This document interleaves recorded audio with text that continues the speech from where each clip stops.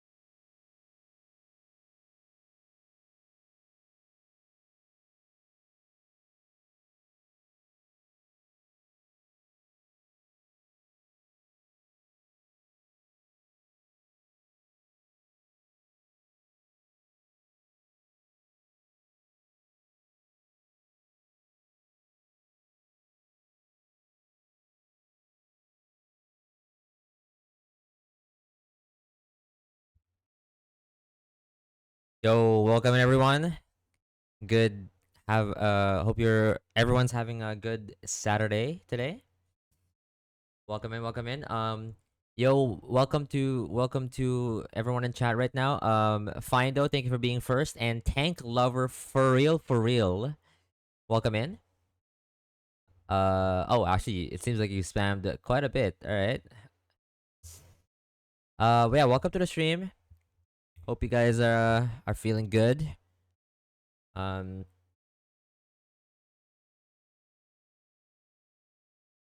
yeah. Sorry, I just had to check if everything is running smoothly. Um, what did I miss? Is there anything I missed? I love tanks if it wasn't obvious. Yeah, I feel like I got that. How did you find my stream, Tank Lover? Thank you for being here. Yo, welcome in Z. Yeah, it is a midnight stream. How are you feeling today? Feeling great, Findo. Feeling absolutely fantastic. I'm kind of dreadful like going live with Runabout. I'm not gonna lie. Like at first the reason was I couldn't find time to like I couldn't find the right like time and like right mental to like stream Run and Bun. And then like at some point, like the longer I delayed the stream, the more anxious I got. Does that make sense? Like you know what I mean? Like I don't know. Like the more I'm like cautious of like what if I go live and then just like fuck up everything anyway. Like it's really scary. A friend recommended. Okay, well, W friend. How does a run and gun work? You can type in exclamation point info. Basically, it's a Emerald ROM hack, a Pokemon Emerald ROM hack. Um, that's like insanely difficult. One of the hardest Pokemon games that exist right now. And yeah, we're trying to Nuzlocke it. And Nuzlocke is a self-imposed challenge that to make well, let's just say to play video games wrong, I guess. To play Pokemon games wrong. Yes, I have to send it.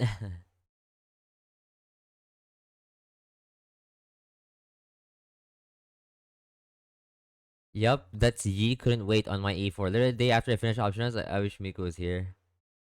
What do you mean? Yeah, yeah, yeah. It's a very difficult game to do a hardcore Nuzlocke of. Do you also do Nuzlocks, Tank Lover? Or like I don't know. I mean, you must be you must be like a MOBA player or something. MOBA RPG, any game that has tanks on it. Speaking of MOBAs, I was watching a little bit of LCK before I went live. Um, that was a banger game one from Genji. Oh, World of Tanks Goat. You know what? Am I cooked? Do I have brain rot? When I think of tank, I think like MMORPG. And you're the like warrior class that's like tanking and like absorbing aggro and whatever, or you're like a tank from a MOBA where like you build like full tank Warmogs, Thornmail, or whatever, right? Like, you know what I mean? Like, is this just brain rot or what? Why did I not think of like tanks as in like World of Tanks? I have a friend of mine that's very into World of Tanks for some reason. Um, and of course, to each their own.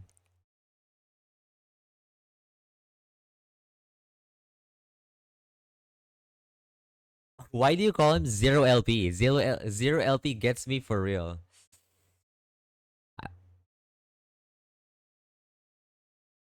Oh yeah, set a date for E4. Yeah, I don't know how they did that. By the way, like what the fuck? Like I I was so surprised when they finished. Like I forgot. Like I think they finished. What did they finish? They finished like VR or something. I feel like they beat Veto or VR Veto, and then they announced the date like immediately. Oh guys, by the way, I'm doing my E4 on June 10. And then later on, when they turned their stream off, it turns out they hadn't planned their E4 at all. I'm like, what? What? What is happening? That would make me so nervous because I've placed a clock on myself. Yep, clock. And then now I have to what would I do? Like now I have to finish the plan, or else I have to reschedule it and I look like a dumbass. Like it's so I don't know. I don't like putting that pressure to myself because I would rather take my time. Like on my Ren Plat E4, I took like maybe 2 3 weeks to plan it, and that was Ren Plat. Like bro, you know what I mean? The blender of teamfight tactics. Yeah, you mean teamfight manager? I think teamfight manager 2 got you thinking about tanks. No, it's not even that. It's just I'm on a different like spectrum of gaming. I think because maybe to other people, it's very obvious that like tanks might mean like heavy moving machinery that shoots. Like if I grew up and played a bit more like Battlefield and a bit more World of Tanks and like you know what I mean? Like if I just played on a different side of gaming or some whatever, I think it would be a different like kind of brain rot. And then I don't know, like I grew up playing a lot of MMOs and MOBAs. So immediately when I think of tank, it's like this guy has to be absorbing damage. Like on like a raid boss or like on like a team fight. I don't know, you know what I mean? Yeah, they did.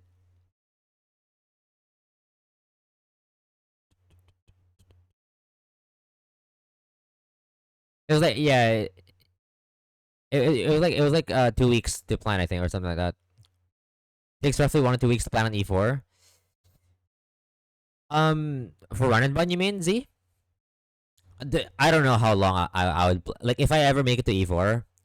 I don't know how long I'd plan. Like that E4 looks scary. No matter how many times I've watched it and it looks and people make it look easy, I feel like the planning of that E4 is so incredibly hard because there's so many things that can like go wrong if you like miss a detail. It feels like, you know what I mean? They did soft calcs already. Oh, okay, I see. I guess. Hmm. I don't know. I was still impressed. I know Gongas is like a extremely good Nuzlocker. Like they're like probably at the top percentile. You know, if there's like ranks of Nuzlockers, it's like Elo, they're probably like among the challengers. I would say if I had an Elo in Nuzlocking, I'd probably like around Plat Diamond, Emerald, one of those. I don't think I've hit like Master Plus yet on Nuzlocking. If we're putting it that. Have y'all played War Thunder? No, I have seen it quite a lot. I'm not as interested in War Thunder as I am in World of Tanks. As surprising as that might sound, I think World of Tanks has like a good enough complexity and like a good enough strategy that makes me interested in it. But maybe I just don't know enough about War Thunder. Maybe it's also equally as interesting and has equal depth. Yo, Dagger, welcome in. I believe June 10th was a holiday for Gangas. No, June 10th was like a tradition. They always do E4s every 10th of the month.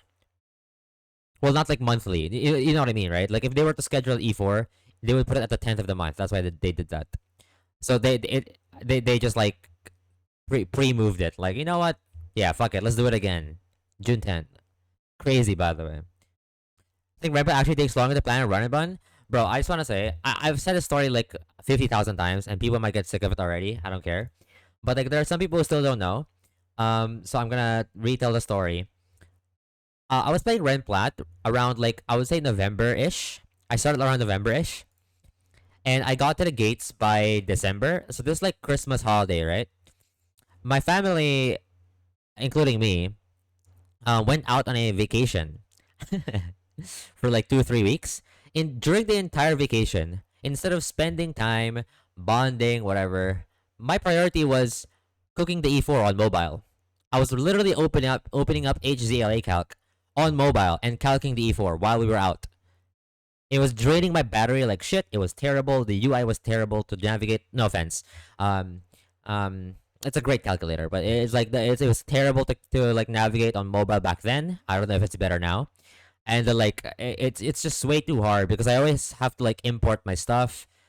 Um, it's weird. And then like I have like a separate. I always have to like change windows, like update notes, and it would always be like rough notes because I wasn't super confident, and like I just always had to mark stuff like double check this when I get home, double check this, blah blah blah.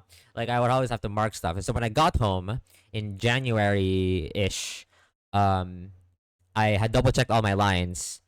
And the funny enough, before we even went out on a Christmas vacation with my family, um, I actually already pre-planned the E4 because I didn't want to think about it during the vacation, right?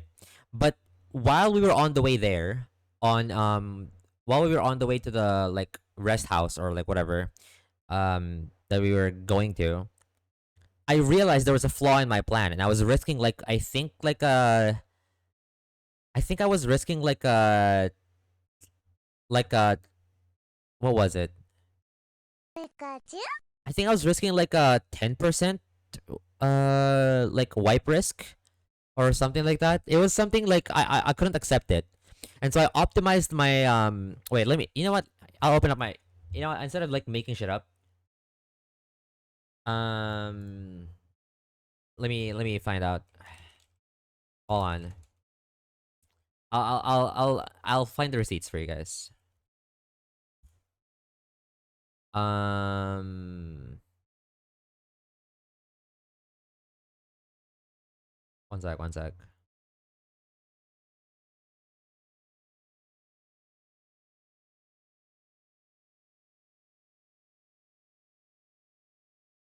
There was I had like numbers for it.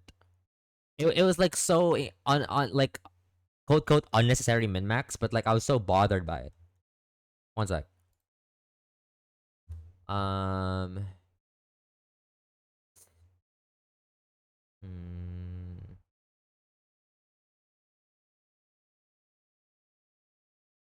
One sec. One sec. Let me find it. Let me find it. This is very important to the story. Not really, but what the fuck was it, bro? Um. One sec. One sec. Also, it's Cameron Rocks. Thank you for the follow. I'll catch up with chat. Okay, one sec. I really just want to lock in on my story. I take stories very seriously. The fuck was it, bro? Must be tweaking. I can't find it. Whatever it was. Okay, you know what? Fuck it. Basically, it was like I don't know. It was like a small risk. Was it like a 10% or like a whatever. I then optimized it so that I only lost to like 1 in 35,000 like odds or something like that. I forgot. It was something like that. I just had to optimize it, so like I only had like a point like 0.005% whatever chance to wipe. Anyway, it doesn't matter. Um, where was I? I also believe they had a rough draft of what E4 and champ was gonna be. Yeah, they kind of had a idea already of like what they want to bring. Me planning for Royal Stafford E4, like I think this guy is win. Let's put them in a team. Yeah, some games are like that. I think. Well, actually, no. No, I've always had a hard time planning for E4. I I'm a I'm a very bad E4 planner. That's gotta be one of my weakest that's gotta be one of my weakest skills as a Nuzlocker. I'm not gonna lie. I'll fully admit I'm fucking ass at planning E4s. Which is why every time I okay. I'll confess, I'll confess. So the only E4s I've planned, if you go to my Hall of Fame sheet or my Nuzlocke GG, it doesn't matter where you look at it. But if you look at my Hall of Fame sheet, it's more updated. I think the only E4s I've planned is from starting from the top. Maybe I'll link it so you guys have an idea. Is it this one? Is that the yeah? So just so you guys have an idea.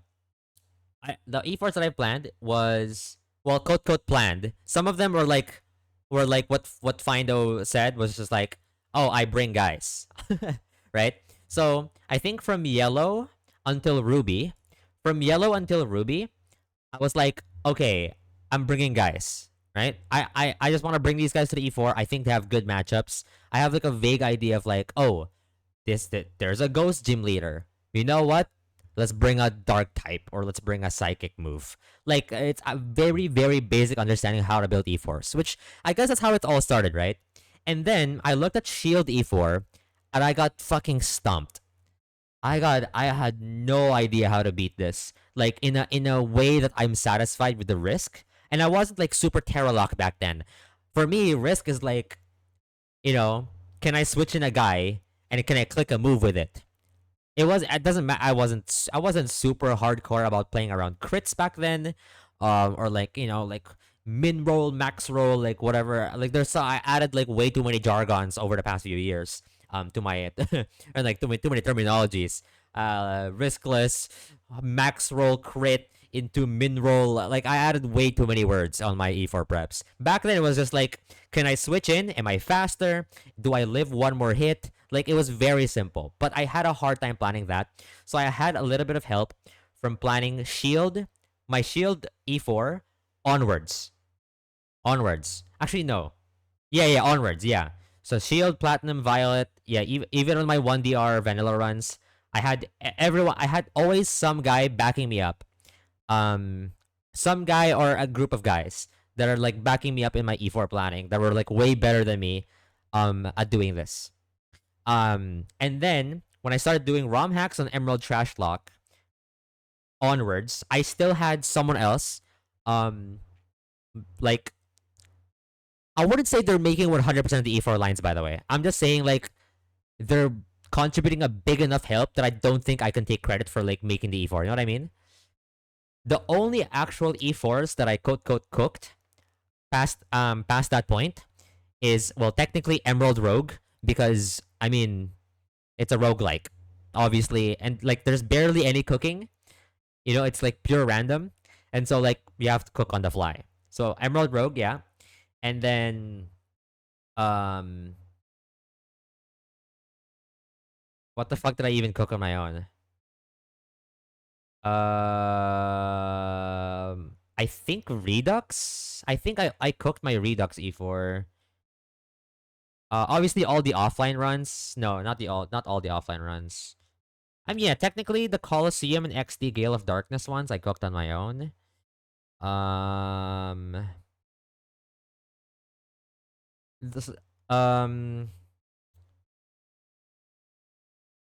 um, this Emerald like Giga 1DR obviously is cooked on my own. I even cooked that on stream, literally. Wilting Y. I know that I cooked this because I almost wiped, by the way. My Calculus Wilting Y. I think I cooked my own Prismatic Moon E4. I cooked my Soul Silver like 1DR Ultimate 1DR whatever. Um I cooked my Ancestral X E4. I'm very proud of that. That was like one of my hardest cooks that I did on my own. Um I think no, Rad Red I had help. I had someone like giga knowledgeable about Rad Red help me here. Yeah. I mean, technically, the Infinite Fusion Soul Link I cooked my part of the E4, but like that wasn't super hard. Yeah, like I barely cooked any hard E4s, in my opinion. Like the hardest E4 I've ever cooked by myself is Ancestral X. Everything else, I had someone else help me. The point is, I'm very bad at cooking E4s. So you could imagine how long, like, oh yeah, Renplat technically I cooked on my own. Um, you can imagine why it was very difficult for me to cook the Renplat E4 and why I think it would be very hard for me to cook something like Run and Bun, for example. It's just incredibly crazy. Um okay, sorry. I'm gonna catch up to chat again. Uh I micromanaged the fuck out of my RS E4. What do you mean by that, Z? Sorry, I just read it now. The rest of the fight was exactly getting crit 6 times in a row. Oh, I see, I see, I see. I see what you mean. 6 crits is a redo the line for a run and bun for me. Yeah, that makes sense. That makes sense. Yeah. Gonga's really good. I'm really excited for the next game. Yeah. Um I'm excited to like I feel like I won't be able to follow it as closely because I barely got to like follow the run and bun run. I feel like I only saw like glimpses. I think it's like a time zone thing where like they were going live on times that were either bad for me or like someone else was live and I was watching them. So and like I don't sometimes I don't necessarily watch two people at the same time. If like I have like one of my favorite guys up. By the way, spoilers. One of my favorite two of my favorite streamers to watch are like Optic Shadow and Dreano. They're the goats. Love their streams. Um everyone else outside of those two, I open like all their streams at the same time, and like I have like the full ADHD experience, and like I watch all their streams at the same time, usually while while doing something in the background. So it's like full on fucking Subway Surfers ADHD. You know what I mean? Like I hear like 6 people talking in my headset. Did I see YN got released? Yeah, I saw YN. That's why that's also partially why I wanted to like uh stream a bit earlier today because I wanted to catch him Dre stream it because Dre's about to run it up today. I don't know if it's like for a long term thing because he's still doing run and bun.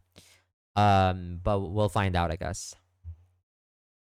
Uh, I'm Iron. I still don't know anything. I mean, okay, if it's just me looking at myself and like like if I'm being subjective, I'm probably dog shit Nuzlocking. Like I'll be like that's how I view myself. I don't think I'm good. I feel like I'm like absolute cheeks.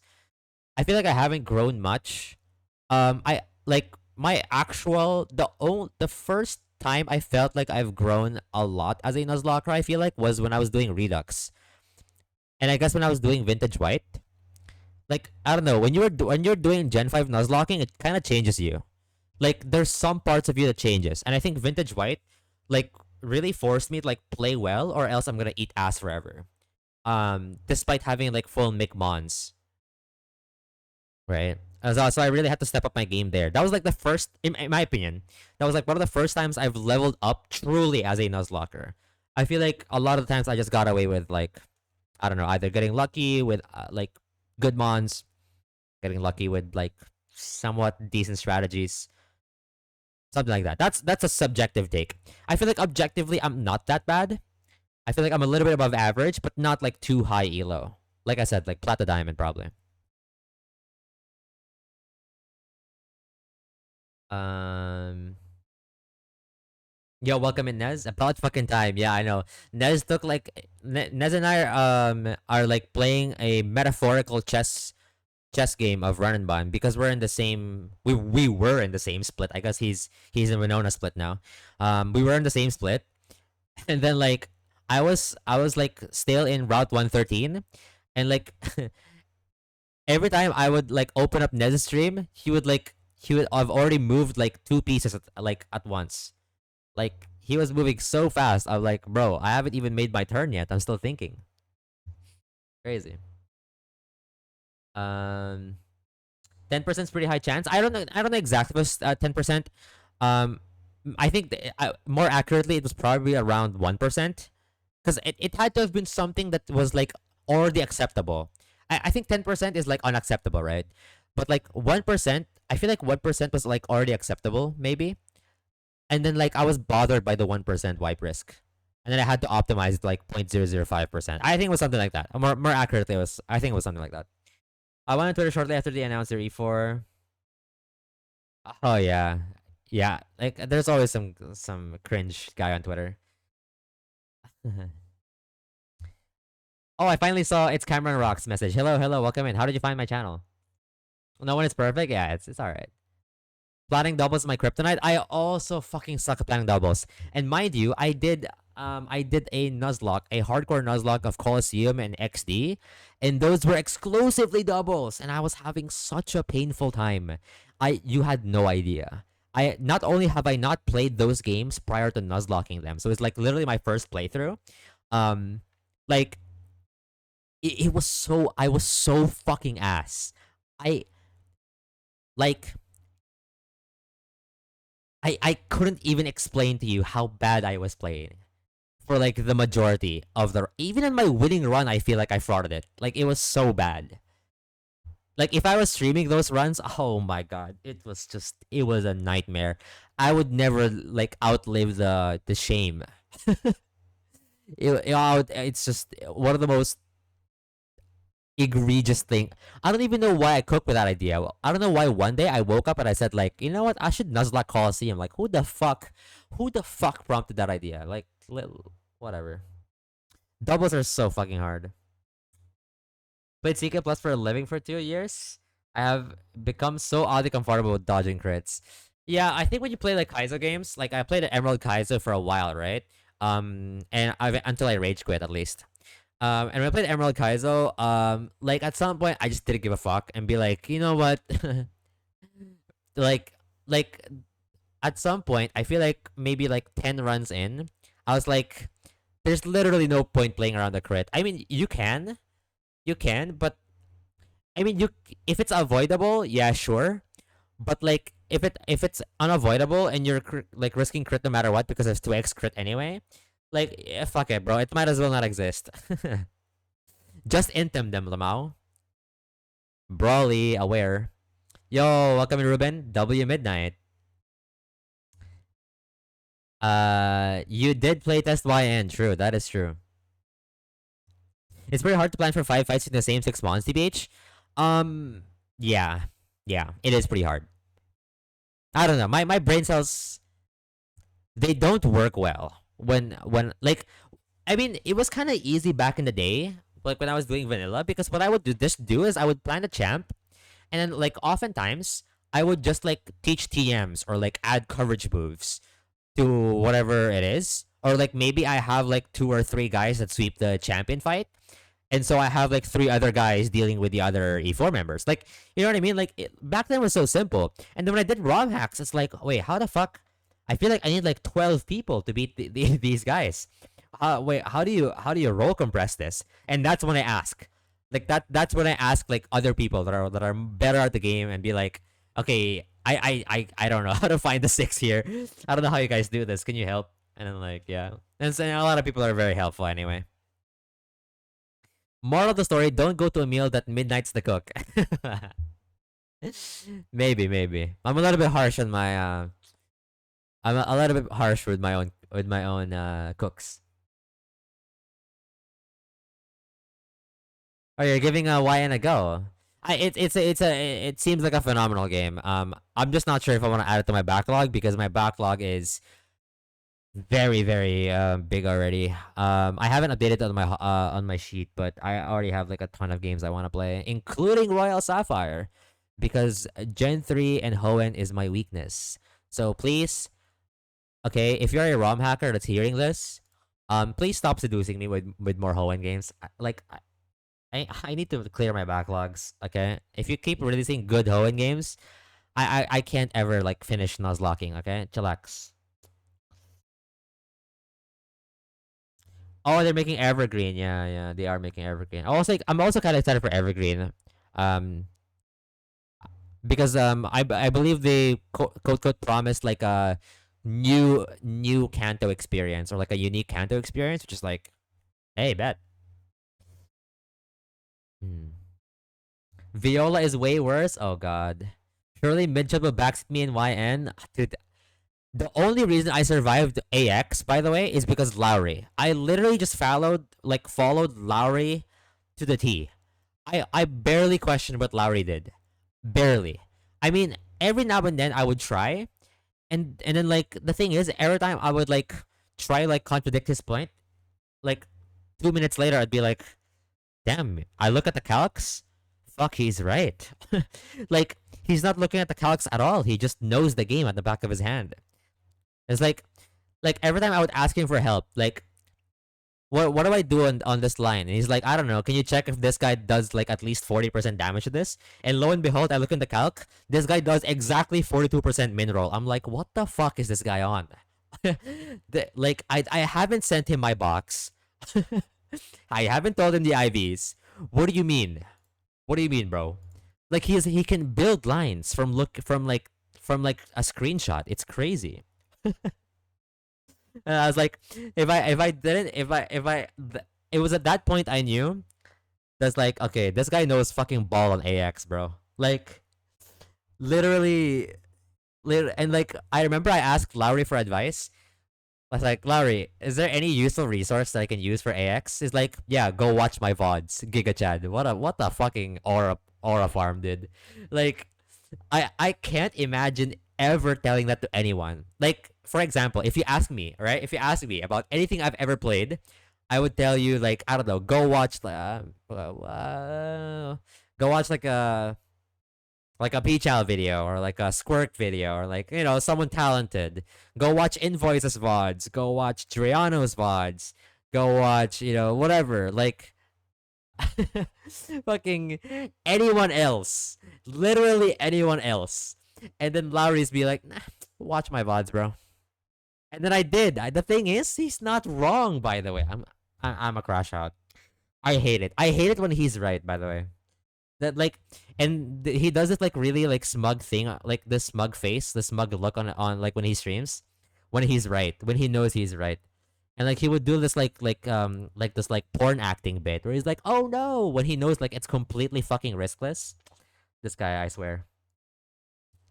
The entire game is like AX, but like Kaizo. Yeah, that has to be. It has to be like a pretty challenging game if that's the because like AX is already um I want to say AX is already pretty hard, but like I did feel that it was mostly a reading check. I think YN's goal is likely to be both a reading check and also be an actual difficult game. You know what I mean? I'm not saying AX is not difficult, but you guys know what I mean, right? Just difficulty. Okay, that doesn't make it Kaizo, by the way, Ruben. And like when you say it's much harder, it doesn't make it necessarily Kaizo, because Kaizo is kind of in its own category. You know, the difficult games include like stuff like like Imperium and Run and Bun and Lucid and Null, and Kaizo in its own category. It's just I think Kaizo in history, even before Nuzlocking like came about, or like even before like Pokemon ROM hacking, Kaizo was like traditionally used as like a way to like label games as unfair, aka stuff like the Mario Kaizo, Super Mario Kaizo, or something like that. The mid-turn switch is so fucking annoying but abusable. I bet if from what I've seen from the AI docs, I think the Switch AI is also deterministic, and anytime anything is deterministic, it's abusable as fuck. No matter how annoying you think it is, because Imperium also has that. Imperium also has like a somewhat deterministic Switch AI, and you can like route your fights. From what I've heard, at least, um, you can route your fights like acknowledging that they can switch. And you can even guarantee the switch sometimes. Yeah, Kaizo is more like unfair, like BS. Yeah,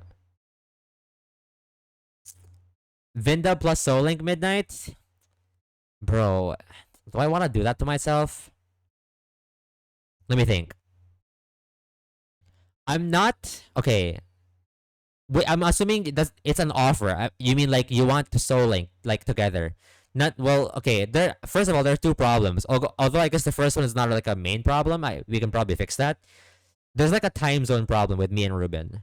Um, but I guess we made the collab with Invoice work. And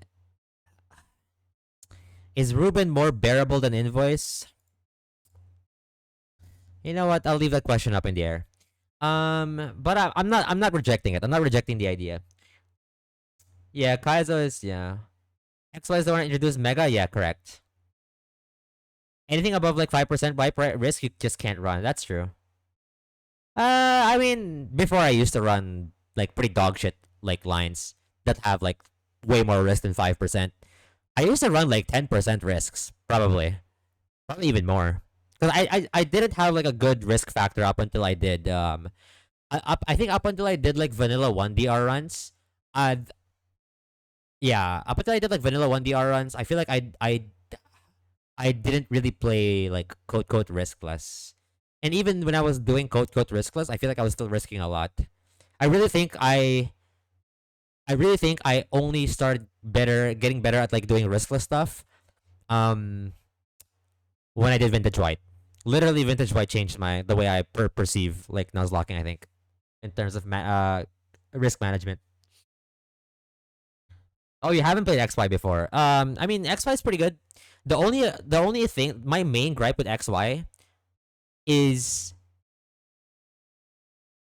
the controls in the what the fuck is that town called? You guys know what I mean.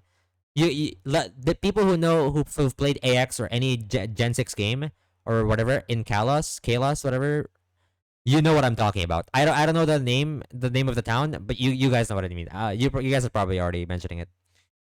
Um, did you feel like it improved the way you think about doubles? Oh, for sure, for sure. Am I still ass at it? Probably. Like, don't get me wrong. I think every like, you know, obviously experience is the best teacher, right? So obviously, the more I play Nuzlocks, I'm not saying I haven't improved at all. I just think I'm still ass, right? So even though I've like gotten better at playing doubles over the course of my Nuzlocking experience, career, whatever. Um, I mean, I don't know. You can't count me out when it comes to fucking up a double battle for some reason. Love EK. I used to love EK. But not all love lasts forever. You know, to me, EK was like a game that was. I'm happy that it happened, but I'm not sad that I moved on from it. You know what I mean? Type of thing. Type shit. I think EK is different from CK because of Shell Burn. You just don't have to dodge for it sometimes. I guess so, but um I guess you don't always have like an option to dodge crits, especially early game. Like my biggest gripe or like my biggest wipe point back when I was playing EK was I kept wiping the Brawly because you have to risk like 15,000 crits in that fight, like on average. If you aren't farting, are you actually playing Pokemon? Exactly, Dagger. CK Plus is almost no way to play around the crit. I guess so. It's kind of just ball hard. Same with BK. Same with BK. You have to squish so many rolls. Gulp. I need another good black and white ROM to play, man. It's like I want a modern take on a black and white or black and white 2 ROM hack. Vintage white? I mean, I don't know, unless you've already played that. Um, could I play test it? Wait, is Ruben making a third hack? Ruben, how many hacks do you plan on like making? Like at least release some, dude. Like, come on, bro.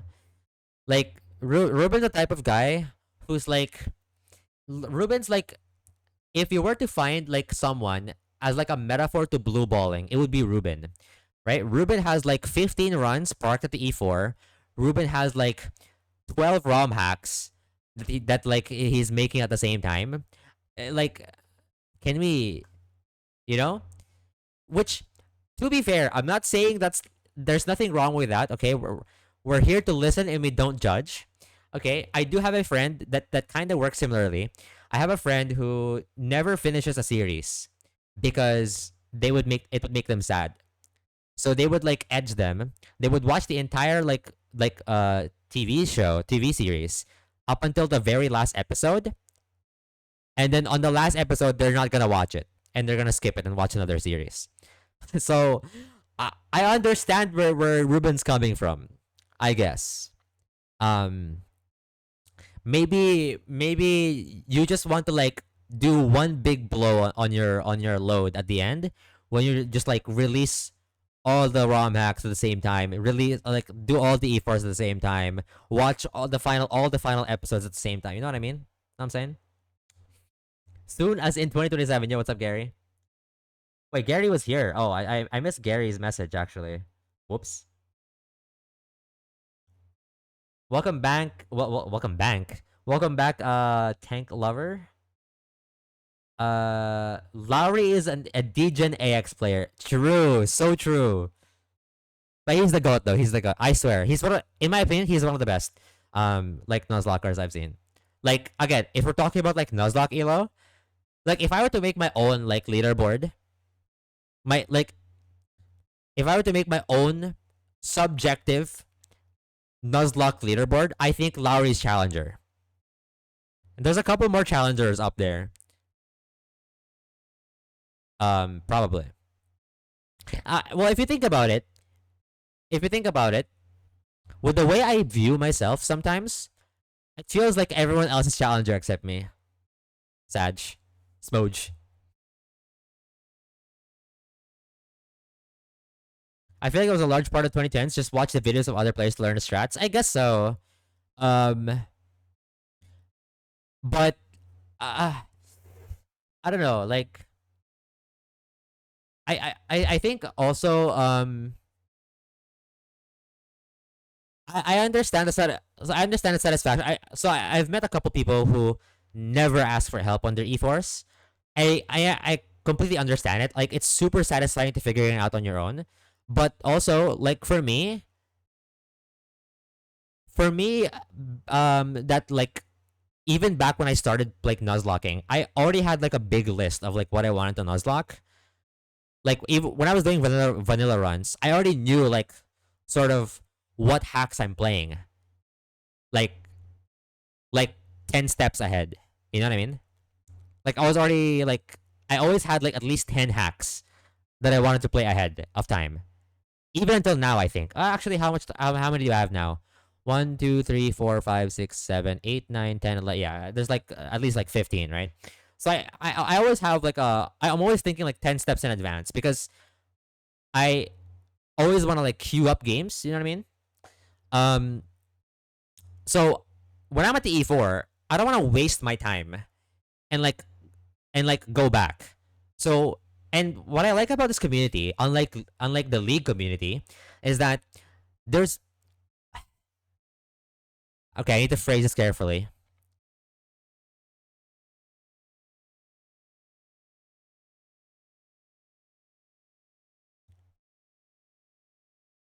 I don't know how to do it correctly. The way I would say it is like there's just a lot less gatekeeping. Of course, not nothing. Um, but like people are generally willing to help. Um, and the funny part is, I've been on many gaming communities. I've been on RTS circles. I've been on fighting game circles. Literally only League of Legends players or like maybe MOBA players. But like in my experience, only League players. Only League players have the fucking ego to not help anyone else. Literally. I don't understand why it I don't understand. Like I'll share you guys one story, like a league story. I know I'm barely catching up to chat, but like whatever, yap stream, right? Um I'll share you guys one league story. Um Back then, when I was like giga trying hard on like pushing a peak rank, um I I added the enemy mid laner because I was off rolled. I was off rolled and I shit on him in lane, right? And then um in um I think I added him because I noticed that he was within the same collegiate league that I like so I was there was a point in time where I was a coach for a collegiate team, and um I think they were in a different conference, or they were like in a different like sub league. You know how do I explain this, bro? I'm fucking ass at explaining things. Um, like imagine if there were like 10 different like universities. So they were like in a different like, and like for each, and like universities were like grouped. You know what I mean? And like different like sub regions. So they were like a different region, right? So we were not playing them at all up until like we go into nationals, right? So we're not playing in our local conference. So like I added him because let's be honest. I kind of shit stomped him in lane when I was off road. I think I was off road playing Cassiopeia, and he was playing main role Azir. Cassiopeia is Azir, and I solo killed him like 3 times. I'm like, bro, I'm a jungle man. What are you doing? Obviously I didn't say that, but I added him with the intention of I wanted to discuss the matchup, and I want both of us to learn. And I told him a little bit of like how he should have played better. And the funny part was, you know what the first thing he said? He said, "Why are you doing this? Like, like we're gonna meet in the nationals, and then now I like blah blah blah like whatever." Like I was like, "Who the fuck cares?" Like I like literally like I'm in there thinking like why is it a downside if I help you? Like obviously I'm not their coach. They have their own coach in their team. I believe. I believe. I'm not sure if I met their coach back then. I think I did. I think I did. But their coach had a different skill set. I think. But yeah. So so obviously I had my own team that I had to coach. So I didn't leak all the strats, obviously, but I just wanted to help. Like, what's wrong with helping, bro? Like he was clearly struggling in the matchup. I solo killed him 3 times as Casio, and for those who know league terms, that's basically impossible. Like unless you're giga boosted, and his main role, he's played mid lane for like the past 10 years, or maybe not 10 years, like 5 years, and I'm off road mid. Like, bro, like what? You can't do that. um, he's not fucking locked in, and he clearly didn't know about the matchup. So I just told him, and like my head, I couldn't wrap my head around like, well, what's wrong with that? Because in my head, if I help you get better, then that means when we practice in the nationals and eventually face up against you, then we also have to double like our training. So we all get to elevate. Therefore, the region or the overall like strength of the collegiate teams improve because there's a bigger bar, there's a higher bar to like to reach, and then it's like an overall benefit.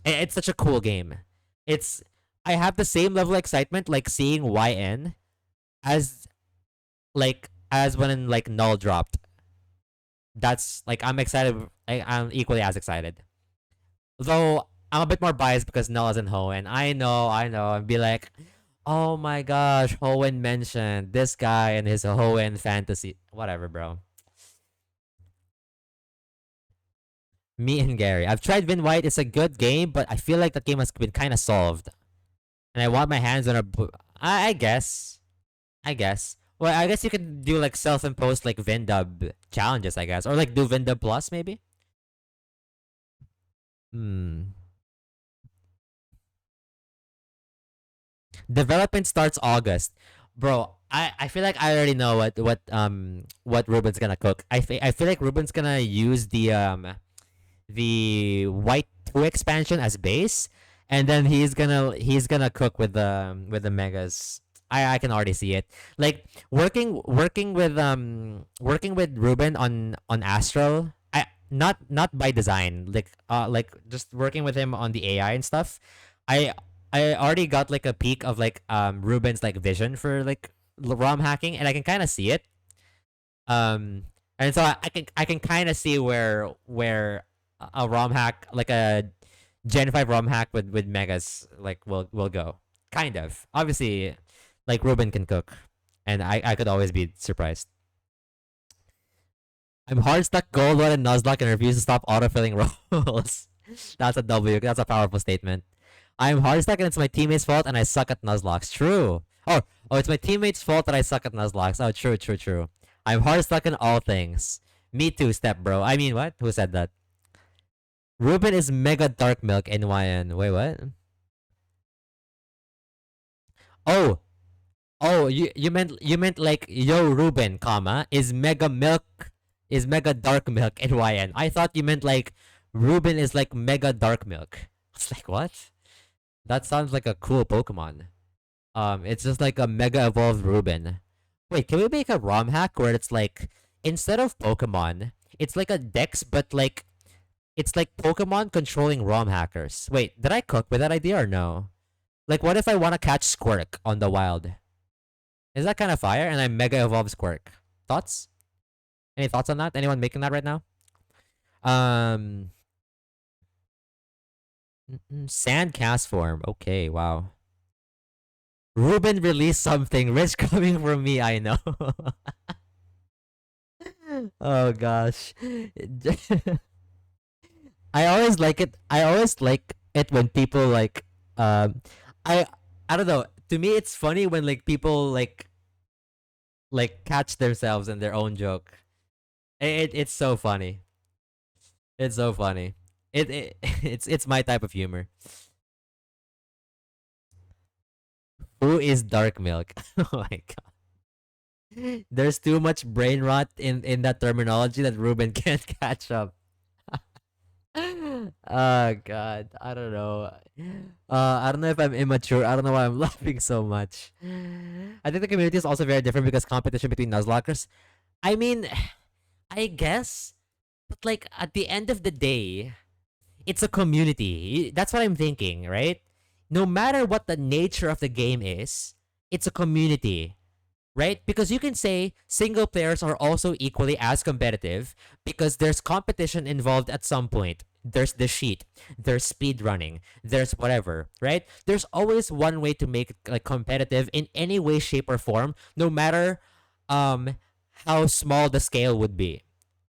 But people still help. But sometimes people are allergic. League players. That's what I'm saying. I don't know. I mean, I get your point, but like, I really wish people are less allergic to helping people, and like, and it's partially why I got like sick of the league community for a bit. Like, it's a fun bunch for the times I've been with, but like, I can't say I wanted to stay for like 10 more years. That would require that person to admit they played bad. It's so true how so few people would admit that. By the way, it's I've probably at this point or before I retired, coached hundreds.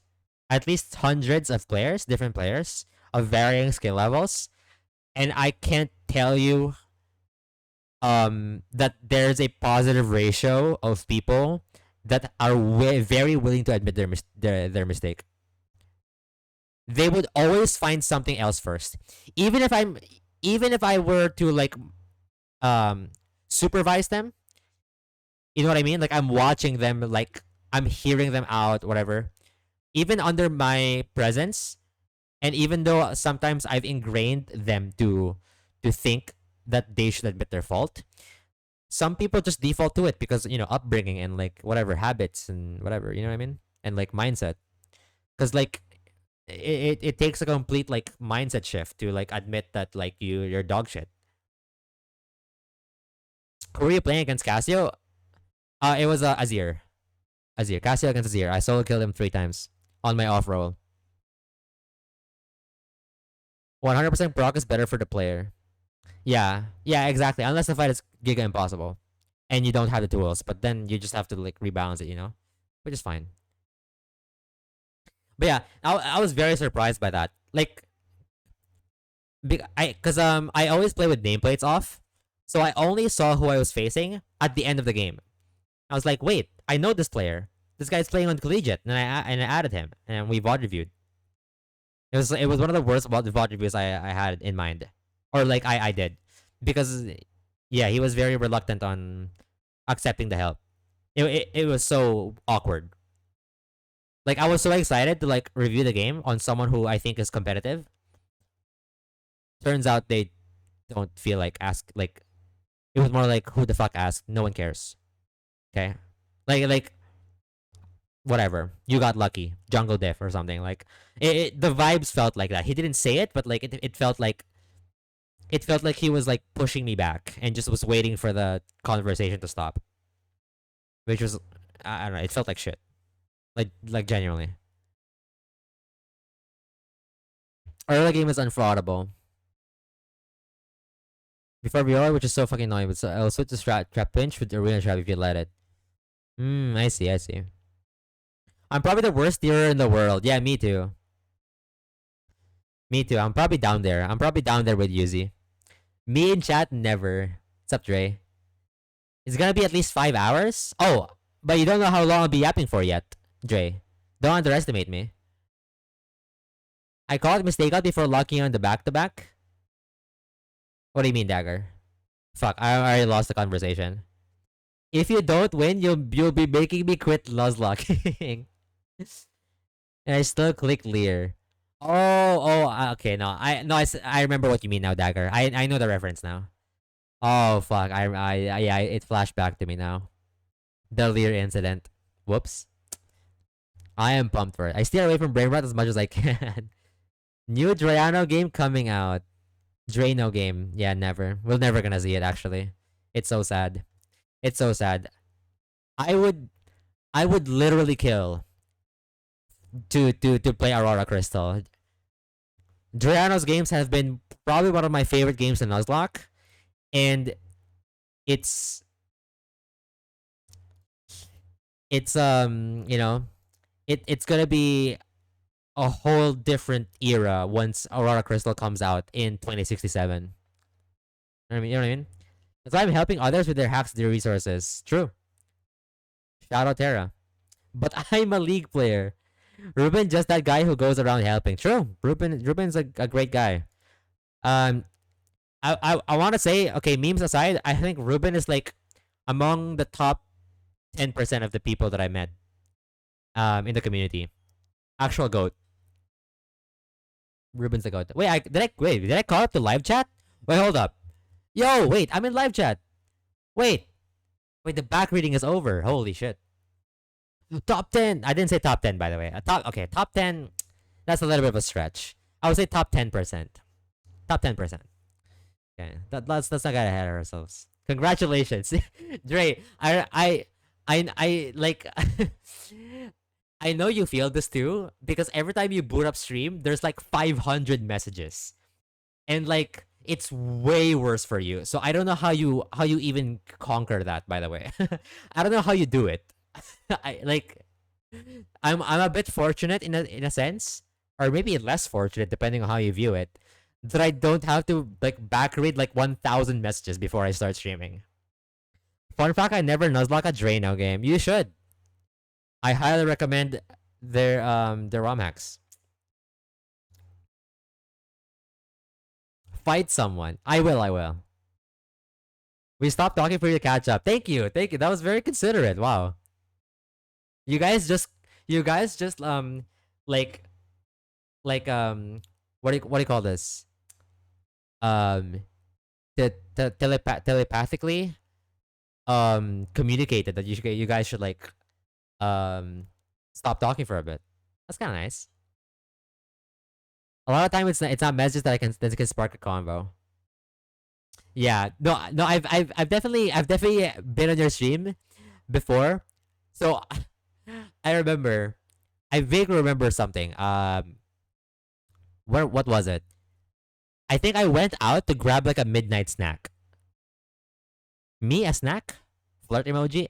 Sorry, I went out to grab like a midnight snack, and then like it was you booting up your stream, and then and then I think the moment you said or the moment you started greeting like the first few people, that's when I started grabbing the snack, and then I was able to go out, set the table, finish my snack while watching your stream, wash the dishes.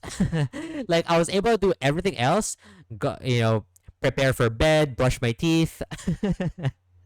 When I got back, when I once I've lied down on my bed, you're still doing the intro. You're still catching up to chat. It was so funny. It's like, oh my god, he's still going. Like, and I see the recent chat. I know you're not there. It's like, oh my god, he's taking his time, bro. uh it's funny because I know it because the people in the recent chat are talking about you catching up the chat. So I know you're way far behind. It's so funny. Oh my gosh. What's funny is that this chat and Drano's chat aren't huge, but Yap streams are also fun. True. Well, no, Drano's chat is huge. No, like I feel like there's so many people there. Like it's part of the reason why I barely chat there sometimes, unless like the chat game becomes quiet, because like there's genuinely like I I get overwhelmed when there's so many people chatting. You guys probably feel this when you're watching like bigger streamers like Pichal or whatever. Like when there's like 15 unique people on your screen on the chat, it's it feels a little overwhelming because it you and they're all talking about their own thing. You know what I mean? Like some chats are a bit better in a way where like it's like 20 different chats, but they're all talking about what the streamer is talking about, and it makes the conversation easier to follow. But like I've been in chats before, like big chats where um the streamer is talking about something different, and then like there's like chat talking about something different, and then like there's like three or four different topics in chat. So there's like five total topics, and I don't know. I don't know where to place myself, so I just hide chat and like watch stream. Like it's so overwhelming. I don't know. My brain can't handle it sometimes. I don't know if that makes sense.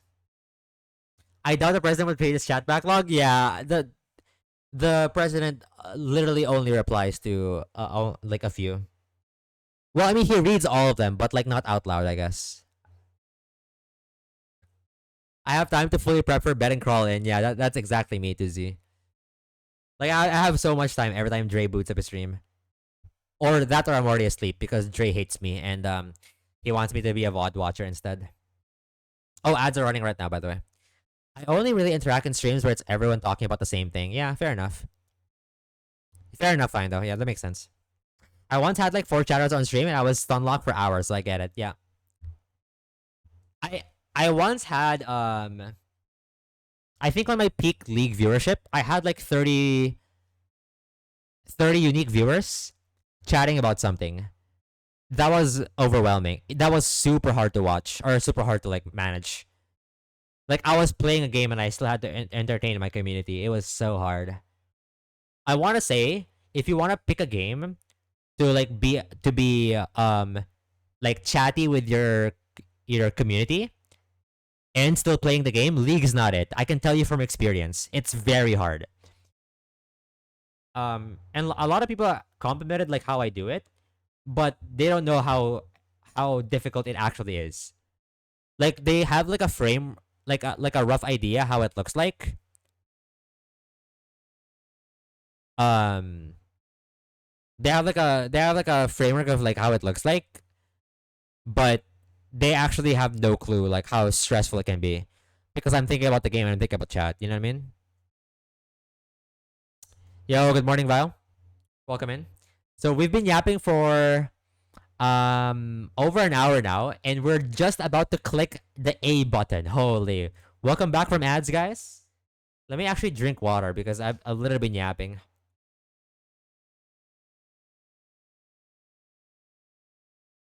Holy!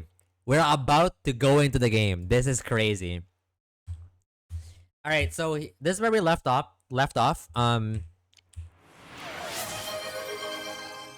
Okay, Ruben, I literally cannot play ads again. Can I? Wait, actually, can I? Wait, wait, can I? Wait, wait. That's actually funny though. Wait, YN is a new accent hack. It's like a sequel, not a sequel, but like a harder version of Ancestral X. Holy fuck, we're fighting. Yeah. Wait, can I force run ads? Ads are on cooldown. Fuck it. Do you want me to refund it? Like, what do I do now, Ruben? Let me see the box. One sec. The fuck do you want me to do now? I know you like me. Hey, this player is kind of bangs, by the way.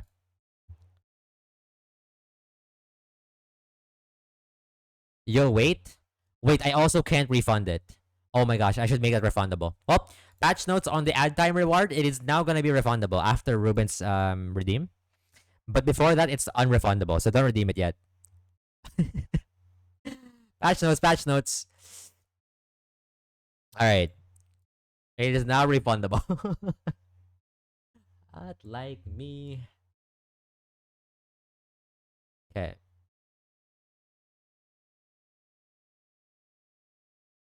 Alright. Um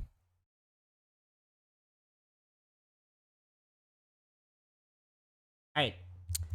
So here's how the box currently looks like right now. Um Plus Torterra, I guess. So this bottom team, so as a recap, 2 weeks ago, when we last streamed Run and Bun, we caught all of our encounters. Our 113 encounter was this Dr. Piano, the Drapion. Um and yeah, we basically got all encounters. We started calculating Veto, and this was what we thought our Veto team would look like. It's mostly like this still after cooking it offline. Or after finishing the cook offline, but it has been changed a bit. Yeah. No rock slider for Flan. Gulp. I still have chance to get it. So I'm not besides, I'm not like I'm not too like I'm I'm not not the type to like look at ghosts. You know what I mean? Like I haven't even gotten past Veto yet. I'm not like oh no, I'm scared about like what if I don't have a maxi answer. I'm not sure like I'd be scared once I get there. You know what I mean? I like one boss at a time, because at the end of the day, even though the goal is technically to win, or no, sorry, even though like technically it would be nice to win on this attempt, the goal is just to get a good PB, right? The farther I get on this run, the more impressive it looks. Like winning is just a cherry on top. So yeah, like I mean I like looking ahead, yeah, blah blah blah, but I don't like overthinking and be like, no, what if I don't have a Como answer? What if I don't have like a, oh no, what if I don't have a rock slider? Like I don't know, it's kind of pointless thinking about it.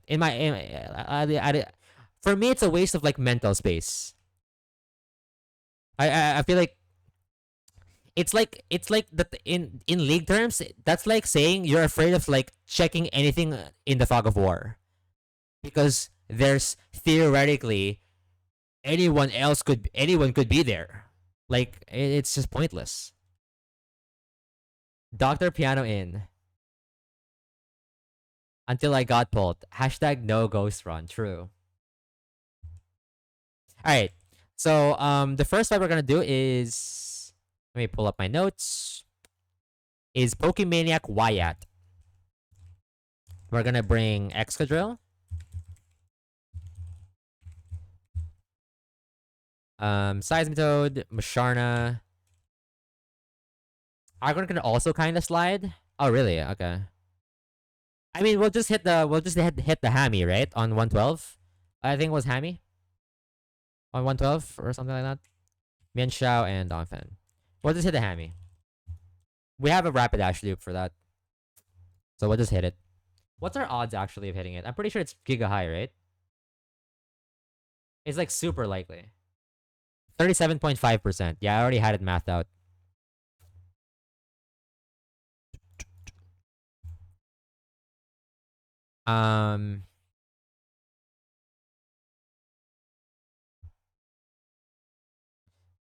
What was I gonna do? Fuck. But how do I do this again? I feel like I'm so rusty. Okay. So I need to equip items, I guess. I do have a dupe, and it's 37.5% after dupes. I'm gonna need muscle band. I'm gonna need wise glasses on if you want it. Silk scarf. I swear, I've sent my silk scarf more on Mienshao than my actual normal types. I feel like I've equipped silk scarf on Mienshao so many times now. I also need like an Oranberry on Seismitoad. Okay, so it's muscle band, Oranberry, wise glasses, no item, silk scarf, no item. Okay, so I think we can walk up to Wyatt first, right? Repel on or no? Yeah. So what I have to do here is I have to pre-damage Excadrill and pre-toxic Mienshao. Yeah, very slight pre-damage.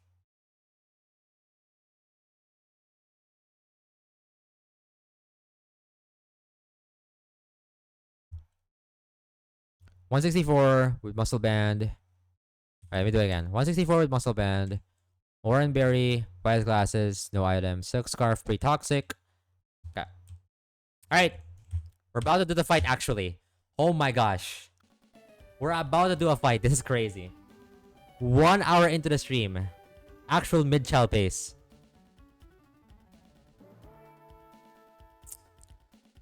Alright. Tab in. This is Pokemaniac Wyatt. We're leading with Excadrill. Yes, yes, yes, yes. Let me just double check the moves. Yeah, okay. It should be free. You want to battle with me, senpai? Even though I just caught my Pokemon? Sorry, I don't know why I did that. I just should have just clicked A, bro. Why did I do that? Pokemon Wyatt would like to battle, and he leads with Heliolisk. And we lead with Dr. Lexical, one of my favorite doctors in my box. Dr. Lexical is slower than Heliolisk. And it's taking either... So this is most likely Maggot Rise for what I remember correctly. But it can also click Hyper Voice or Grass Knot. Either way, we're going to click on Brick Break. And with the help of Muscle Band, Brick Break always kills. It's a slow kill. Saikuno. Okay. No, this is the first fight. Okay. And so we are pre-damaged to always bait Salazzle Flamethrower here. I don't remember why I had the pre-damage. Maybe Salazzle has setup, or maybe I would not have baited Salazzle if I without the pre-damage. But I remember the pre-damage was important for baiting either Flamethrower or guaranteed Salazzle or both. No matter what, we are switching into Limp Toe, who thinks a Flamethrower. Yeah, W Magnemite AI, right? Ah. Ah. Bam. Okay, that's exactly Mineral Flamethrower. That's fine. We don't care about the burn. So now Salazzle is guaranteed to click HP Grass. We are going to switch into Han Ramos, who takes an HP Grass cleanly.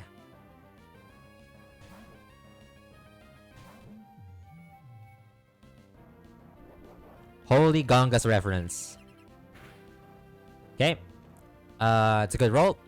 And now we are slower than Salazzle.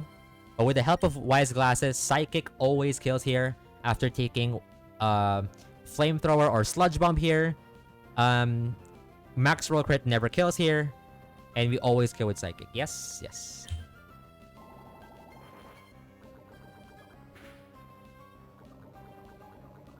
Oh no! Aha! I have Synchronize! Got him! Okay. Psychic kills. Bang. They should now always bait Keck W Leon.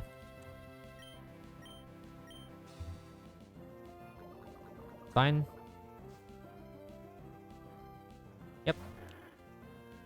This is guaranteed knockoff or shadow sneak. It's like it never left. True. Oh, you meant me. Oh, you meant me. I thought you meant like Kecleon. Fuck. I don't know. This guaranteed knockoff or shadow sneak. This is why Twitterog has no items, so that nothing gets knocked off. And also we take less damage. So we're switching into Twitterog.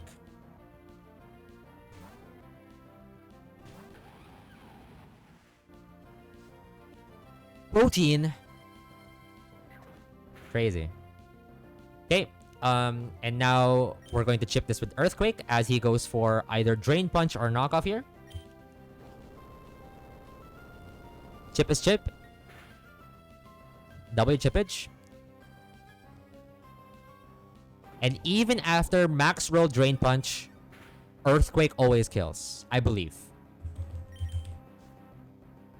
And he's gonna go Shadow Sneak. I actually did not factor the Shadow Sneak in, but we were never in risk of dying. Probably should have factored that in though. Whoops, my bad. Okay, last mon is Dunsparce. Now I'm a little scared of like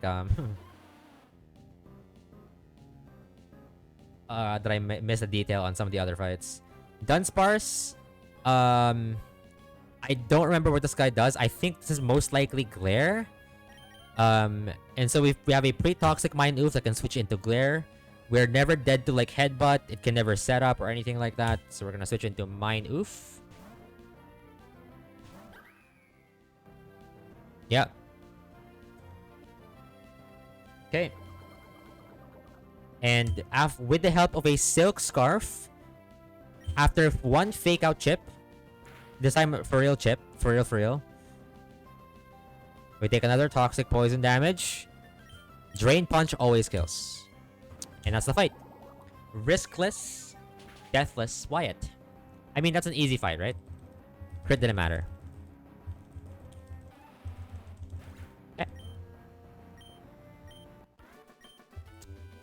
Easy fight. One fight down. A lot more to go. It's a region guy. You guess. Oh, you can rest here, right? Because this grandma's creepy and like touches you when you sleep. All right. Let me count the frags. It was. Oh. Calm down, fam. Sorry. My bad. Is that too much? My bad. It's my fault. My fault. One fight in an hour 30. Hey, not bad, right? Tick tock, tick tock. Torterra and Mian Shao. Grandma's Hall Hospital. True. Yeah. All right. Next fight is Ninja Boy Lao. Um. Thank you, Midnight's grandma. Honestly, my grandma's the goat. By the way, she's actually here. They're staying here because it's kind of unplayable in their like in their house. So they're staying here for a bit. I've never thought of it like that. Now I can't unsee it. I mean, like, look. Oh dear, dear, aren't your Pokemon exhausted? If you'd like, rest up here. That's a fine idea. You should do that. Like, it doesn't it sound just a little sketchy? And then, like, when you rest up, it said, "Oh dear, dear, are your Pokemon still tired?" Like, it's like, you know those like horror movies where like they're so unnecessarily nice to you that it becomes creepy. Do you know what I mean? So if you're not talkative, no worries, no worries. I'm playing comp Overwatch. Oh 07, bro. I don't know what you had to do that to yourself. Alright. To be fair, I was a league player, I guess, so I can kind of get it. Alright. Alright, so we're gonna get Kingler. Turn him back. Donphan. Musharna. Destiny. Magaton. Aggron. Rapidash. It's okay, by the way, Cameron. Oh, by the way, I don't know how to call you. Can I just call you Cam? Are we close like that? Cam?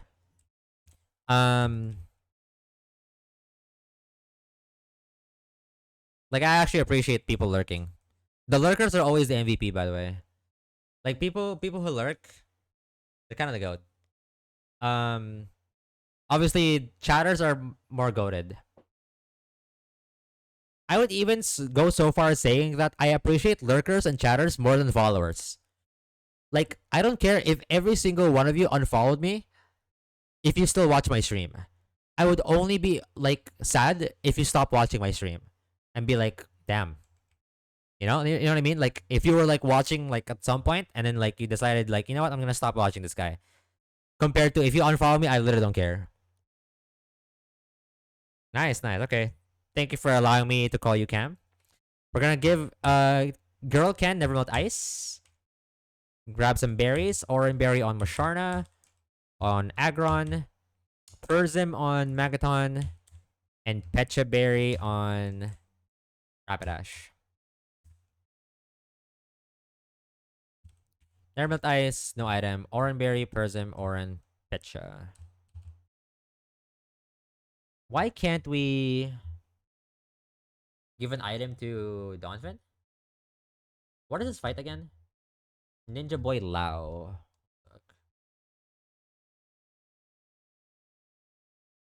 Never say never.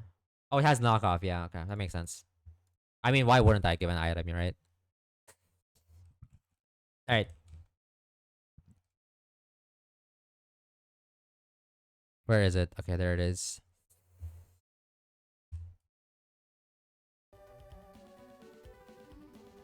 Alright. I just need to pre-toxic Donphan.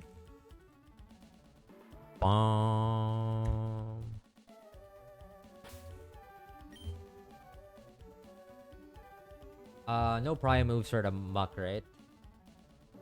Yeah.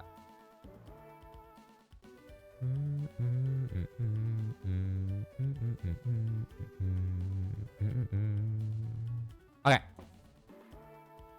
Kingler lead, yeah. Alright, this should be free. Alright. Second fight incoming. Holy.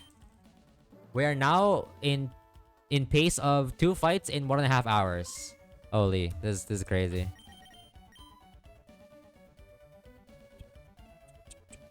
Somebody stop this guy. From out of the ashes, I leap. Hiya! I challenge thee.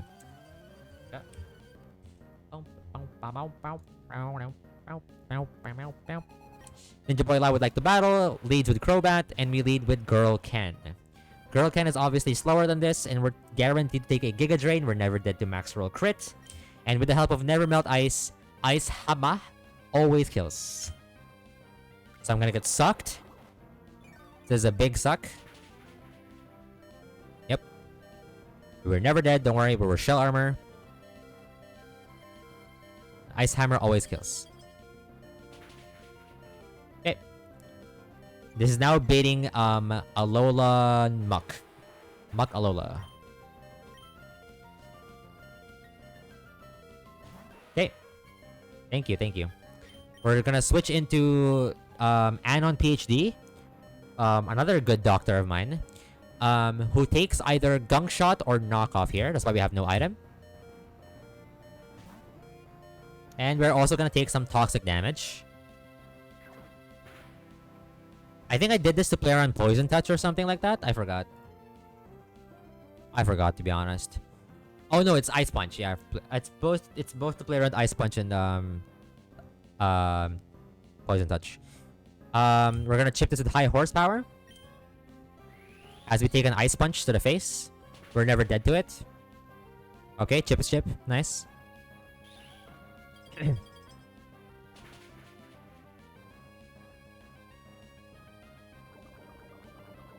Okay.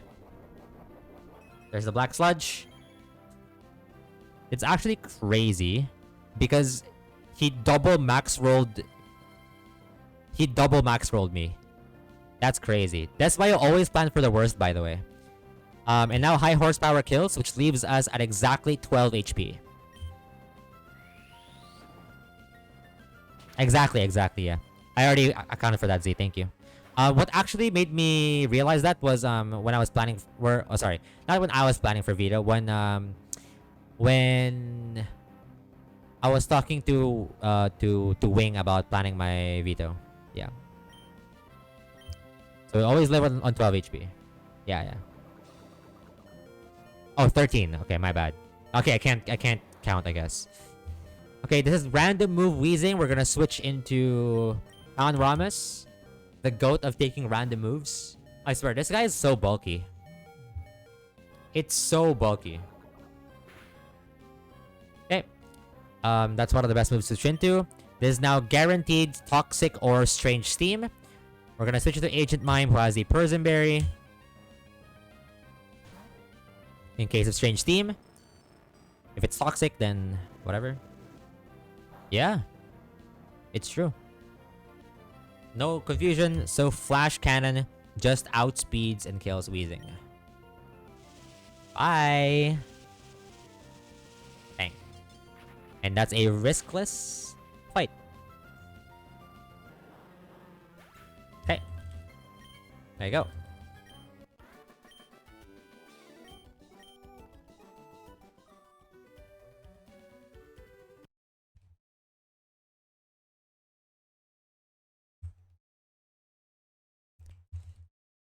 Easy.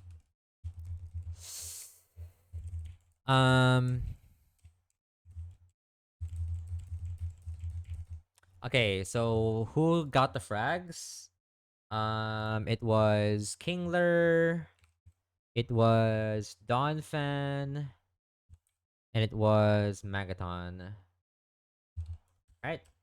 Next fight is Picnicker Sophie.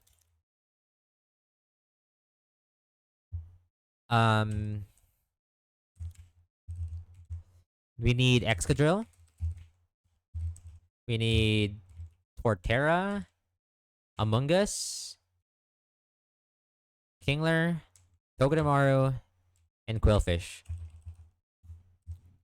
We're gonna need Muscle Band on Excadrill, and Oran Berries on a couple guys like Among Us, Togedemaru, and Quillfish. Muscle Band. This is one of the easier fights of the route, by the way. Like this fight is so free. I'm pretty sure it's not always free. I guess this can be scary for some. I guess. But yeah, I just found like a free line. Alright. Tap in for the third fight. Picnic or Sophie time. We're leading with Excadrill. Yeah. The warmth here is making me drowsy. Battle with me so I can stay awake. Alright. When you start being careless is when it claims. I guess so. Alright. Picnic or Sophie would like to battle. Leads with Slurpuff. The Slurpuff is not Focus Sash. It is Citrus Berry Unburden. And is likes to set up sticky webs. Unfortunately, Dr. Lexical here is just faster and kills with the help of Muscle Band. Kills with Iron Head. We just fast kill with Iron Head. Yoink. They should now always bait in Licky Licky.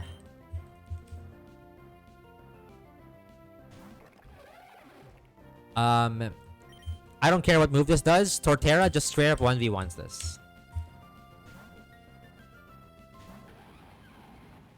And we want to do this in a specific way, by the way. We want to kill this at like a good HP threshold. So we're gonna growl. Okay. Does this guy have body slam? Nope. Gonna growl again. We're gonna growl 4 times, okay?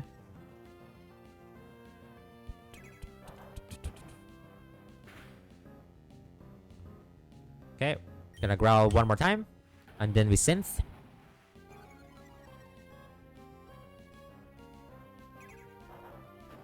It's also killing itself, which is kind of funny. We're gonna synth. God, how broken is this mod? Just how ridiculous is this mod?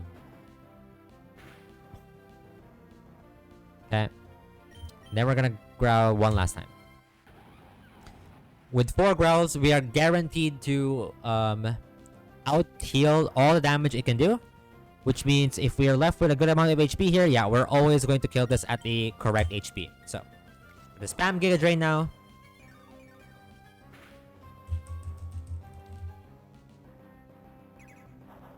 Until it basically dies. Dude, this is just gonna double edge all the way, huh? And double edge has like Giga PP because it's the first move, right?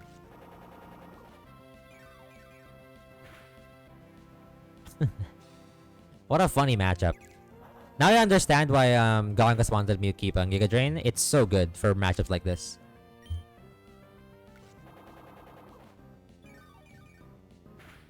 I wouldn't say never drop Growl. I think Growl and Woodhammer are very different like styles once you get it. I think it's a real choice because Woodhammer is also very good.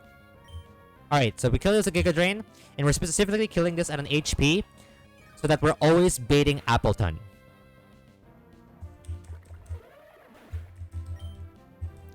Because I think if we're lower HP, we bait Alcremie. Okay. Appleton here is going for either Dragon Pulse or Apple Acid. We are going to switch into UFO Song, who takes either one pretty cleanly. So starting in a bit. Yeah, I like the Giga Keep. I see. Yeah. For Adamant, it's probably less appealing. And now we are baiting guaranteed Dragon Pulse. It's never going to be Apple Acid. So now we switch into Girl Ken, who tanks a Dragon Pulse. We are never dead to max roll Dragon Pulse.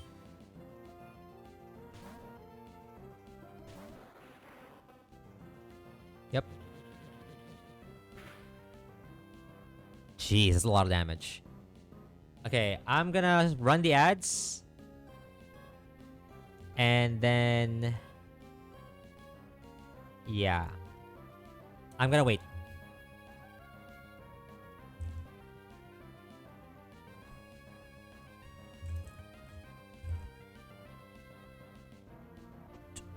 Let me drink water while this is going.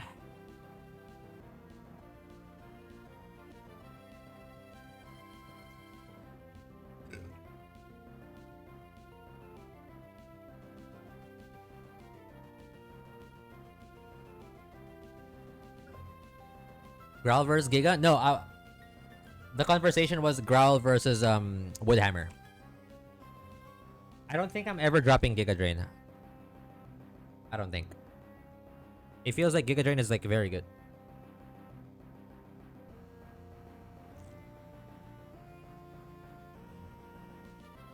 Because I think to me, Growl versus Giga Drain. Yeah. Well, I guess it's not. It's not a real. You always take hammer, really? Hmm. Yeah, that's true. That's true. I mean, I like the Growl playstyle, but I like the thing is, it's also contextual in the sense that I don't have any other good grass types, like any other good hard-hitting grass types. If I had like a Rose or something, I might have a different opinion, but even then, that's a special grass move. I don't know. Oh, the debate is usually Growl versus Giga? Wait, really? Wait, did I thought the debate was Growl versus Woodhammer. Wait, am I misremembering something?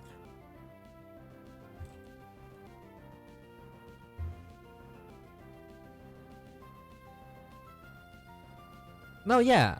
Okay, I mean, maybe you're right, Vile, like as like a general thing, but like when I was talking to Gongus, um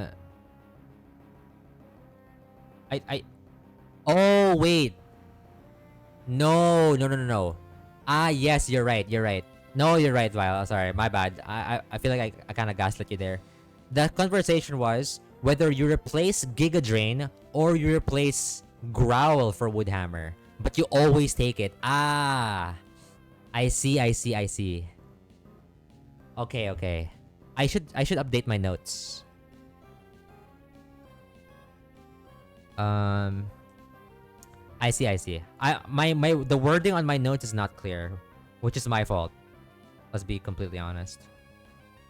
Um, delete Growl for Woodhammer. Delete. Growl.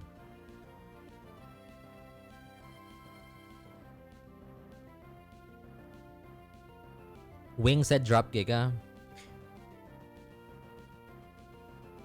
Yeah, the thing is, yeah, cause now, yeah, that's even harder to think about actually.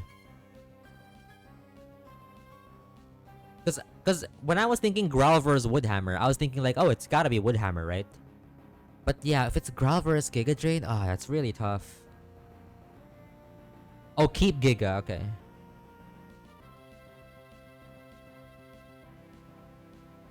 Hmm. I guess I'll worry about it some other time. Anyway, ads are done. So what's happening? We switch in Kingler to take a Dragon Pulse, and here, even with no item, Ice Hammer just fast kills Appleton. Let me just double check this. Yeah, Ice Hammer fast kills.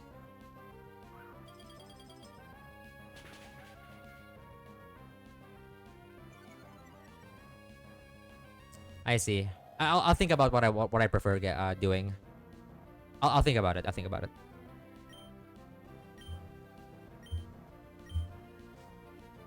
Okay, this is now Alcremie last. And it is guaranteed to go for Draining Kiss. Let me just double check. Yep, guaranteed to go for Draining Kiss. On to Dr. Lexical here. So you switch back to Dr. Lexical. From how we started this fight is the same way how we end it. Muscle Band, Excadrill. Simply fast kills Alcremie with Iron Head. And that's a fight. Completely riskless.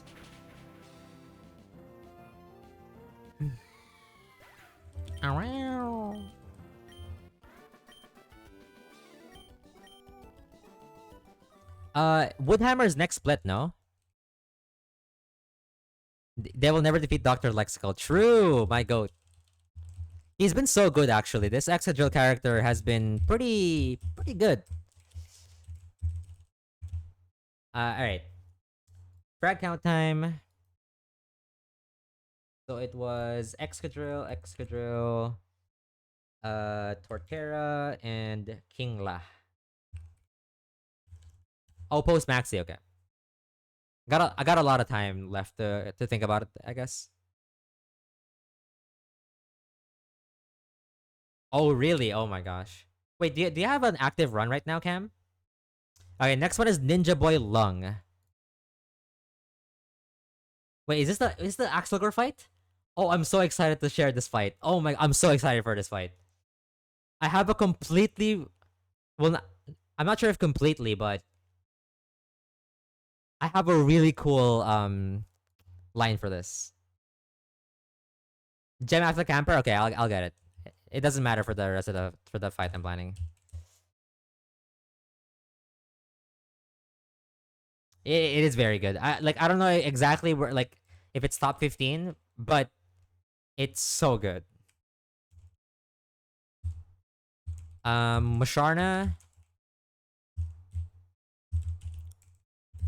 we're gonna need Mienshao, Toxic Roke, Among Us. I love planning for this fight once I figured out yeah. It is fantastic. Like I'm a bit sad that I didn't get or not sad, but like I thought Sandforce was pretty bad, but like honestly it's not so bad. Sandforce was like kinda cooking in desert. Okay, I think Dre also had a Sandforce at some point on his PB. Um so Silk Scarf on Mienshao. Like I said, my best Silk Scarf user is Mienshao. Muscle Band on Toxic Rope. We're gonna need Pecha Berry on Masharna, Oran Berry on Among Us, Citrus on Dr. Piano and Demir Goat. Do you want a what is this? I miss Sue Style Boo Boo for yourself? I mean up to you. I don't necessarily like I'm not necessarily requesting for it, but I don't mind if it exists. I have an offline run that's in erratic weather right now. Nice. That's wow. I don't even know if I can get that far. I hope so. Hoping for the best. All right. Where is Ninja Boy Long at? Oh, I see the thing. This should be Dark Gem, I think, or Poison Gem. Yeah, I have no idea too. Poison Gem. Okay. All right. Just before we walk in, we need to pre-damage Masharna to 161. My favorite mon, my channel mascot is Umbreon.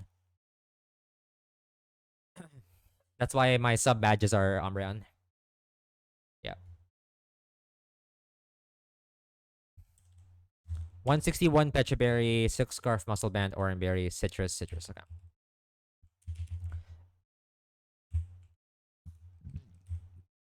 So I feel like the latter part of this fight is I have to pay attention, but like the first one is not so much. Yeah, the soil link. I'm gonna put all my guys on the calc. But this is a pretty cool fight. It was pretty fun to plan this one. All right, tab in. This is one of the cooler fights that I've planned. On Ramus lead. Yes, yes. Ninja Boy Lung.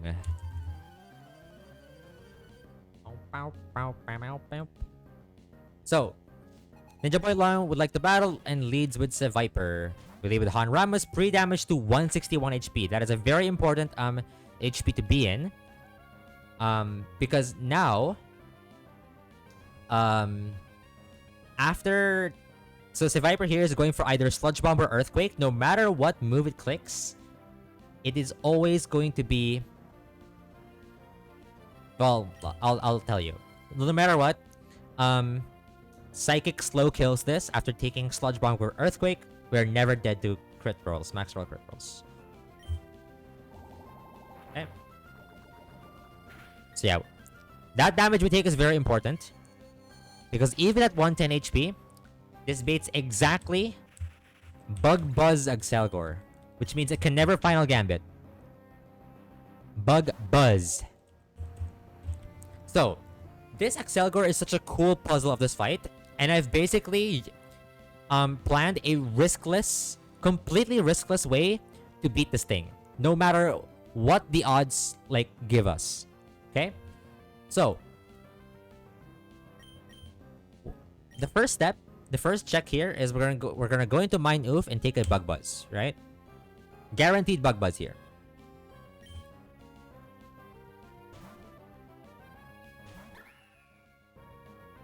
There you go. Doesn't matter. It's actually a fairly generous roll. So here we're gonna chip with Silk Scarf boosted Fake Out after Life Orb chip. Okay. And now this is either Bug Buzz or Focus Blast. So we're gonna switch into Ankh Grok.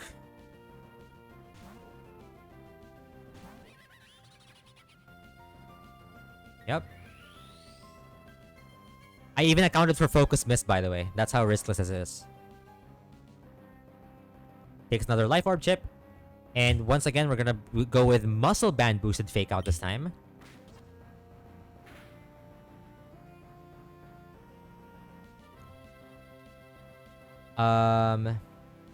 So now what are we baiting? One sec. Switch to Mian Shao. Toxicroak. We're 112 HP. So now we're baiting either Focus Blast or Final Gambit. We switch back into Han Rames. Yes. So this could die now, but even if it doesn't die... Okay, it just died. But even if that didn't die, there was a completely riskless way to like... Go, you know? Go and kill it. Okay, so Musharna gets that frag. And last mon is Greninja.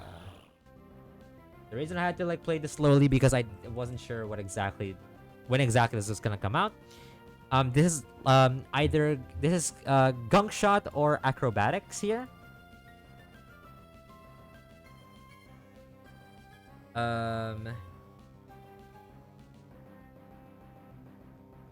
think it's most likely Gunk Shot.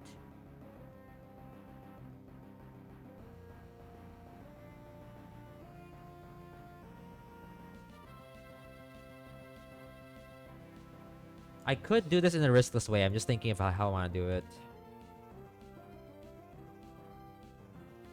I'll just play it safe. Let's just hope for Gunk Shot. We're going to Dr. Piano on potential Gunk Shot here. Yep. It's like very few times it could be Acrobatics. Poison type, it's a Gunk Shot. Okay. That's great. We might be -1 citrus after this. This is guaranteed Acrobatics now. We're going to click Scary Face.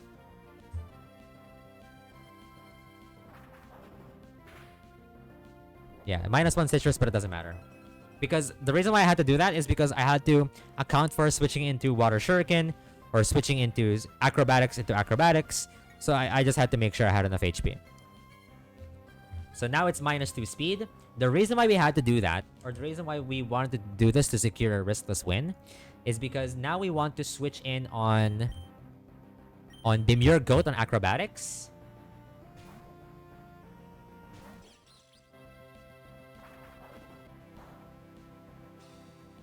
Okay. The Iron Barb ship does not matter. And because we are faster on Greninja and we show kill to it, it no longer has a small chance to click low kick and make things complicated. It will guaranteed click Water Shuriken as its prio move. And because it's going to turn back into water type, Zing Zap always kills. We are equipped with a Citrus Berry in case this goes for some crit high rolls, whatever.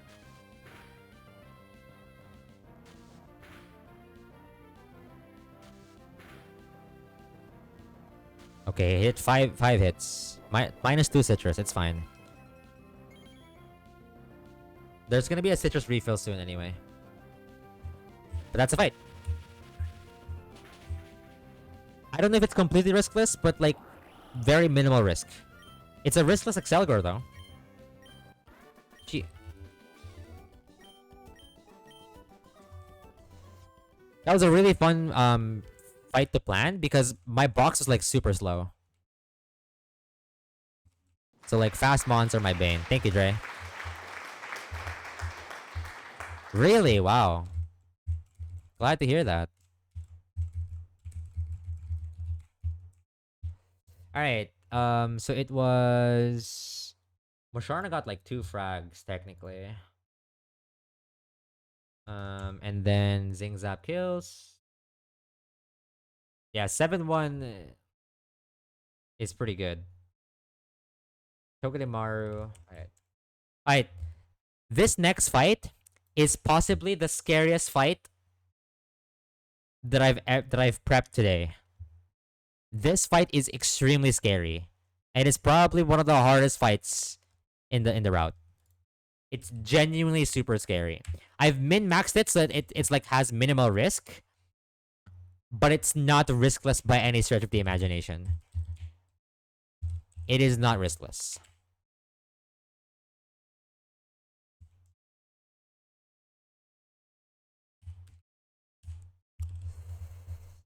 Alright, we're gonna level up Caracosta here. To 48.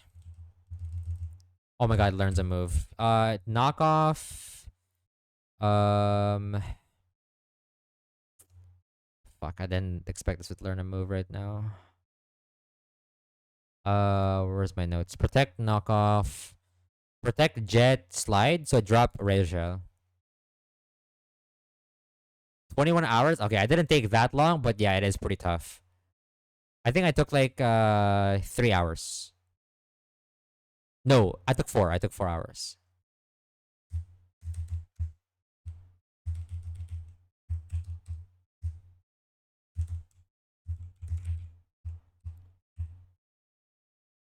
Okay, we now have 48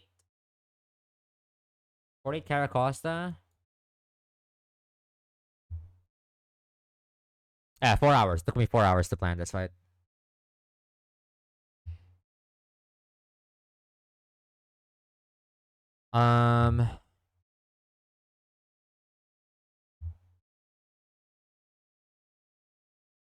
It was so scary.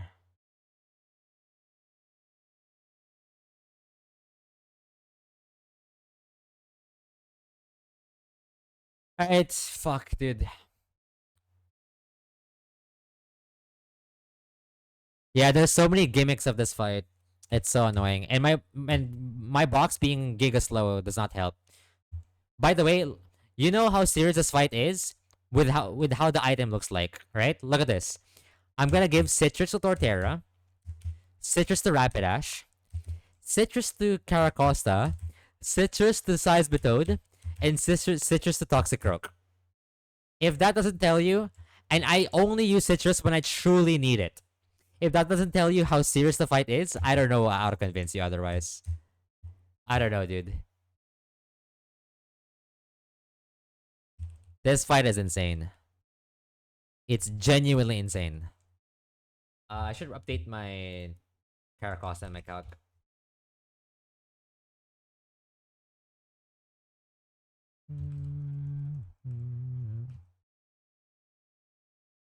Fucking Tiago, man. Alright, so here we have to pre-toxic Torterra. We're gonna have to pre-damage Caracosta to exactly 124. Oh, that's the wrong pre-damage. Fuck. Well, wait, I gotta heal back then.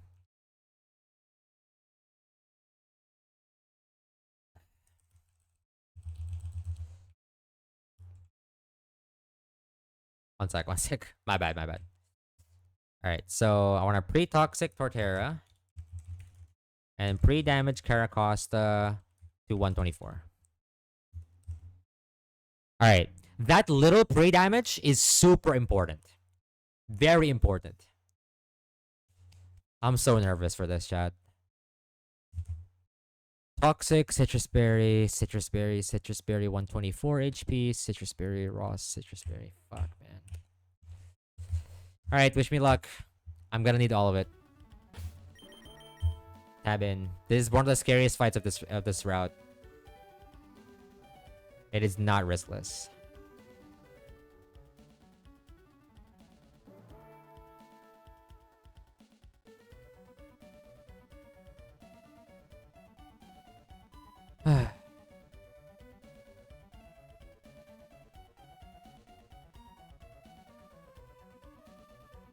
Alright. Let's go. Let's get it. Fuck it, bro. The volcano's eruption is proof that the Earth is alive. No one asked, dude. No one fucking asked. Thank you, thank you. Alright. This is Tiago. And he leads with a Ninetales with Drought. Which means this fight is gonna be in permanent sun. Now, we're obviously slower than Ninetales. And we're guaranteed to take Flamethrower here. We're never dead to Flamethrower. Right? Wait, you know what? I should double check this. I know I checked already, but you can never be too sure, right? What fight is this again? Santos. Yeah. Portera, Max Pro Flamethrower. Why is my... I mean, yeah, we're never dead. Oh, there's no sun yet. Yeah, we're never dead to Max Roll Flamethrower. And Citrus Berry will proc before the poison tick or the toxic tick. So we always live this. We slow kill this with Earthquake. It's gonna look scary for a bit because our HP is gonna drop to like basically 1 HP. But we're never dead and Citrus Berry is always going to proc here. And it's important that I burn the Citrus Berry to make this line work. Yep. Okay, that's basically... Yeah, that he got Mineral Flamethrower. That was actually quite good. Okay. We take 10 HP for chip damage. Toxic damage. They should always bait in Mamoswine. Yep. So, the reason why we had to do this is so that Mamoswine does not click Stealth Rocks. This is now guaranteed to be Icicle Crash or Ice Shard. We're going to any pot who tanks either. Ideally, Ice Shard. But it's riskless no matter what. This is not the risk yet. You'll see the risk later on. That's fine. Never dead to crit. And we're never dead to double crit, importantly. So even if Icicle Crash max rolled crit, it's guaranteed to go for Ice Shard here. We're never dead to max roll crit if it double crit. Fire Lash always kills here. We're slower. I mean, we're not slower, but it's gonna Ice Shard first.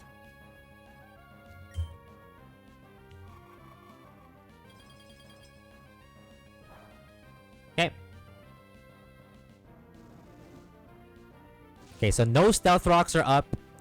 And now the demon comes in. Gulp. We had to route it this way so that we don't bait in Shift Re-Explosion. And now demon in. Okay. This Typhlosion is under the effects of sun. Okay. Is Choice Scarfed and only has Eruption. This thing is a monster. And I cannot find anything riskless to deal with this. Now I have a minimal risk here. This turn specifically is where it starts. So, we have pre-damaged Tugatory and we've leveled it up to level 48. Such that Tugatory has the maximum amount of survivability to survive 2 eruptions. We are risking exactly 7 out of 2,000 combined eruption rolls where Tugatory dies. If we get 7 out of 2,000, which is roughly 0.35% chance, we lose Tagatori. Fuck. It's so scary.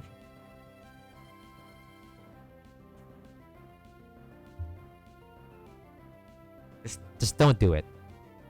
Don't do it. Just show me min roll, please. Min roll, don't crit.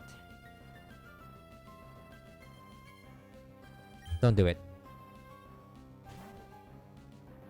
Don't do it, please. Don't do it, please. Don't do it, please. Don't do it, please. Please don't do it. Please don't do it. Please don't do it. Please don't do it. Please don't do it. Please don't do it. Please don't do it. Okay. Just berry procs. Is that good HP? Yes or no? That's above average. That's above average. That's pretty good. Okay, now we're going to chip this with Aqua Jet. And I don't think it can ever kill us after Aqua Jet chip. It's such a good mon. Okay, that seems like a good roll. Take another eruption here. Good. Okay. I think we're out. I don't think there's any risk left. Maybe I'm chatting. Now we switch into Limpto, who tanks another eruption.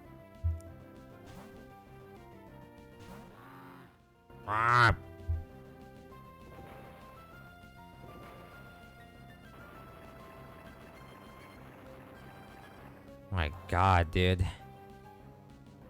Okay, that is not great. I think we can still die to eruption. Hold on, let me just double check. I don't think we're actually out. Hold on. He's at exactly 75. Hi, Rosie. Welcome in.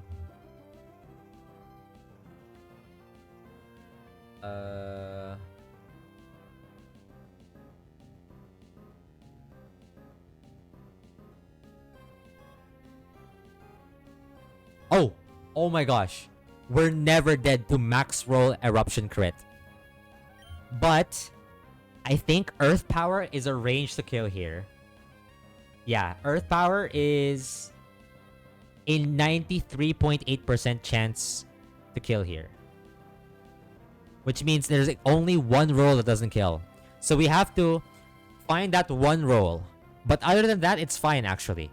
Honestly, it might even be ideal if it lives. It might even be ideal, but I'm not letting this guy erupt for too long. All my girls go awa awa. Alright. We're never dead to crit. Again, I had to risk a 7 out of 2,000 combined rolls of two eruptions on Caracosta, and I did not like that. At all. I did not like that. That was not fun. Ads are starting in a bit. Dre, do you know why sometimes I run out of snoozes? How does it happen? Alright, last mon is Shift 3. And Shift 3 can never boom because it's last mon. When it's intended to route this way. Shift 3 here is only going for exactly Solar Blade. Oh really? But I ran ads, right? I run ads today and it's still 0 the whole day. I've had many streams like this where oh, it's kind of buggy. Okay, wait. You might be right. I might be chatting.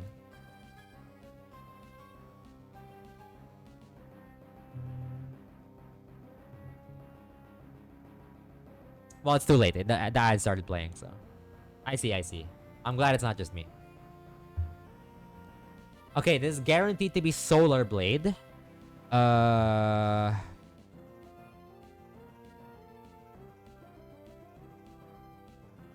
I can just hard switch into Dr. Piano now.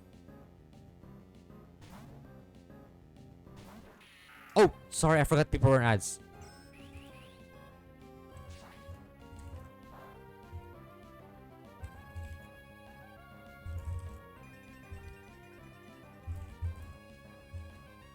My bad, my bad. I normally don't do that.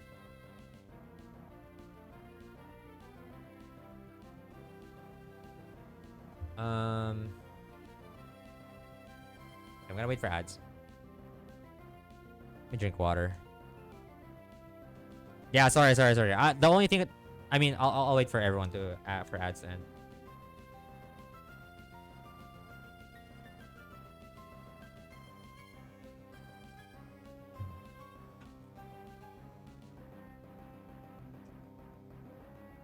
I love me some water, bro. Water is goated. Easily top tier beverage, by the way. Top tier. It's not even close. Okay, ad should be done by now. So I did not find what I needed, Dre, but it's whatever. I'll try to look at it when the ads are about to go off again. Okay, so the only thing I did, my fault by the way. I'm sorry. I don't usually do this. I kind of just panicked. Or not panic. I'm too locked in on the fight. You know what I mean? It was guaranteed Solar Blade into Seismitoad. I switched in Drapion. This is the current game state. You didn't miss anything. This is now guaranteed to go for Heat Wave. We have a Rostberry. We're never dead to Heat Wave here because Heat Wave max roll is only 6-7. And we slow kill this with X Scissor. And it can never boom because it's last mon. Okay. And that's the fight. Holy shit. We are through Tiago. That was such a scary fight. I did not love that fight. I don't know. That was a scary one. Genuinely, I was shaking my boots. Shaking my cheeks even. Know what I'm saying? You feel me? We saved 2 citrus though. Alright, so who killed? It was Torterra. It was Rapidash.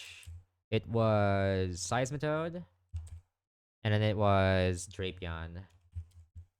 Alright, this next fight is the longest cook I've done. The longest cook I've done, I think, by far, on the whole run. Longer than any other boss fight I've ever cooked. And this is not even a boss fight. This is by far the longest cook. So we're gonna lead Magaton. Okay, wait. First of all, some context. This Tori and Tia double battle. In total, I cooked this for 9 hours.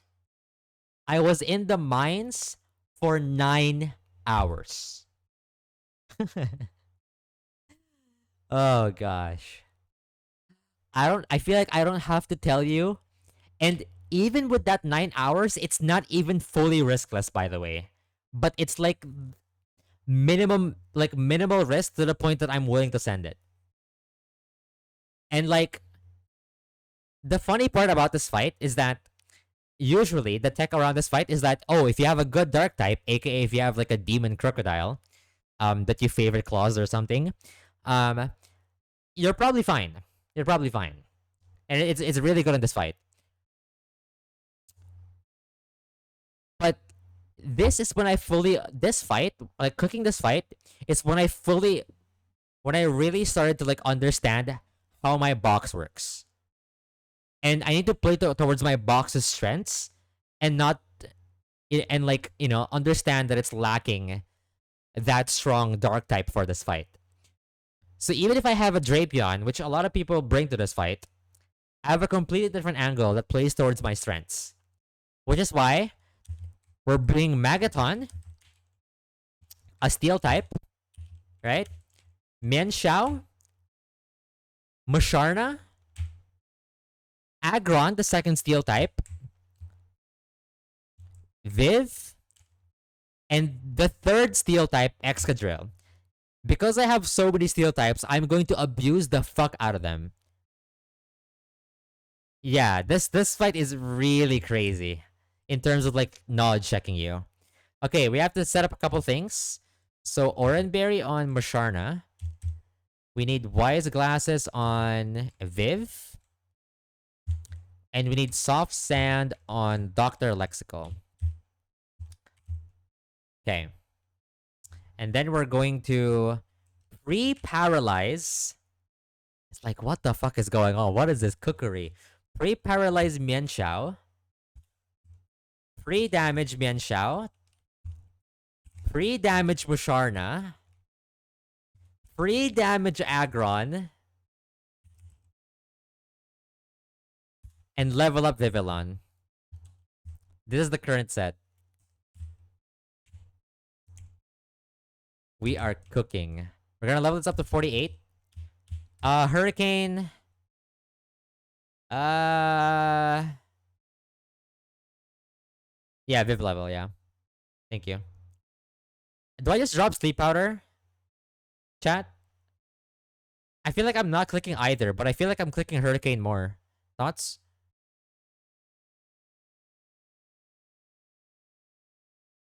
For reference, we're not comp ice.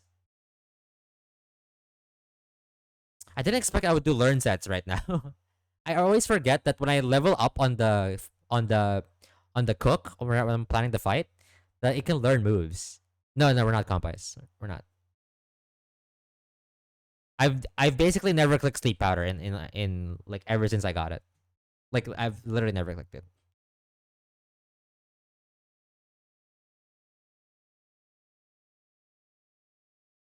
I'm leaning towards dropping Sleep Powder for Hurricane. Yeah, exactly. So I don't think it's gonna matter too much. Exactly. Yeah. So do we think that Hurricane is better than Sleep Powder then? If it's gonna get replaced anyway, post veto, just for the moment. I don't think it completely matters, but yeah. I mean, there might even be an argument to dropping Air Slash. I guess take Hurricane. Okay, I'm just gonna drop Sleep Powder. It doesn't matter anyway. Unless I speed Machamp, where? Machamp, where?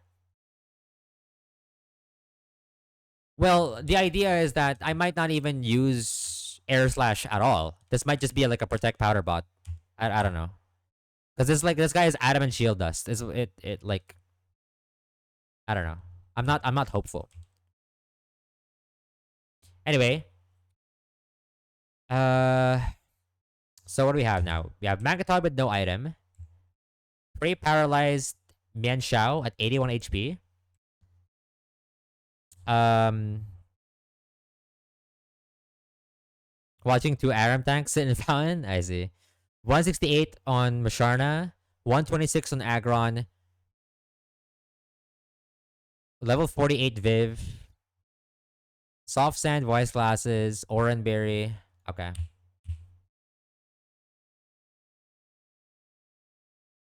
Yeah, a lot of people have been telling me that Crobat. By a lot of people, I mean exactly Z. Z has been telling me that Crobat is amazing, and I mean, so far Agron has been fantastic. Like I'm not complaining, and I'm also not complaining in a sense that because I lost my Pidgeot and I really wanted to try Mega Pidgeot. At the very least, I want to try Mega Agron and be satisfied that way. Don't call me out like that. Okay, one guy. There's this one crazy guy in my chat that really loves Crobat. All right, let's see if I cook with this one.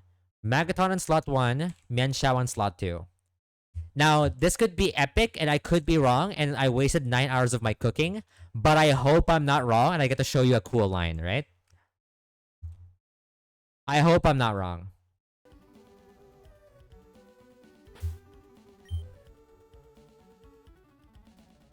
That route's kind of free? Okay.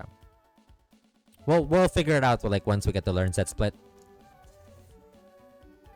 Alright. Slot 1 Magaton. Slot 2 Mianxiao. Look at this team, by the way. Is this a normal I doubt there's a normal Torian deity. This thing is so specific to my box. It's so crazy.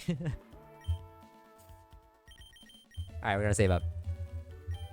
It's actually so crazy.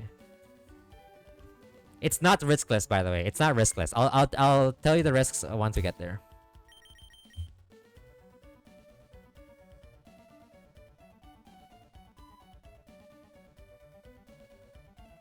Okay.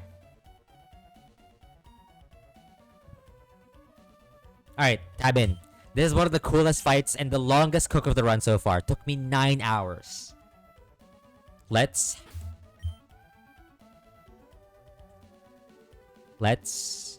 begin. Alright. Both of us, we collect ashes. We battle Pokemon too. Yeah, this double is fucked up, but I feel like I've solved it. Alright, Twin, Story, and Tia would like to battle what probably the hardest cook of the fight, and one of the hardest fights in this route in general. It's a double battle that leads with Scrafty on slot 1 and Bruxish on slot 2. And we lead with Agent Mime on slot 1 and Mine Oof on slot 2. They get an Intim off, that doesn't matter. Alright. So. Okay. There's a few interesting things coming, going on here. So. We have pre-damage Mine Oof. To always be dead to Psychic Fangs from Bruxish. So Bruxish is always going for Psychic Fangs onto Mine Oof slot. Now. You might be wondering, why is Mine Oof paralyzed? Well, Scrafty sees close combat kill on both Agent Mime and Mine Oof. However, in Run and Bun, the AI always likes to go for... The AI guarantees goes for fast kill over slow kill. And because it's faster than paralyzed Mine Oof right now, it will always go for close combat on Mine Oof than close combat on Agent Mime, even though they both show kill. Or they both... It kills them both, right? So it should always be close combat in from Scrafty into Mine Oof slot and Psychic Fangs from Bruxish into Mine Oof slot here, which means Agent Mime never gets touched here, and Thunderbolt just kills Bruxish. We're gonna switch Mianxiao into Han Ramos that is also pre-damaged. I'm gonna explain why in a sec. It's gonna take close combat and Psychic Fangs. Yes. Alright. Don't do a red. Slow down. Agent Mime is going to Thunderbolt Bruxish. And Mine Oof is gonna switch into Han Ramos. Alright, show me the double target. Please. Psychic Fangs? There's a Thunderbolt that kills Bruxish. And it should be close combat on Han Ramos. Crit doesn't matter.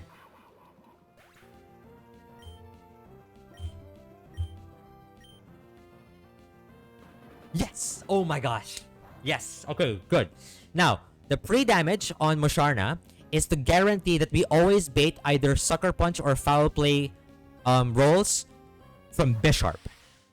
So Bisharp always comes in before Gothel, which is important because Gothel has Shadow Tag. Okay. Oh my god. This turn is where the risk starts. Okay? This is where the risk starts. Right now, Bisharp, let me double check.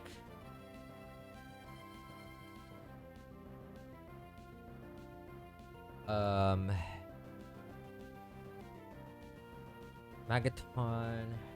Sorry, I'm like actually shaking.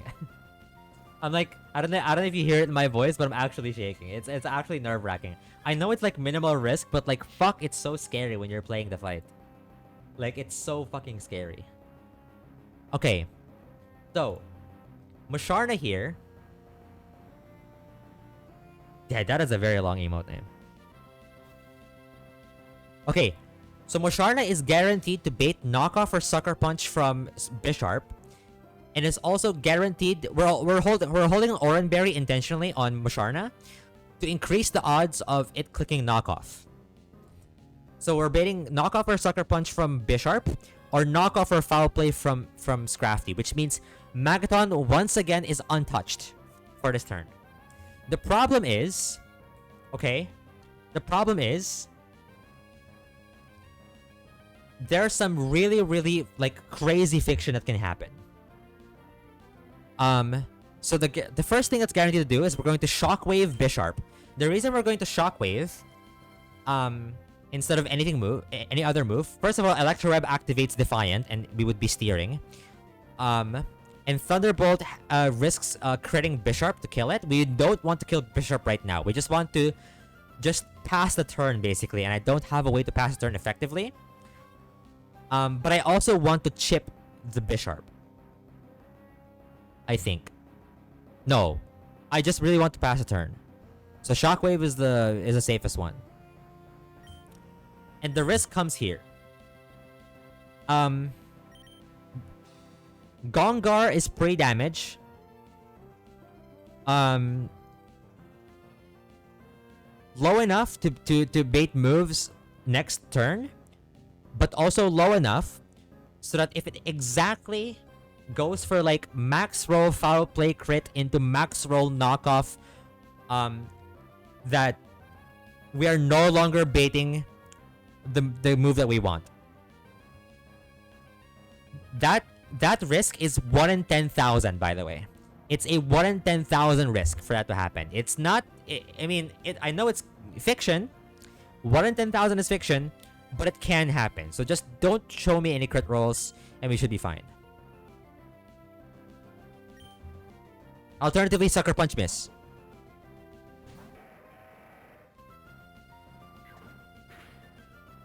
Okay, no crits. We're safe. We're safe. But we're not done yet. We're not out yet. There's still one more risk in the fight. Okay. So now, this turn,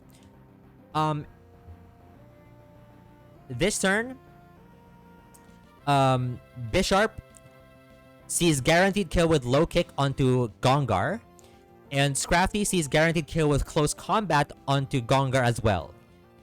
Sorry. Guaranteed fast kill, right? Yes. Scrafty sees technically close combat kill on both Agent Mime and Gongar as it is with turn 1. But since Gongar is slower than Scrafty, also another reason why we don't want Electroweb, it will always go for fast kill close combat onto Gongar instead. Which means Agent Mime slot will never get targeted. So we're free to switch this into Dr. Lexical. Now, the second risk comes in this next fight.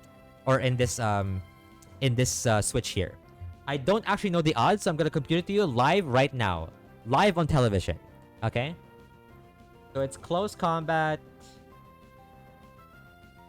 plus low kick, right? What are the odds? Viv is not pre-damaged.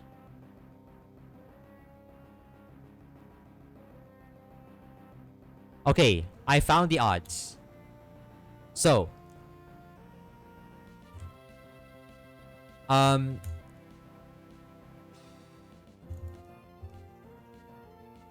there is a 0.093% chance that max row close combat plus max row low kick will add risk this fight. If it doesn't go for exactly that and we get the 99.907%, then the rest of the fight is riskless. So just don't do it. Please. So we get Dr. Lexical in for free. And it should be close combat and low kick here.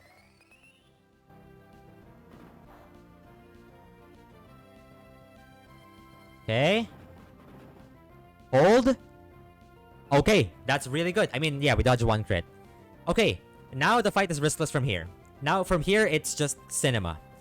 So, we've now carefully positioned, like, ever since turn 1, I've been setting up a trap for this Scrafty, right? Ever since turn 1. So, I've now dropped its defenses by twice with close combat, right? Yes. I've now dropped its defenses twice, and we have Wise Glasses on level 48 Viv, which means I always fast kill this, and I always fast kill Bishop with Brick Break, and we kill with Air Slash. So it's a double kill. Sucker Punch never killed either, I believe. Or no, it was either... Yeah, it was like a slow move. It was never Sucker Punch at the Viv. I think. Wait, could I Sucker Punch Viv?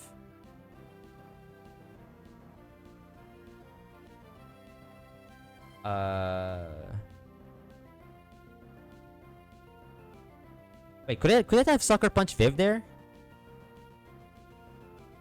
Did I account for that? Because I know that I accounted for Exadrill taking Sucker Punch.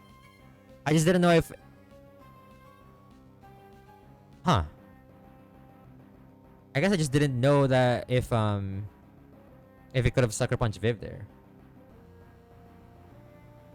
Wait, no, it can't. I don't think it can. Can it? There is some fiction, yeah. So it could... Yeah. So, yeah. Well, no.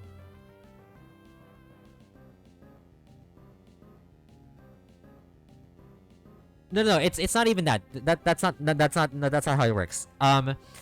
It's only because Iron Head is not guaranteed to Mineral Iron Head is not guaranteed on Viv. Maybe I should have pre-damaged it lower. No, but I would have added more risk. Actually, I don't know. Okay, maybe I didn't plan this fight all too well. 9-hour cook, by the way. I think I could have made it so that I could have risked a double crit, but I could have guaranteed that it doesn't click Sucker there. Because if I was slightly lower HP, it would always be Iron Head if it ever targeted Viv. But because not all Iron Head rolls kill, it could technically... It has like a 2% chance of Sucker Punch. And then it could crit and it could kill Viv. Which would be bad. Okay. Well, I told you it wasn't riskless, but I guess I risked more than I thought. Fuck, I missed something again, man. I think that's the second detail that I missed. It's unironically another priority move. I missed Shadow Sneak on the first fight, and I missed Sucker Punch odds on this fight. That was my bad. Why did I think... I don't know. Why did I think it was safe there?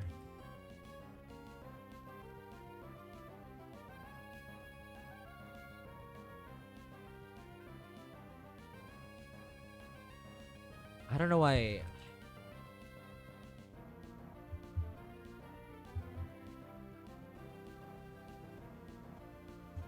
I'm kind of surprised that I missed that. Oh, Desperation AI is just +7, I think, right? Or no, +11.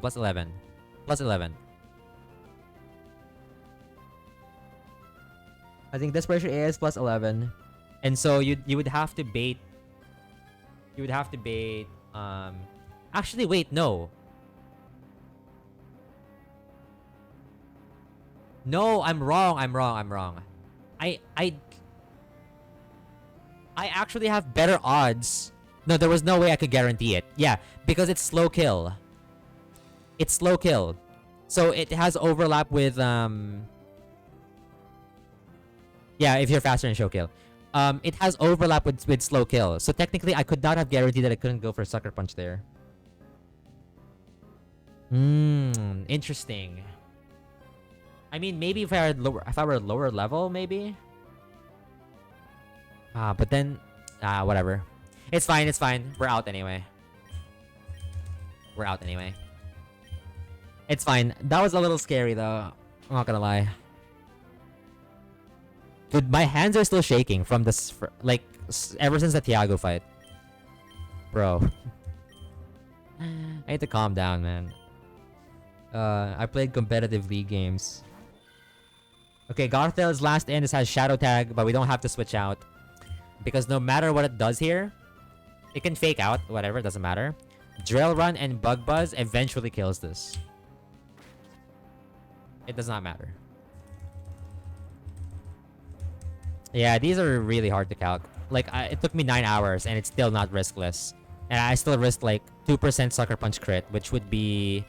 What would that be? No, I believe there was... Well, yeah, in this specific position, yes. But I believe there was like a position where... I believe there was a position where it saw kill on Viv. Or it can see kill on Viv there. Like if I got unlucky on the close combat low kick rolls. And then it could be like... I think either fake out or... Psychic. I don't know. It doesn't matter. But the point is we always kill. No matter what. And that's Twin Story and Tia. Let's go. That was also not a fun fight to plan. Took me 9 hours. Fucking demon fight. Oh my gosh, bro. Can we chill with these fights? I swear. I think the next few fights are easier, but... Bro, it's so scary.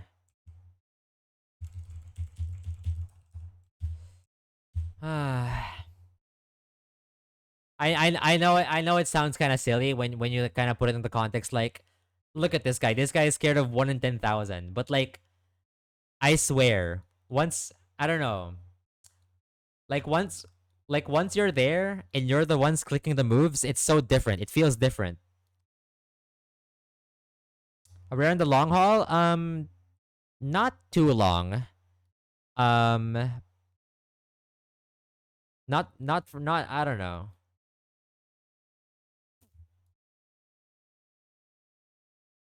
Only 12 hours. Okay, not 12 hours. Pause. Okay, who got the frags? It was Magaton.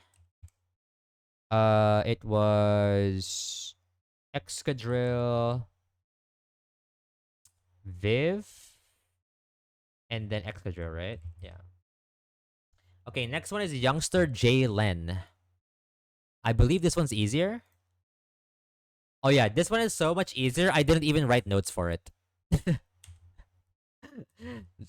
This might be like cocky cockface talking, but like this fight is so brain dead. I didn't write notes besides the party. I just wrote I should know what to do here. As like the matchups are probably so obvious. I didn't even write like more than one line of note besides the party.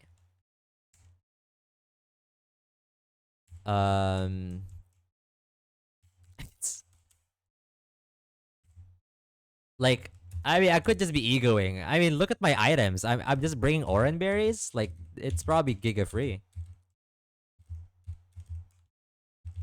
which is a nice break from Tori and Tia, to be fair. All right, we're coming into I don't know how many fights has there been. This is the next fight. Youngster J-Land. We're gonna pre-toxic Avalug.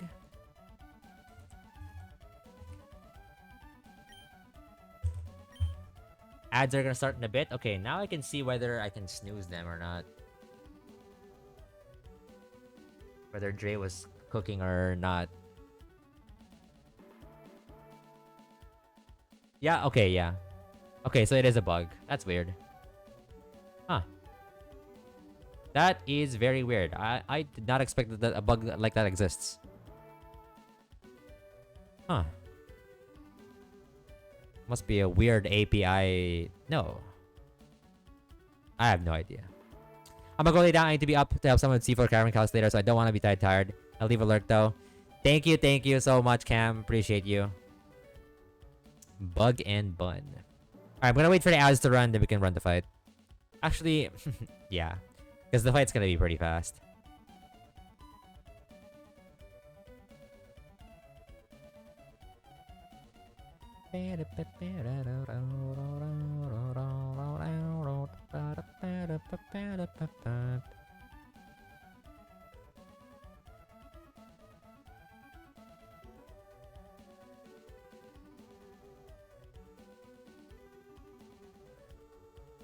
Can I drink again?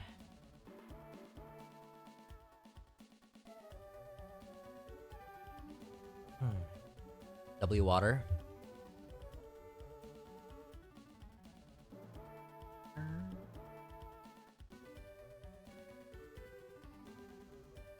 Rate your experience. Shut up.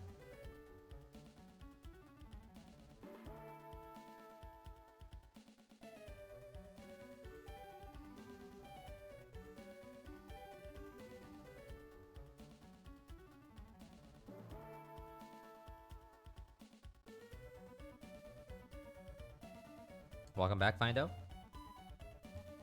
Just waiting for everyone's ads to run out.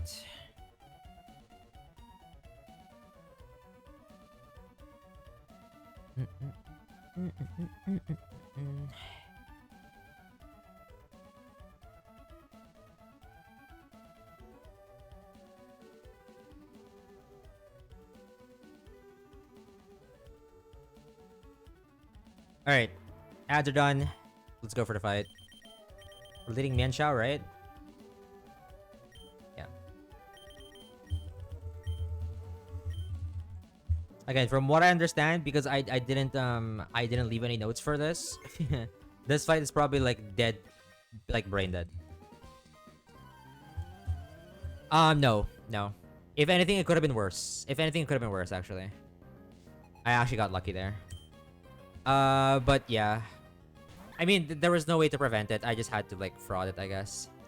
Okay, I believe this is going for... The reason why I led Minoof is I believe this is... I'm gonna trying to jog my memory. I think this is, like, choice locked into something. And I think it sees, like, a flying move. I'm gonna switch it to Gongar. Again, I wrote no notes for this. So I'm, like, kind of balling. Yeah. And it's bug flying type, so I think the rock move is pretty good here. Oh, man. What a funny fight.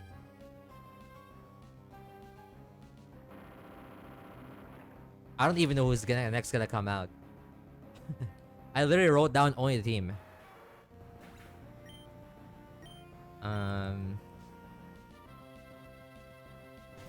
Okay, Tauros. Ah, this has close combat, yeah. So this might be close combat. We just go to here, I guess. we're actually vibes based fighting this, by the way. I'm not even looking at the learn set or the move set. This also might have like a strong normal move, from what I remember. But I know it's not gonna click close combat again. So I mean, you probably live one more.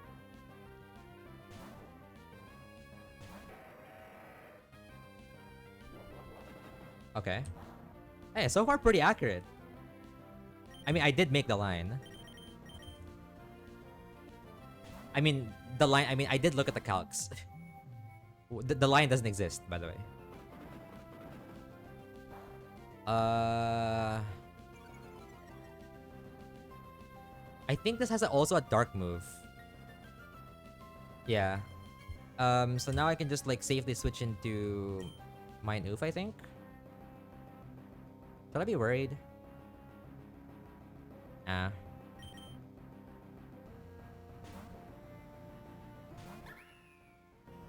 Okay. Yep. And then fake out the chip. Chip is chip. And then Tauros is faster, so Vacuum Wave kills. Okay. What is the last mon even? I'm assuming the last one is why I brought the other guy. Yeah, okay, I get it now. It's probably flying move into this. I'm just gonna go to Meat Gerb. I'm guessing this has a burn move, like a flare blitz. That's why I had to pre-toxic. I don't know.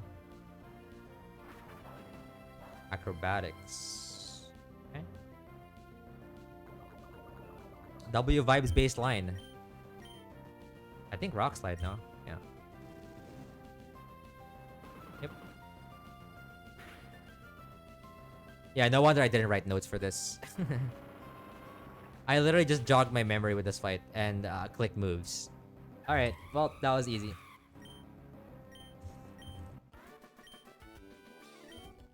Okay, this next fight I do remember is a lot harder though. Or not a lot, but like it is a bit harder in my box. because well, I don't know. I just don't have like a lot of great answers. Um, whips excite me. All right. So who got the frags? I barely remember it. It was Agron. Agron. It was Mian Xiao. Yeah, it was Mian Xiao, and then it was Awalug. Okay, next one is Birdkeeper Kobe. This fight's annoying. I believe I found a riskless or yeah, I believe I found a riskless way to get around this, but like it was such an annoying fight to plan for because I could not like guarantee that rocks don't go up. And also there's like a demon Flapple. Kingler, Among Us, Seismitoad, Viv, and Rapidash. Togi. Okay, so we're gonna need Muscle Band on Kingler. Gonna need Silver Powder, Ole, on Viv. And we're gonna need Oran Berries for everyone else.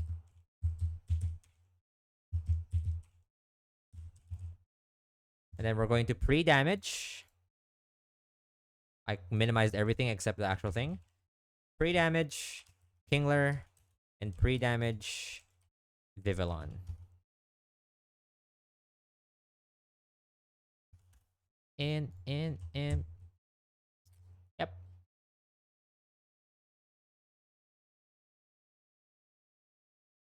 Okay. One last check. 96 Muscle Band, Oran.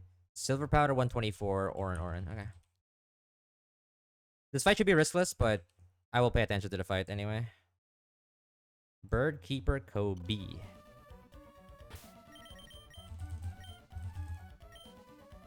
All right, let me just pay attention to this real quick.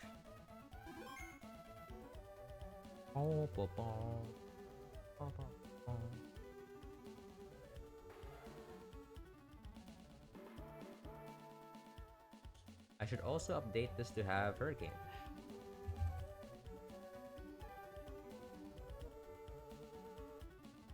Birdkeeper Kobe.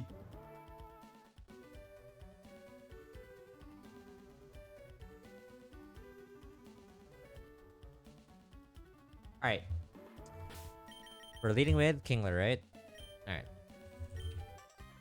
Pop. Almost on the 3-hour mark. Thank you guys for being here. I appreciate you all.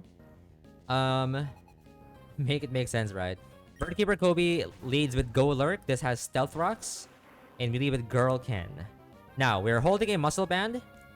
And it is actually a 69% chance to one-shot this with Razor Shell. Which is a nice range. So the rest of the fight is assumed that you have Stealth Rocks. It's assumed we have Stealth Rocks up. But this can also just kill and Stealth Rock is not up and then it's just easy, no? So hopefully it just kills. Okay, unlucky. Alright, that's fine. And now we just kill this. Even if it didn't go for Stealth Rocks there, we were never dead to, I believe it was Earthquake on Girl Ken. They should now always bait in Flapple. Okay. I believe this is guaranteed to go for Grav Apple, which is why I had to pre-damage Kingler, because I didn't want this to set up Dragon Dances. So yeah. So this is guaranteed Grav Apple or Dragon Pulse. Yes. Oh no, it wasn't gonna set up anyway. I'm trolling.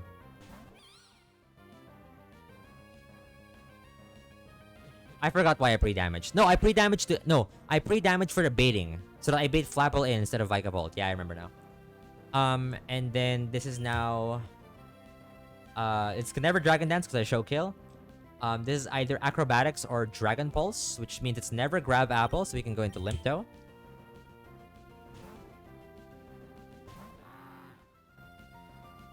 Yeah, it is a bird in that sense.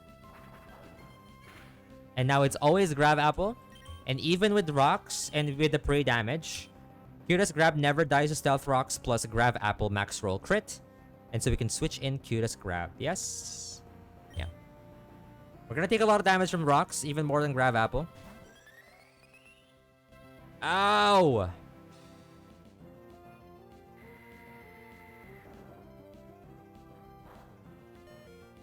Yep. That's why you always play around the crit and the rocks. Because you cannot guarantee it.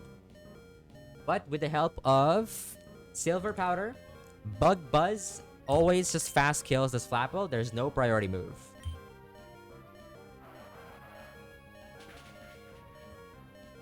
Okay.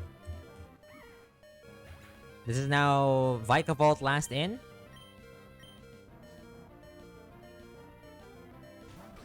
On basically random move, we're gonna switch in Rapidash, who takes random move plus rocks, even though it's super effective.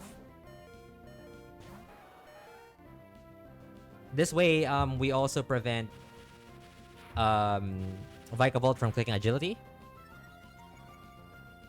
That doesn't matter. Because now we are just faster. -1 Oranberry. We are just faster. And we click the overheat button. No way. It's like I have Ape, but like as a horse.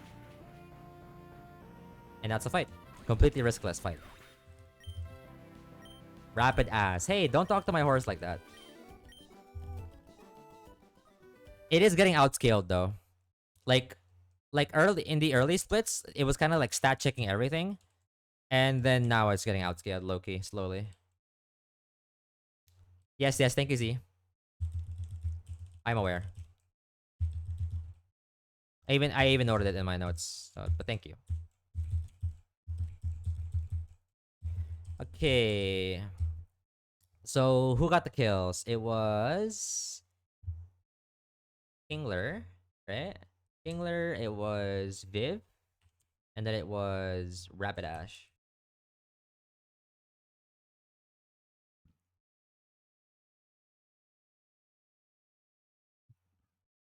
I actually giggled. Findo is funny like that. Okay.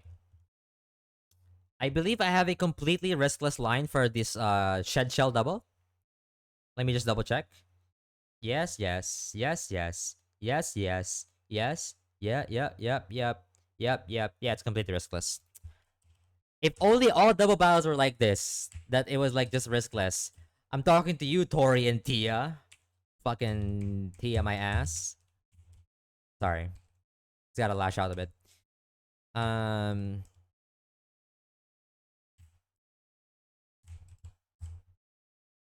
we kind of have the goat squad for this fight, so it maybe it's like I don't know how often it's free, but like it's pretty free for my box. This didn't take too long to cook as well, which is kind of fun. Oranberry, Oranberry, Oranberry, and then soft sand. This is completely riskless.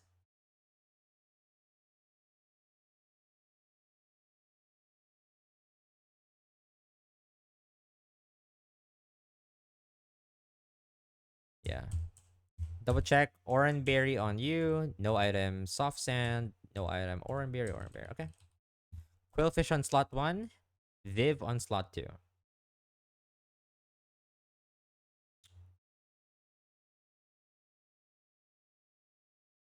Box dependies. Yeah, I feel like I have like a good box for this fight. It's like completely riskless. It's actually really crazy. All right.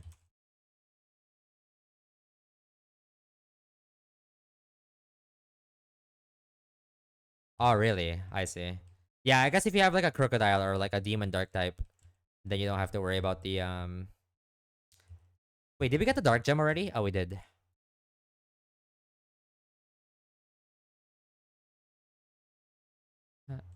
Just Okay, this is a really cool fight. I recommend you guys take a peek on how to do this risklessly, because this one's a really cool one. I'm pretty proud of this. I think I cook with this one. Not as hard as a Tori and Dia cook, but at least this one's riskless, right? No, this is the first shed shell. My goat is washed. He doesn't even know where the shed shells are anymore. GG. GG. Doesn't even know which shed shell is which.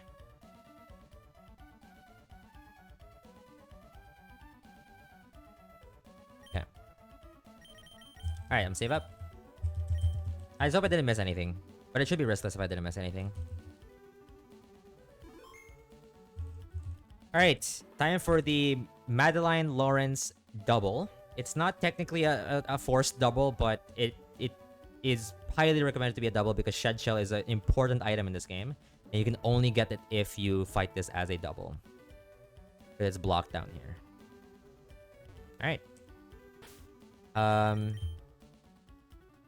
gonna save again because I'm nervous. I don't know why. I literally said it's riskless. But it's always this, like, I don't know, if you grew up on like RPGs, you know this like double triple saving habit method. Alright. Last fight before veto. This is Parasol Lady Madeline and Camper Lawrence as a double. So they lead with Raichu on slot 1 and Staraptor on slot 2. We lead with W Lickfish and Cutest Grab. So we get intimed here. And this is the cool part, okay? This is the cool part. Ready? I intentionally lead with W Lickfish to intim their mons too. Which means Staraptor, who's holding a white herb, gets to consume it right away. This is very important for this line. And it's the only reason why I led Quillfish. Well, it's part of the reason, but it's the main reason. So, what was it? Staraptor always sees dual wing beat kill onto Cutest Grab and never sees kill on W Lickfish. And Raichu always sees kill with Thunderbolt on either slot. Thunderbolt on either slot. So, we're going to switch W Lickfish into Anon PhD, and Viv is going to protect. Now, carefully considering that Thunderbolt, like Donphan is immune to Thunderbolt, and we're protecting the in case it gets double targeted into Viv slot. Yes. Let's do it again. W Lickfish. We're going to Anon PhD, and we're going to protect with Cutest Grab. Midnight is doing too many battles I can't tab out. Wait, my fault, bro. I literally yapped for like 1 hour. What do you want me to do? Alright.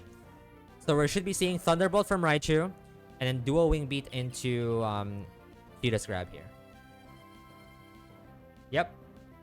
There you go. It is double target indeed, which we have accounted for. Now, this turn, it will again double target. It's now forced double target Thunderbolt, Cutest Grab, and dual wing beat into Cutest Grab again. So Donphan is untouched, and with and high horsepower just kills Raichu. We're going to switch Viv into Demure Goat, who can tank both Thunderbolt and dual wing beat. Importantly, okay, notice this. Okay, very important detail here. Importantly,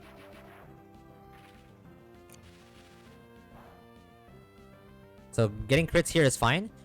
This dual wing beat is contact, which means the Raptor is taking Iron Barb's damage. Also very important to making this fight, the setting up the late game of this fight. Okay, so we kill with the high horsepower onto Raichu. Bang. Iron Cock. So Raichu goes down. So it's gonna look at slot 1 and it's gonna see that it wants to send out Rhyperior, because it doesn't die to... Yeah, it doesn't die to... I don't show kill to Rhyperior. Okay, so now... this is... always... ground move. I forgot... I think it's either Earthquake or Drill Run from Rhyperior, because it sees kill on Demure Goat. It doesn't matter if it's Earthquake. I accounted for Ion PhD taking damage here. And then it's always close combat from Staraptor into Demure Goat. So we're going to click high horsepower to chip Rhyperior. Crit never kills. And then Togedemaru is going to switch back into Cutest Grab. So you can kind of see where this is going, right? So Staraptor goes for a close combat. And now since we burned the White Herb at the start of the fight, Staraptor takes a defense drop on defense and special defense. Thank you, T. And high horsepower chip never... that's a high roll. Crit never killed. Okay. Cool. Yeah. You see, now you see what I mean, right? So now on this turn, it is going for rock move. I think it's like Stone Edge or whatever. Onto Cutest Grab. And then again, once again, dual wing beat into Cutest Grab. So we're now going to click high horsepower on Rhyperior again to kill it. And then click protect once again.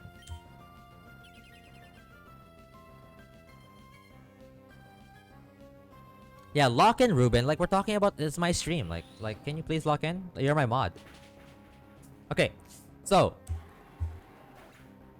this will always be Marowak. It's the only one left in that slot. Marowak Alola. Now, my Donphan is 1 point faster than Marowak. And with the help of Soft Sand, I always fast kill this with high horsepower. So I'm only taking dual wing beat on Viv slot here. So I go back into Demure Goat to tank a dual wing beat. Oh, sorry, my bad. Sorry, Ruben. There's a dual wing beat. And once again, the Iron Barb's chip is very important. Very important. You'll see why in a sec. And now we fast kill Marowak with high horsepower with the help of Soft Sand. Yes. Okay. Now the setup is not done yet. Since the fight started, I've been setting up the Staraptor for the end game, right? I burned the White Herb, but we're not done yet. The problem is we need Staraptor to be -2 defense and special defense, but it's not there yet. Conveniently, Staraptor still sees kill with close combat onto Demure Goat, but I still have to turn to do a Donphan, and switching out would also lose tempo, because I would then have to find a different way to recalibrate this. But there's a cool way to get around this. Aaron PhD can just simply click high horsepower on Staraptor, which does nothing, but it's perfect for stalling a turn where I don't have to switch out, and I also don't do anything to Staraptor. So it's perfect to do nothing. In the meantime, on close combat, we switch back into Cutest Grab to do the final close combat defense drops. And we just take it.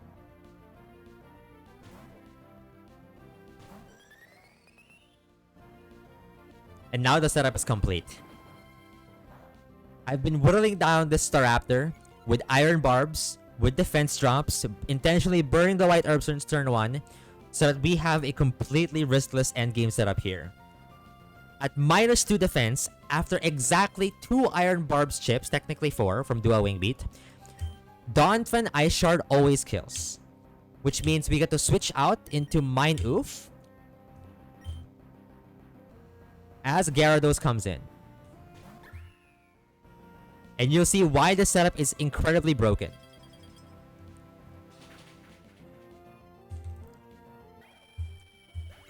Okay? This should always be Gyarados. Okay? Now, Gyarados has Intimidate, it doesn't matter. It does not matter. Okay?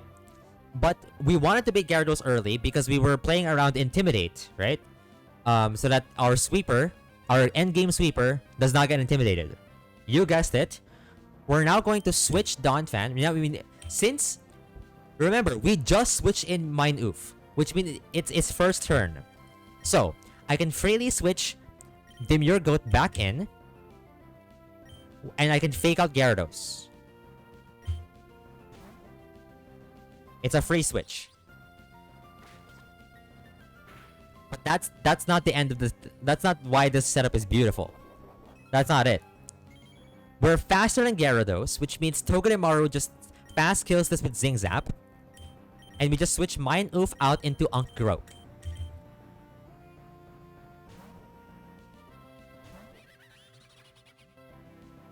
There's the Zing Zap.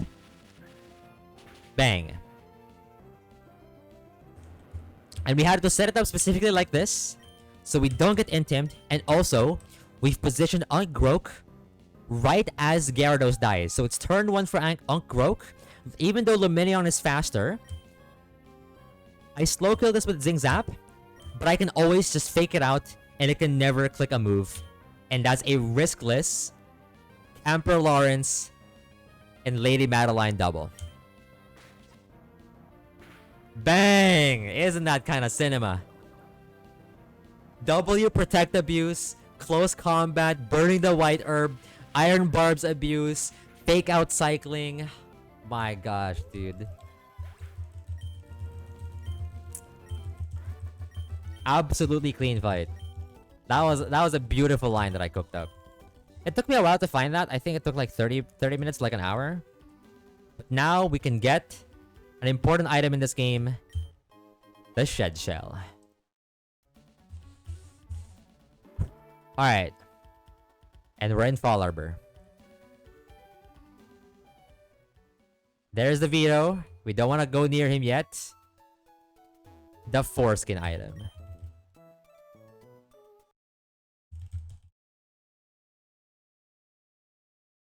Okay. Danny DeVito, exactly. You know it.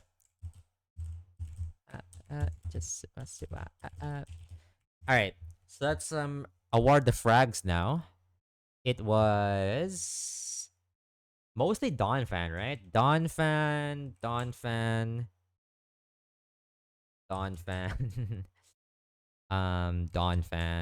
and then I think the last 2 kills were Togedemaru. Yeah. Alright, it's veto time.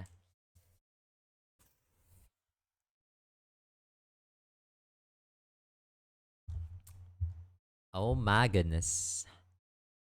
It is time. Oh, I deleted way more lines. Oh. Alright. So we're gonna be bringing Donphan. We're actually not bringing Drapion. We change of plans. We're bringing Musharna. So same as the original plan. Among Us, same as the original plan. Aggron, yep. We've said this. We're actually going to be bringing Quillfish instead of Kingler. And Torterra. So we need to do a couple things. We need to do Citrus Berry on Donphan. Wise Glasses on Musharna. I'm actually gonna run ads now, so that we don't get ads on the Vito fight. We need Lepa Berry on Among Us. I have to lock in on this fight, by the way. It's a hard fight. Aggron on Rost, or Rost on Aggron, and Lepa Berry for Torterra.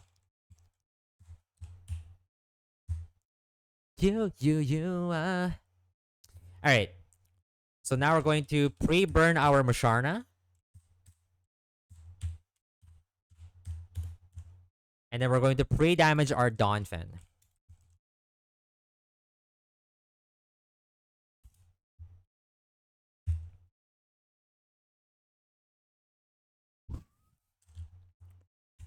Citrus Berry 126 HP.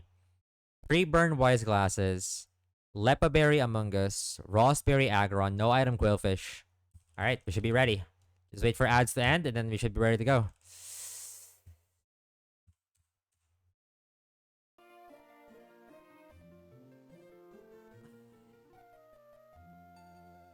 This is it.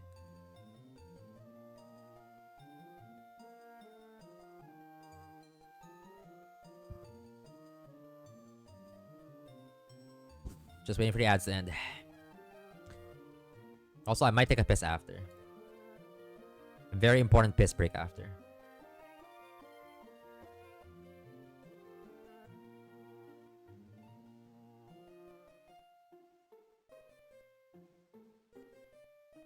Okay, ads are done. So we're now ready for veto. I just want to lead with a couple things. First of all, this fight is not riskless, but this fight can be deathless. If it does go deathless, I would be in a much better position now after losing Pidgeot. Because I was kind of down after losing Pidgeot. If we do this deathless, which has a good chance for it, then yeah. Also, quick shout out to Wing, who cooked this fight for me. I like, it was a lot of things I already figured out, but he added some important details that made optimize the fight for me. Including not burning a rare candy on Drapion. So this is a combination of, yeah, I know, he's kind of the goat. The combination of what, the foundation that we were cooking last stream on the veto fight, and then further hyper optimized by Wing, the calc doctor. All right, I'll explain the fights that. No. Yeah. Yeah. I might not super pay attention to chat here because I really have to pay attention how I pilot the fight. It's very important that I do things very, very in a very specific way. There's a method that I wanted to do here. So I'm gonna have to lock in, yeah. Alright. Hopefully the commentary suffices. The interaction between us. I'll catch up with you guys after the fight. I'm so nervous, bro. Thank you, thank you. I'm genuinely so nervous.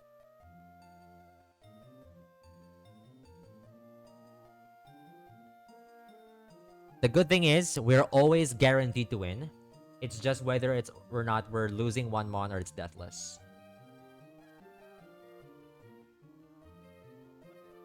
That's why I'm kind of shaking. All right, you should have it. Singles, no sun on the calc. Okay, good. All right, here we go. Hey, you must be Sai. I've been waiting for you. I got a call from my grandmother about this incredible trainer. The first one to defeat them since I left home. I've just been waiting to battle you ever since. Here we go, veto time. So veto leads with Alakazam that has a Focus Sash, Inner Focus, Focus Sash, and we lead with Anon PhD pre-damage to 126 HP.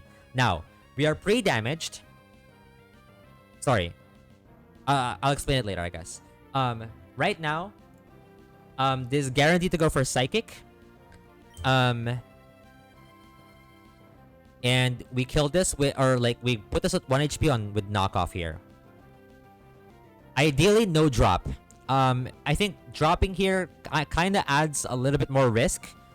But it shouldn't matter altogether. But ideally, no drop so it's not complicated. It's guaranteed Psychic. So we're pre-damaged to always proc the Citrus Berry. That is a scary HP, I know, but we were never dead there. We're Battle Armor, so we can never get crit. This is actually one of the better HPs to end on. And there's no drop. So this is currently great timeline, all things considered. Ice Shard now kills. Now, the reason why we pre-damage is that because after killing this with Ice Shard, not only do we guarantee proc the Citrus, but we also bait in Crobat to specifically not allow any chances for this to click Nasty Plot. So this is always going to be at 56 HP. Crobat is always going to go for Giga Drain. Now, there are some fiction where if I got dropped there, or maybe if I was lower HP, it could have also baited Heat Wave. But now it's guaranteed to go for Giga Drain and never Nasty Plot, which is the minimum amount of damage that I want to receive from Crobat into Han Ramas here. So Musharna, we're gonna switch it to Musharna here on exactly Giga Drain plus the burn damage.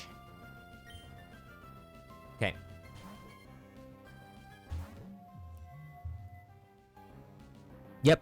There it is. Ideally, no crits. That would be epic. Cool. That's great. One of the better HPs to be on. So,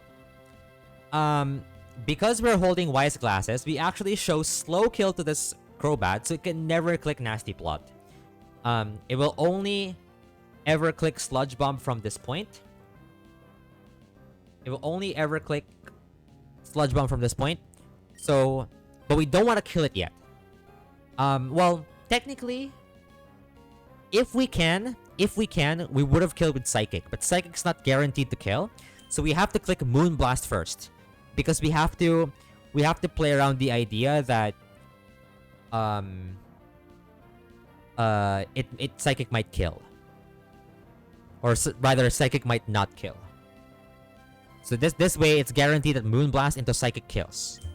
So Moonblast first. This also gets a special attack drop chance, which could matter for like setting up and making this fight easier. Okay, good. Sludge Bomb crit never kills me here. I'm going to go for Moonlight. Because we don't want to kill this now. Killing this now would be a mistake. We want to kill this at a specific HP threshold. Okay, we're dodging all the crits so far, so it's going incredible. That's not a good enough HP. I think I might have to synth again. Yep. We will have to synth again. Or sorry, Moonlight. Sorry, I'm talking turtle terms. I think the issue here is, funny enough, that's way too high of an HP. I need to be a bit lower. Yep. We're kind of suffering from success. I have to click Moonblast again. Which is kind of funny, right? I need to be at an exact HP threshold for this to work. Nice special attack drop. That actually really helps fine-tune the threshold we need to be. So we're gonna Moonlight again. That's really, really good special attack drop. In some way. That's why we have Moonblast. Good. Take burn damage again. Still too high HP. I'm just gonna click Moonblast again.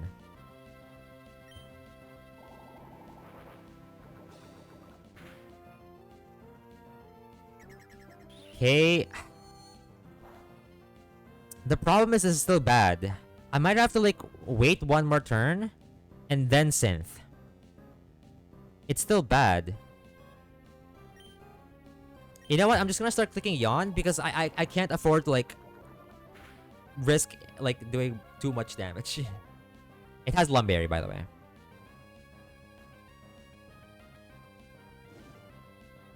Okay. Now I think we should be fine.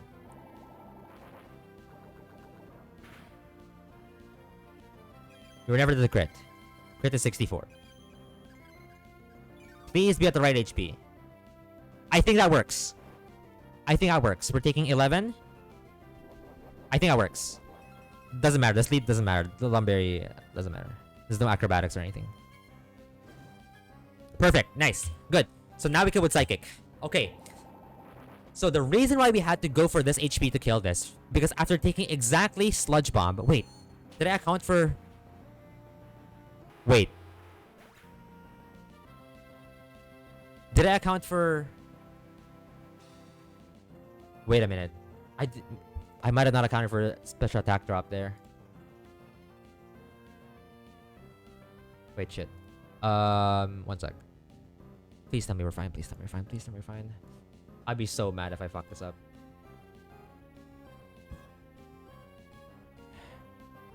$101. Are we still fine?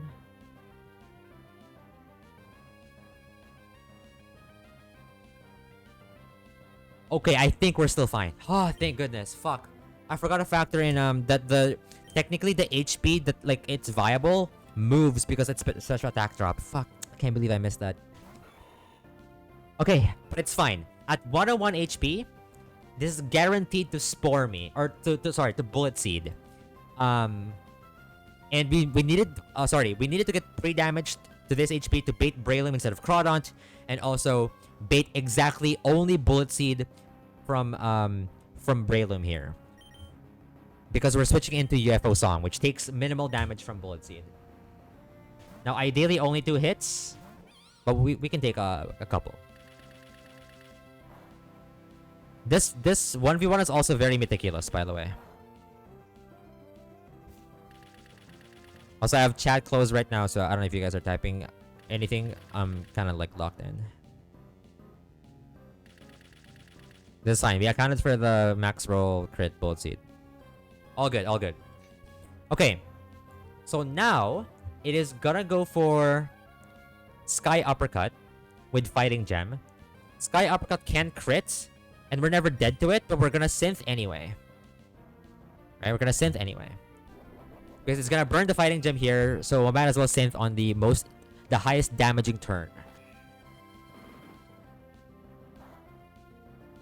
Okay, that's really good. And now there's no Fighting Gem, which means I can now completely wall this. Alright, so now we can click Giga Drain. Crit Sky Uppercut is 68, so long as we're above 136 HP, we can always click Giga Drain.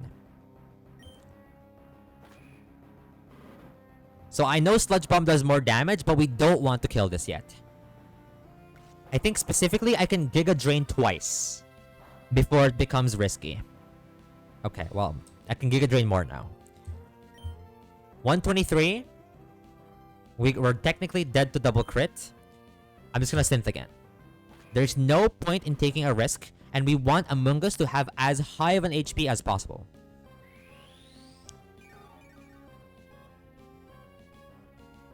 Okay, very good. We're just gonna Giga Drain again. It's worth noting that I should have the ruler up for this fight, because ruler is very important. Okay. Alright. We're still in good HP. Can we Giga Drain again? Yes or no? Giga Drain crit does 37%. It is well above that. We can just Giga Drain again. Yeah. So we're never allowed to double crit here. Giga Drain. Yep, it's fine. Now we're going to synth again. I think from here, we can only synth now. Yes. Yeah, from here, we're just gonna spam synth. Until we use up our Lepa Berry. This is intentional.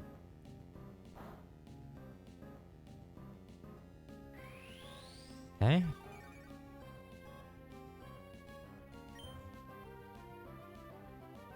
Nice. I think this sets up perfectly, actually. Yeah. Okay. So we're gonna synth one last time, burning our Lepa Berry here. Perfect. Okay, good. This is perfect so far. So now we're at full HP. We burn our Lepa Berry, and now we have no item on Among Us. That will matter later on.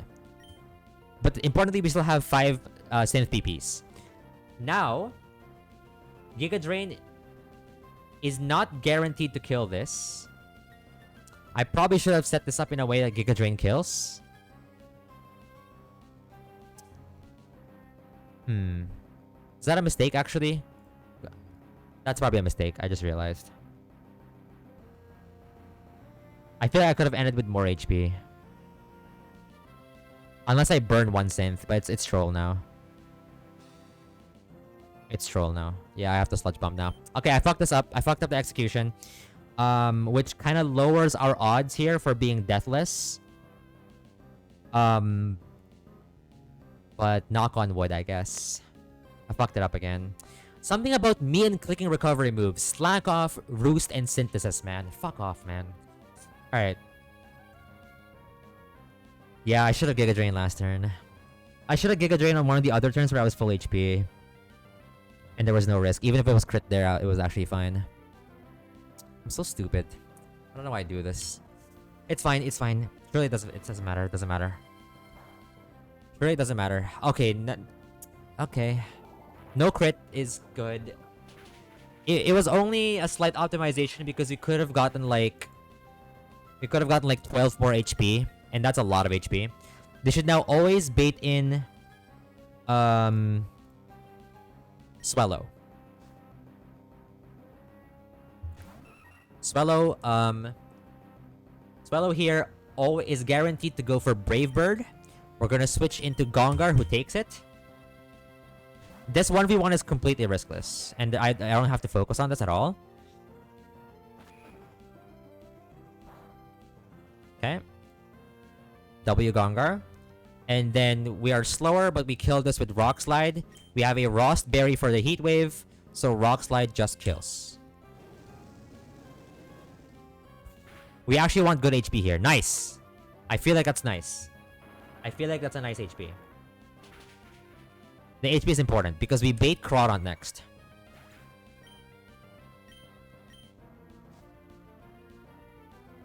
Yes. So Crawdon at 74 HP. Fuck. Actually... yeah. This random move, Crab Hammer, close combat.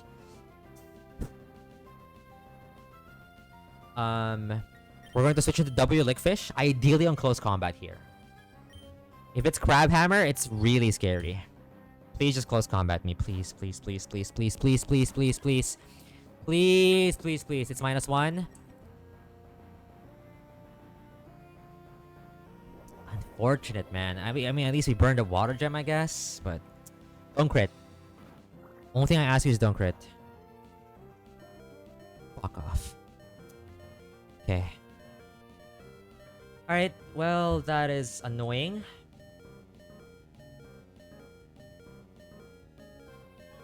That is really annoying. Okay. That makes this fight way scarier now. Literally only Crab Hammer crit. Oh, fuck. And it's just, oh, it's so cooked now. I mean, there's a way to win, but it's way, like, I reduced my odds by not clicking Giga Drain on, like, that one turn, and I clicked Synth instead. And then, so my Among Us has 12 less HP. Roughly. And then I got crit, I got punished, and now Aggron is also worse odds now. What am I doing, dude? It's fine. Whatever. Lock in. Alright. It's guaranteed Aqua Jet at least with no Water Gem. So technically we did pseudo save some HP on Among Us because of this. Now, important to note that we have burned our own item beforehand. So, knockoff takes way less damage. FX Spore is so huge. It is humongous. Oh my goodness. Oh my goodness. I feel like that guarantees a win on Crawdon 1v1. Okay. Hey! Luck is on our side. I think what we do is we're going to Sludge Bomb. It's paralyzed, so technically it can Aqua Jet. Oh no, it's guaranteed to Aqua Jet now, right? Because I show kill to it. Okay. Well, this is free now. Okay, never punish on the Among Us, but we are punished on the Torterra fight. Let's heal up just in case. It's fine. I think what I'm going to do is I'm going to maximize HP. And I'm going to click Sludge Bump first before Giga Drain. Dude, that FX Spore was epic.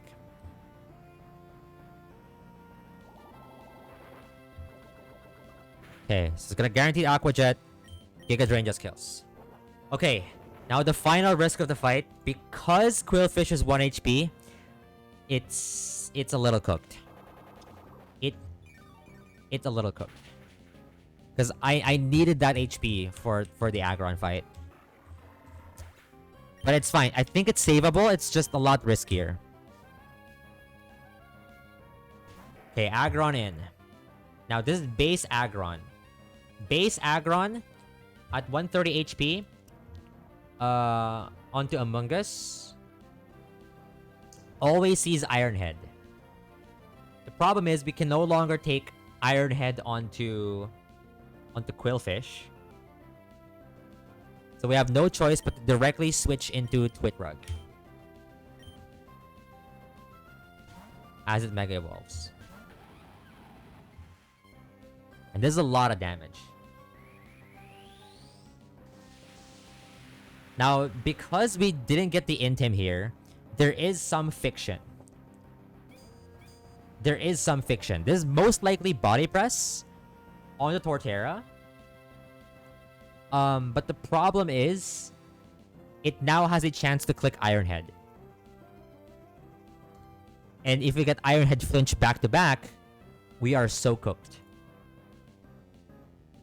So, I'm trying to think how we're supposed to get around this.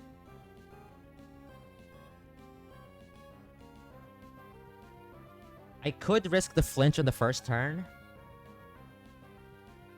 Or I could synth now. But the thing is, I feel like if I synth now, the problem here is that it's not guaranteed what's gonna happen first. It's a speed tie. So it's either I synth first and I take damage anyway, and therefore wasting the synth. But if I growl first, it's kind of fucked up. Because if I growl first, yeah, I take way less damage. But if I growl second, I could be fucked by a flinch.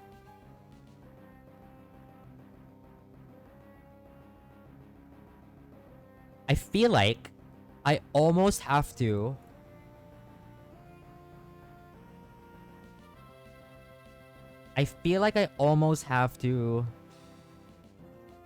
synth until I do a slow synth, right? Yeah, that's a play. Which is risky. But I have no choice. Please be slower this turn. Yes! Don't flinch. Don't flinch and get a synth off. Yes! Okay. Okay. Is that a good HP? Is that a good HP? I think so. I think we can afford to growl now. If it's Iron Head, don't flinch. Or just be faster. Yes! Yes! Yes! Yes, okay. Okay, maybe we're back. Maybe we're back. Okay, maybe we're back. Yes, yes, yes. Okay. It's still a speed tie. We're never dead to body press. We're just gonna synth up. Good. It's never Iron Head now because we got the growl off. Dude, I love this mon, man. Growl is OP. Okay, I think we synth again. Or?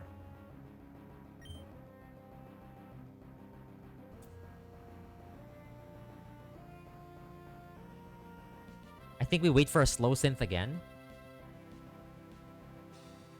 Could this theoretically run out of body presses? I mean, kinda, I guess. But like, not really. The fight should be over before that point. Let's see. I think I hope for a slow synth again. Unlucky.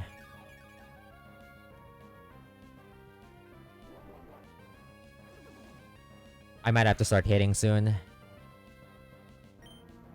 Because I'm burning value. I only have 7 synth PPs left.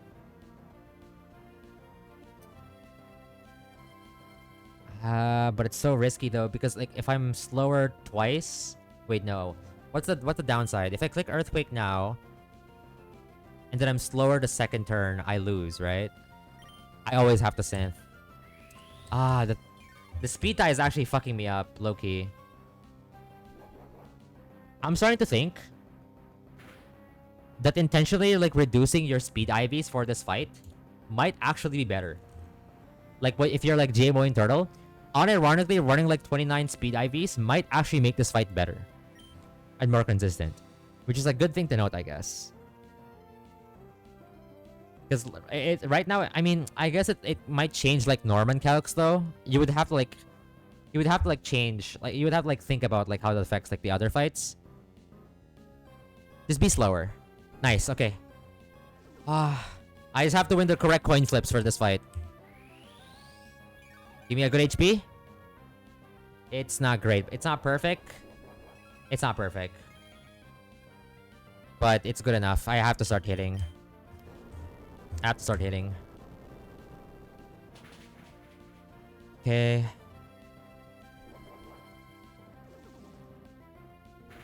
It might actually run out of body presses. We're dead to exactly max roll body press. Gulp. Just be faster now, yes? Yes. Yes. Let's go. Yes. Oh my gosh. Fuck off, bro. Actually, do I always win now? Technically no, because like if I don't have a body press, then I'm risking Iron Head flinch. But I guess it's easier to recover from there, huh? I have to be slower again. The thing is, I burned way too much synth PP.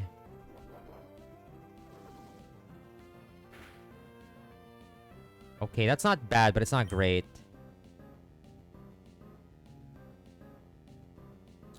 If I synth again... The thing is, I'm risking so much if I don't synth again. Nice! Very good turn order. Yeah, I wonder if you could, like, underspeed your turtle from bag. Because, like, this matchup is really annoying. It would otherwise be riskless if you always move second, by the way. Well, assuming you get an int him off, I guess. So I guess it kind of depends. Yeah, now we Earthquake here. Okay, it's gonna run out of body press. Which may or may not matter, who knows. Okay, last body press here. I guess it can no longer touch Dawn Fan, huh? As well. So we have two options now. It's kind of cool. Now always Iron Head here. Okay. I feel like I have to sin in case of flinch here. Nice, nice, nice. Very good. I think now I auto-win. I mean, unless like I got like Giga Fiction by the flinches, I guess. Yeah, I just have to hit hard. Don't flinch. Okay, okay. Okay, okay, okay. Okay, okay, okay. One more. Just one more. Don't flinch, don't flinch. Yes! And that's Vito done deathless, baby. Let's fucking go. I'm gonna open chat again. Let's go. Bang. Thank you, Wing, for the cook. W Wing. W Wing, WF Export, W Line, everything. W everything. We're past Vito. No way. Alright. Alright, time to run ads. Time to completely cuck you guys with ads now. GG. Wingman pulling up clutch. Hell yeah. Alright, frags for this fight. I gotta take a piss break before I do learn set split. Who the fuck killed here? It was Donphan, right? It was Donphan, Masharna. It was Among Us. I'm now super happy, by the way. I feel like I'm super happy with the run now that we did Deathless Veto. Now I think we're cooking. Agron. Among Us again. And then finally Torterra. Okay, we're finally in a Mount Chimney split or Maxi split, whatever you call it. Fuck off, man. Dude, this game is tense, bro. This game really got me like locking in so much, I swear. I don't know. I don't know if there's any other game where I'm this locked in.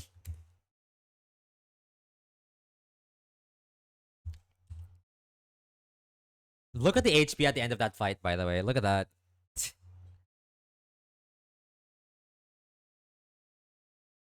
Like, random move Crabhammer crit was such a cuck in the plan. It was so clean. Because we beat Ironhead on Quillfish. It was so clean, but like, nah. Of course not. Of course not. All right. Um, any protect mods in here? No. Hmm. So Costa, Viv. Do I only have 3 protect mons for now? Yeah. Oh yeah, the bear. Yeah, the bear. Yeah, thank you. Thank you. That's actually very good comps. Super important comps. Um, wait, I gotta take a piss break, BRB. My load is about to come out.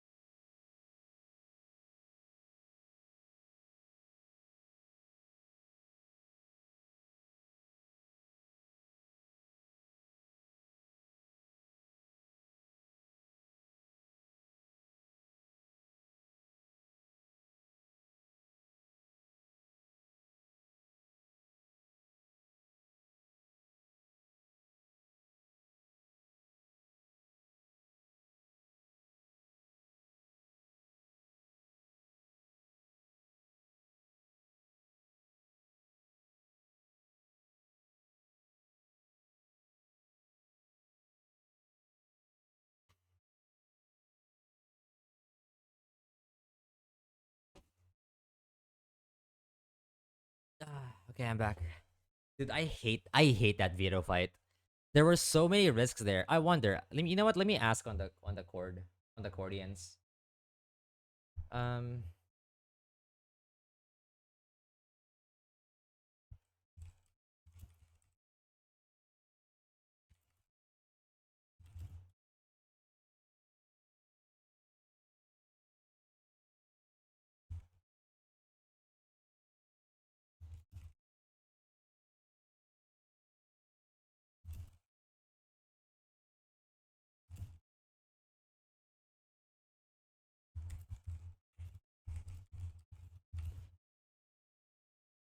for the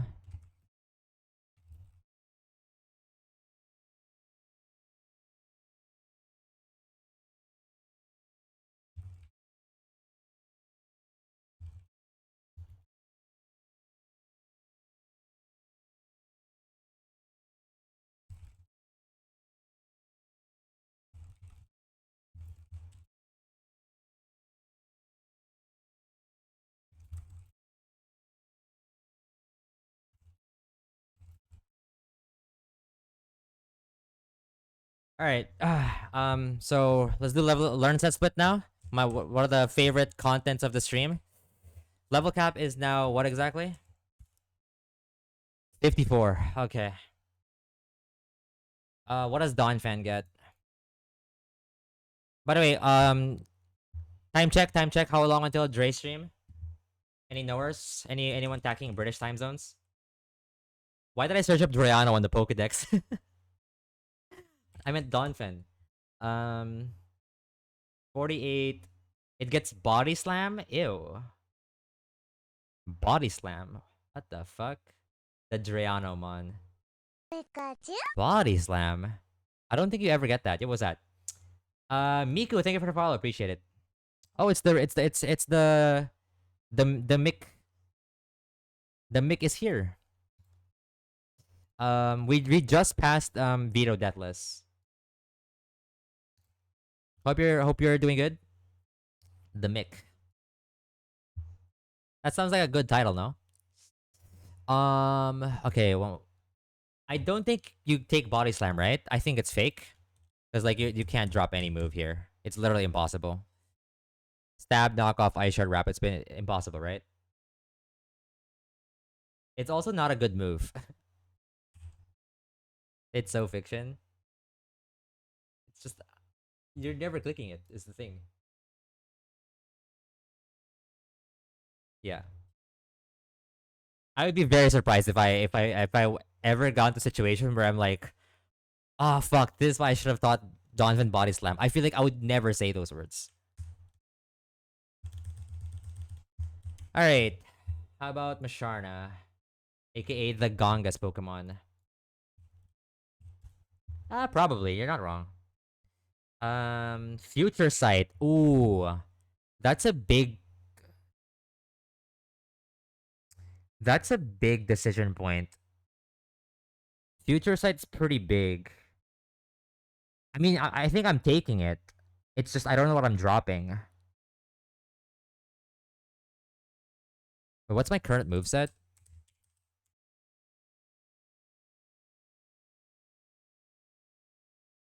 I guess I'm dropping either Moonblast or Yawn. I guess you can delay. Yeah, Future Sight's probably a must. That's has to be a great move. I remember. I think from what I remember, the only reason like Gongas kept Moonblast is because they didn't have any Como answer. I think. Otherwise, they would have dropped it earlier. Was that it? Any knowers? Any ball knowers?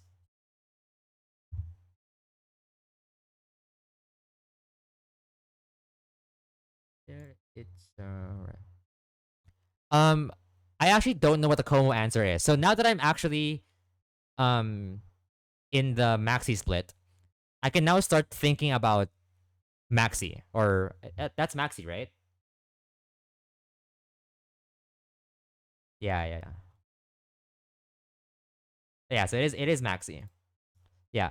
So what are Como answers? Like, do I have one in my box? Like, I'll show you my box right now. Like, do I have one or like well, what am I looking for a Como answer? What are some common ones?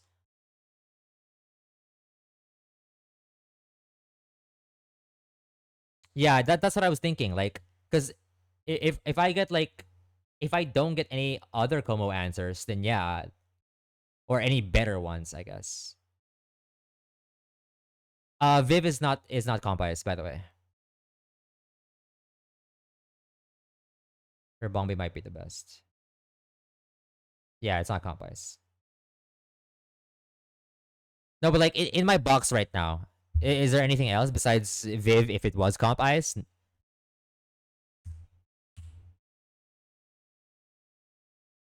I could show the other guys too, I guess. Very much no. Or Bombi or some fairy. Hmm. Okay. Okay. Okay. You might all just kill with Psychic. What do the calcs look like? No, I'm pretty sure you need Moonblast. No? There's no way. Because otherwise, why would Gongas keep Moonblast? I look up Gongas instead of Como. Um, Moonblast 54, right? Yeah, Psychic doesn't do enough. It's a 2-hit KO. It's a 2-hit KO. And I believe you want to one-shot this so you don't get Dragon Tailed RNG, right?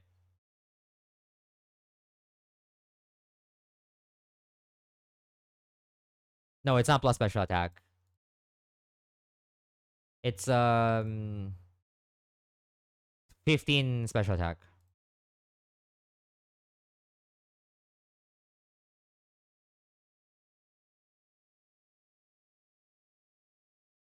Yeah, but what do you call this? Look at this. But Musharna can also technically do this with Moonblast. I don't know if Wise Glass is your best no, you get like Pixie Plate, right? So you get Pixie Plate. Yeah. So Musharna always kills this.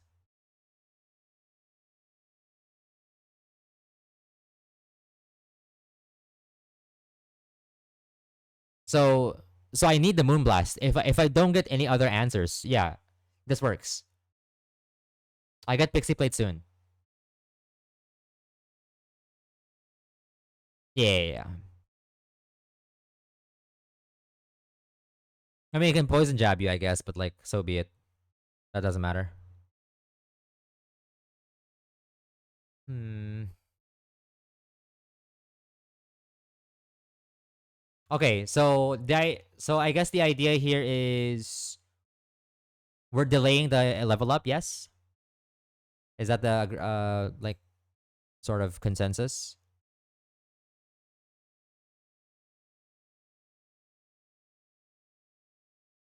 I almost don't see a different way around it. How's the Among Us matchup? Not great. Not as good as not as good as yeah, delay it. Okay. All right. So that means we're putting you in the mix of delayed mons.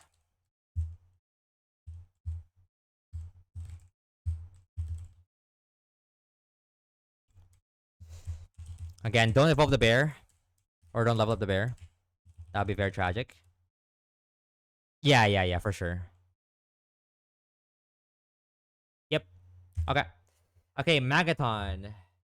Oh, we're almost getting Magnazone, right? I think that's where is that? That's Surf Sim during Surf Sim, I think. Which is not that far from now, I guess, if you think about it. It's still pretty far, but not that far. We're getting closer. Um Oh, this gets metal sound. Holy shit. Oh my god, this gets metal sound.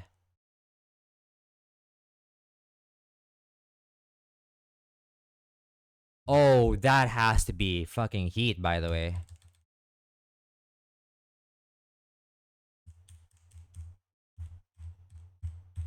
Oh my god, this thing has to be the most broken move here.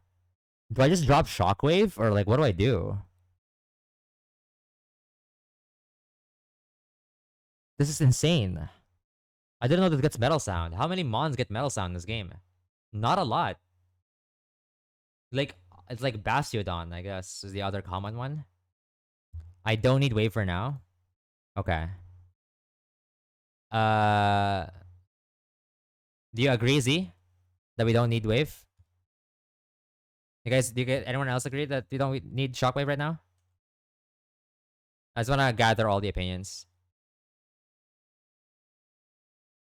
before you actually need a no miss electric move. Oh yeah, is it for? Wait, is it for Aqua Hideout? Yeah. Hmm.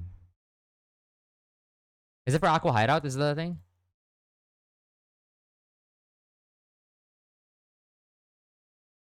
Game Lilikov. Okay. Dude, Metal Sound is great. It's one of my favorite moves that I've picked up from.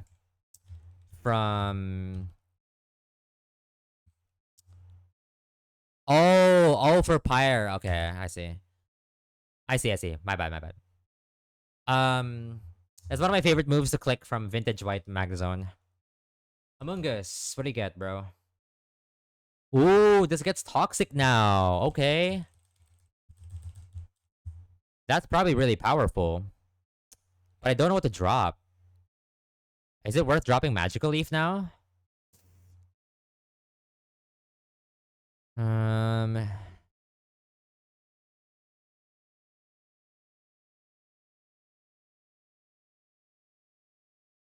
Big girl, Bobby World. Hmm. Feels tough. Like, fully accurate toxic seems really good.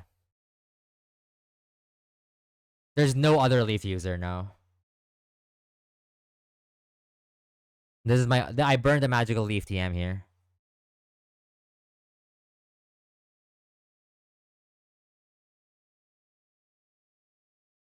Is there like an upcoming guy that I'm clicking magical leaf on? I did. This might have been better to delay. Well, too late, I guess. I mean, okay, wait.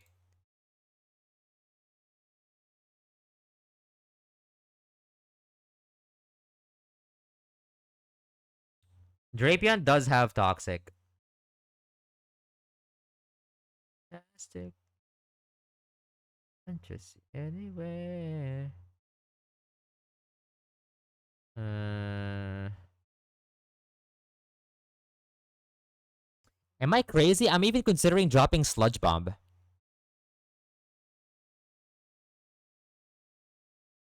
No, there is another toxic user. We do have Drapion.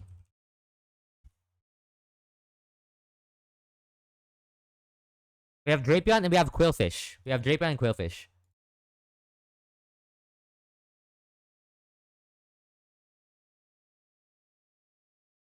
But like it's different because this is toxic with healing.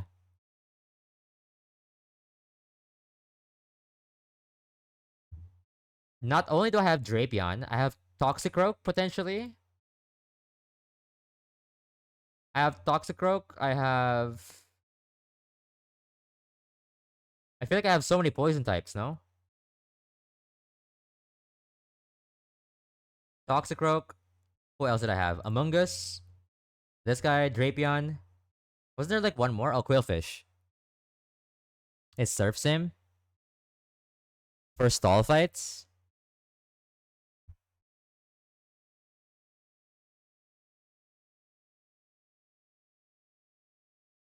Hmm.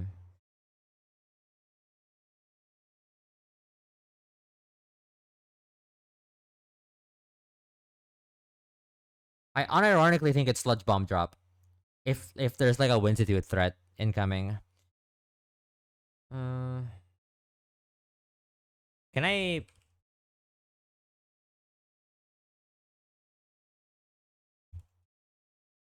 Clefable maybe? I guess I should have looked at the I should have asked first before committing to a level up, but it's whatever now.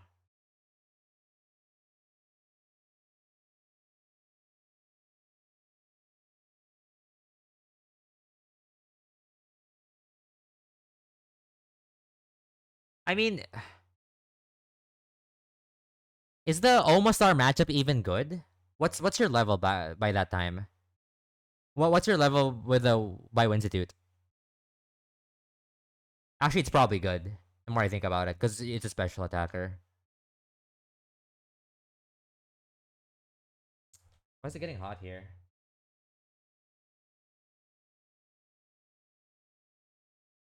64? Oh yeah, it's very good. Regardless if it's 64 or 65, it's very good matchup for it. Yeah. It's 65, yeah. Yeah, it's a very, very good matchup.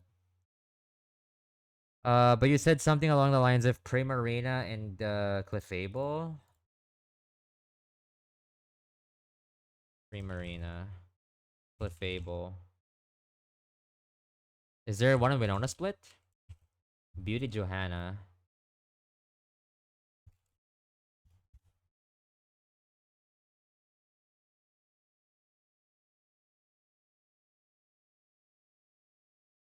Oh, but Giga Drain suffices in this matchup though. I mean, if you're ever sending this matchup, yeah, it's probably Giga Drain anyway. But I feel like this matchup's not even that good. Low key, the Primarina.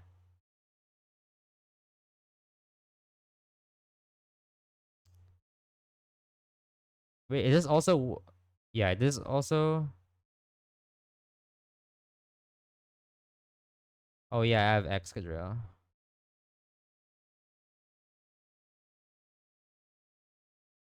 Okay. All right.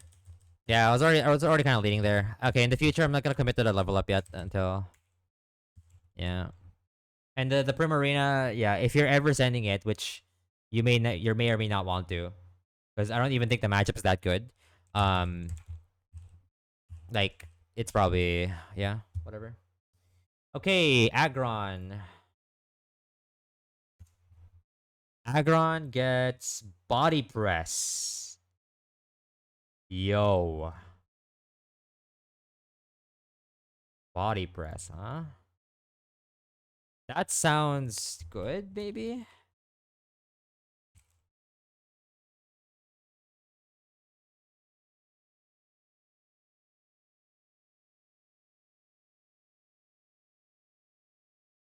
Yeah, that does sound good. Let me just I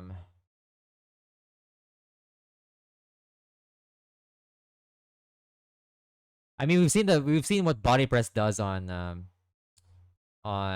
fucking Vito, right?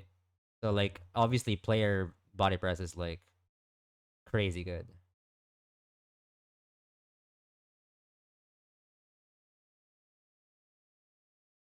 The question is like what I'm dropping though.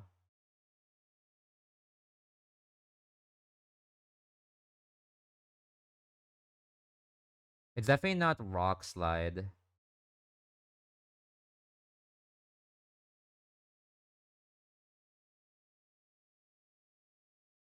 You also get heavy slam pretty soon, huh? Uh, yeah, so you're definitely getting body press. So I can commit the level up. It's just a matter of what I'm dropping for it. Hmm.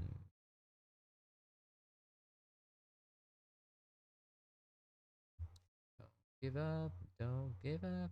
Double edge, but doesn't it have like doesn't it have like rock slide or sorry rock head value, or you think it's not necessary?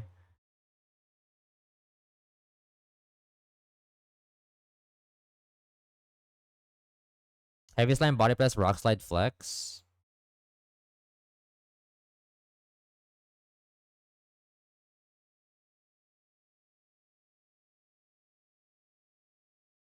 I guess bulldoze is a better flex slot in that context. Um, I suppose it just isn't that impactful. Um, I mean, I believe you guys. Like, I do believe it. It's just are usually one sided.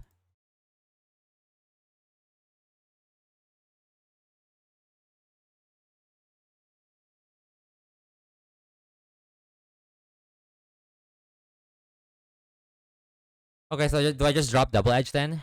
I mean, 'cause, like, I mean, I could like run around and like um research some more. But if you guys both agree that it's just double edge drop here, then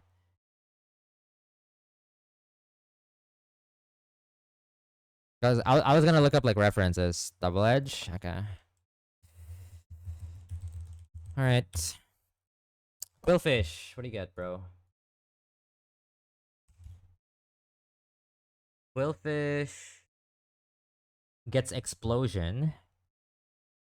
Yeah, I can see why it would not be worth. I just didn't want to miss on anything, you know, in a game where it's like permanently you permanently lose moves or unless you have to scale them.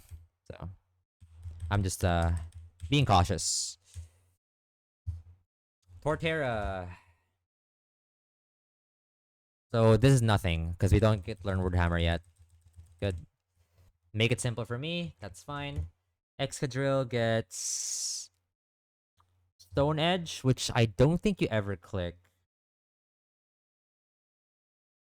I don't, or rather, not well, not so much as clicking it, but I don't ever think you even want it. I mean, I guess you can drop Brick Break for now and just like see later on, right? I think the play here is drop Brick Break because like Stone Edge might be good for like showing kills, right? And Brick Break is always a shooter move. This feels like an easy Brick Break drop. You get high horsepower soon. Okay. All right. Okay. Those were easier ones. So kind of like that. We need to get the honey. You get honey right now, right? Yeah, yeah.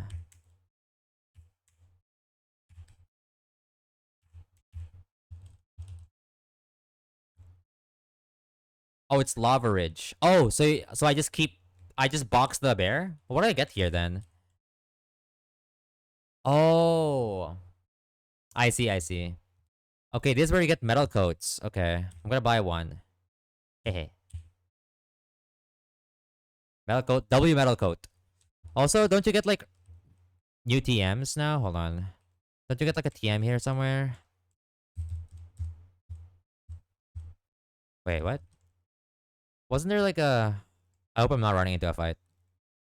Okay. Wasn't there like a... I think that's it. Earth Power TM, right? Yeah. And the next TM, the next item is after the fight, I think. Yeah. King's Rock for good luck.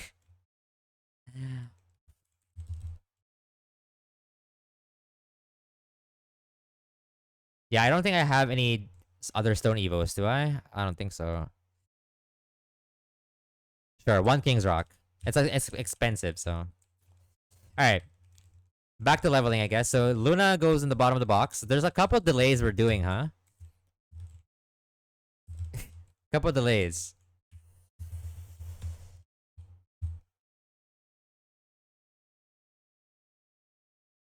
Um, it's okay. W lying. All right, what does Ankh Grope get? Toxic Rope. 48. You can get Gunk Shot. Uh, Gunk Shot, really?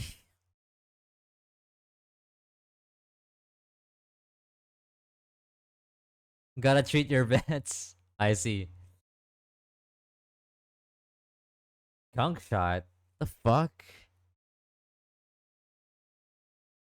I mean, I do have a spare slot here. Look, I do have Cross Shop, but I feel like I'd rather keep Cross Shop, potentially. If it's between Cross Chop and Gunk Shot, I don't know. The fuck do I even... I feel like I'm not clicking either. But like, which is... I wonder which is more valuable. Probably Cross Chop, right? I don't know.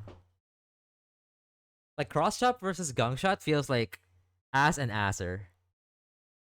You just pick one... You just pick like which ass you wanna like take.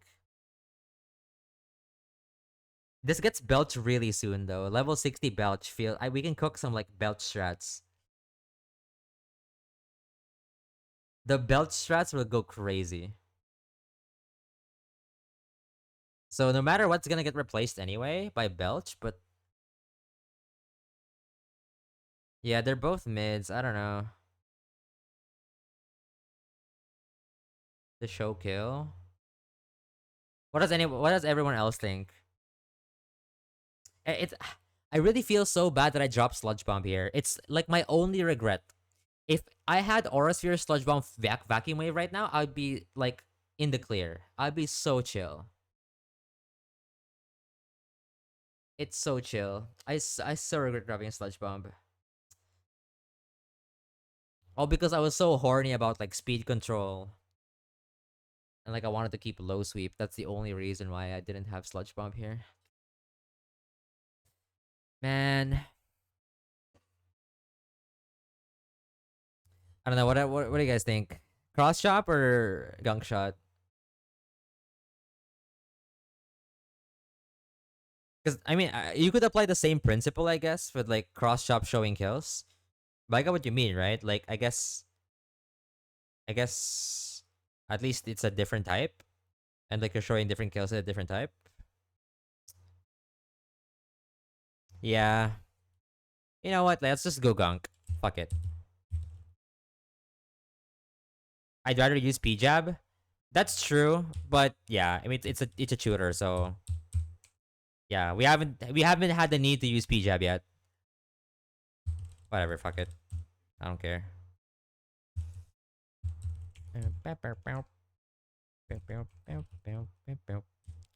All right, what does Gerb get? I have like a Sui.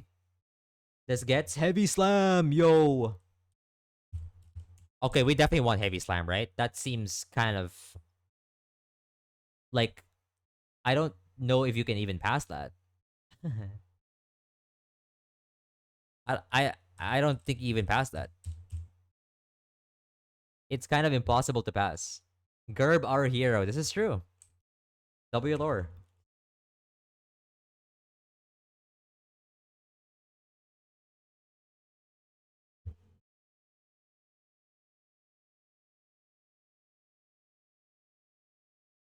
But the thing is, I don't know what to drop. Um, is it? I mean, yeah, it's like crunch or heavy slam. I think probably.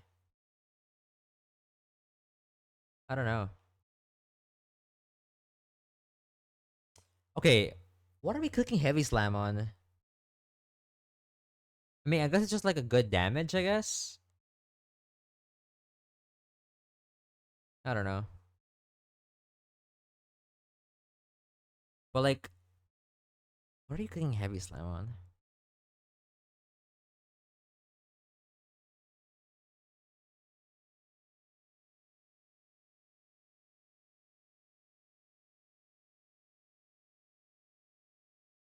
Rock types?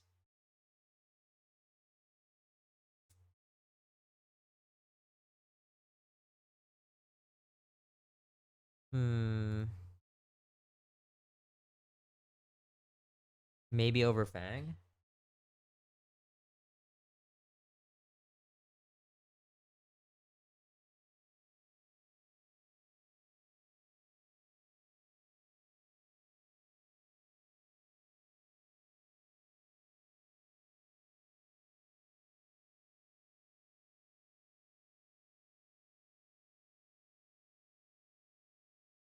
Alright, sorry. My brother ganked me IRL, and my brothers got me food. Aw, wait, that was so nice. W brothers. Yeah, yeah, yeah, yeah, yeah. That's why I kept Fang.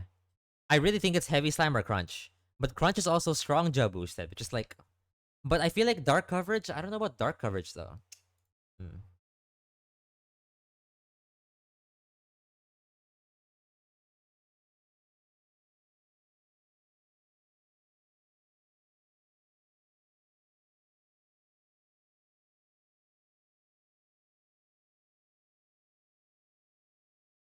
This feels like a hard choice.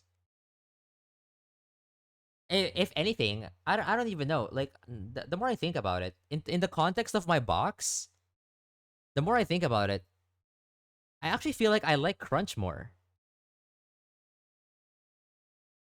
No, like I only have like what? What are my dark moves in my box? Knockoff, and like crunch, right? I don't have a whole lot of like ways to deal dark damage. But meanwhile, I have like all the fucking steel types in the game. I'm only missing very few steel types.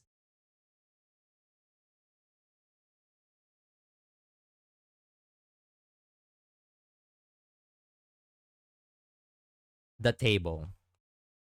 I know, right? Which makes me kind of lean towards keeping crunch. Does that make sense? Because like, ain't no way you're dropping anything else, right? Avalanche, Ice Fang, Rock Slide. It feels like they're like Giga Lock. You know? I mean, at some point you get Avalanche Shooter, I guess. But like, that's like late game, right? That's like Giga late game. So up until then, I can't really drop anything. It's also Strong Jaw. Yeah, if it wasn't Strong Jaw, I'd just drop Crunch altogether. Like, it would have made it easier. Also, I'm opening chicken nuggets right now. Yeah, yeah, yeah. We are considering that. TNL?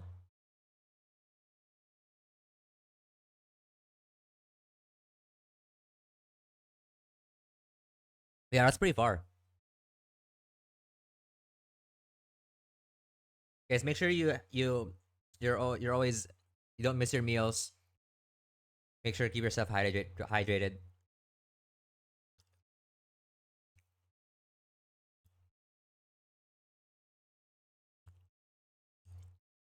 Really, not crunch?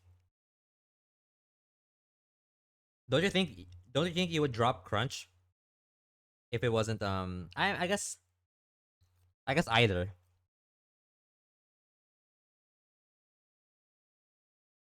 Technically, would drop either because you get icicle crash soon anyway.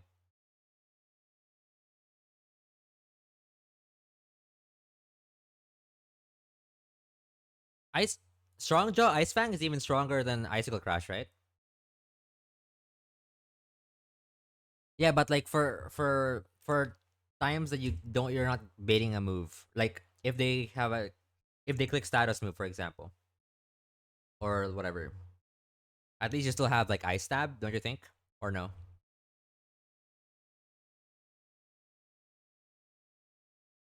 Strong Jaw.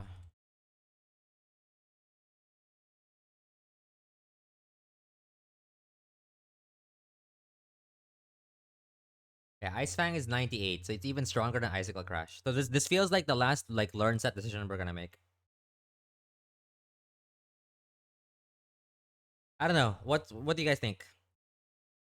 I think we keep Crunch and drop Heavy Slam. Actually, even though it sounds troll,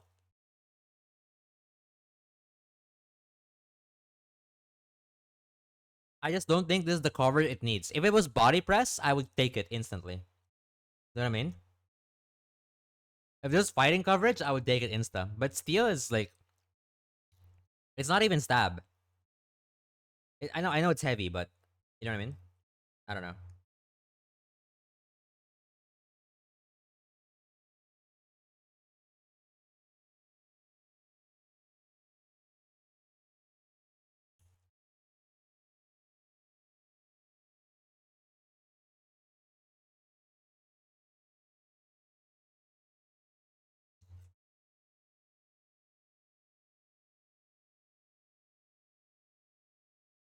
The thing is, I don't know anyone else who has this data anyway. I feel like I'm the first guy.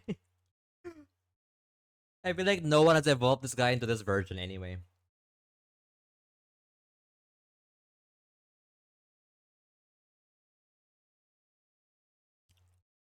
I think you have ice, Ruben. The normal one, not the Hisui one. I literally don't. I feel like I don't. No one else has this guy.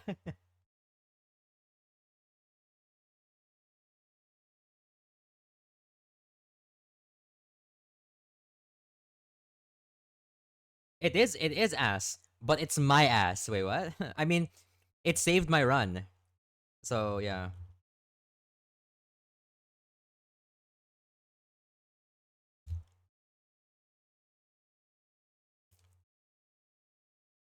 yeah. For exactly Norman's Pidgeot, it was the goat.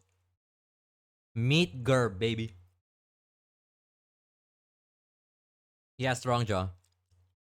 Surely I get crunch, right? Sorry, I don't know if you guys can hear me chewing. I'm trying not to chew on mic.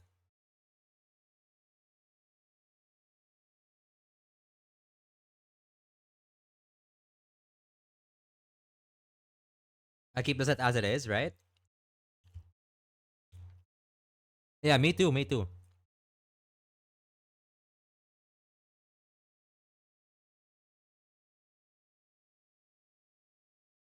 I mean, didn't we just teach Heavy Slam to... Oh no, we taught Body Press, never mind. Does Aggron get Heavy Slam? Probably. Yeah. It gets Heavy Slam next cap. Holy fuck. Yeah. So, I think surely by that time, that Heavy Slam is relevant, we would have Aggron Heavy Slam anyway. So yeah. I think in the context of everything else in our box, I think we drop Heavy Slam. Even though it sounds kind of ridiculous, and it's a good move, I think it is the correct play. Alright, what does Size Method get? This gets Hydro Pump, which is useless. I mean, I guess I teach it over the flex slot, I guess. Drop Ice Punch. It is a shooter, yeah? Yeah, okay. Alright, Demure Goat. I believe this gets Spiky Shield now. Which means we stop leveling it. Yeah. Okay, but this is a hard decision, by the way, isn't it? Look at this. What the fuck am I supposed to do? To be fair, I haven't clicked Eerie Impulse in a long time. It might actually just be Eerie Impulse. Or maybe I drop Iron Head.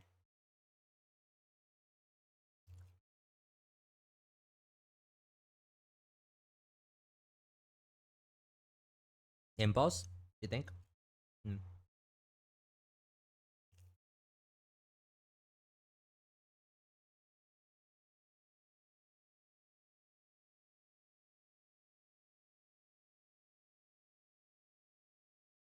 Yeah, I'm super excited to use this because it has fake out Iron Bar with Spiky Shield.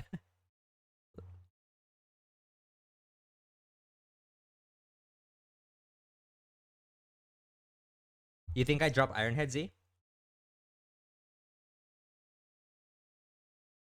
It is my only fast Iron Head user, I guess. So it does have a niche. But it's also my only Eerie Impulse user.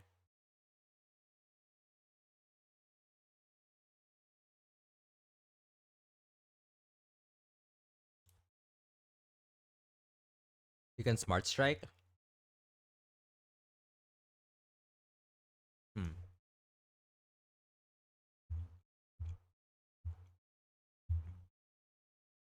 Okay, can I think for a bit?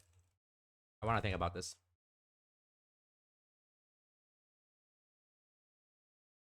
I want to like. I mean, I'm definitely clicking Zing Zap. There's no way I'm dropping Zing Zap, by the way. You cannot convince me to do that. Hmm. Should be a TM you have or get soon? I forgot. I forgot. I might have already have. I might already have it.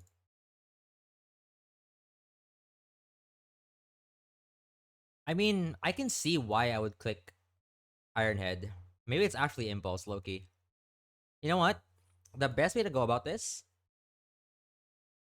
I feel like, is I should look up people who kept Impulse, right? I should look up people who kept Impulse on their Togis and then see what they did. Yeah, probably.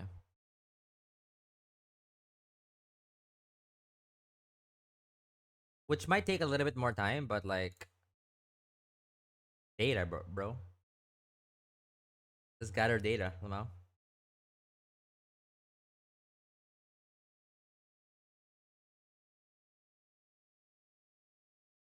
Uh, okay.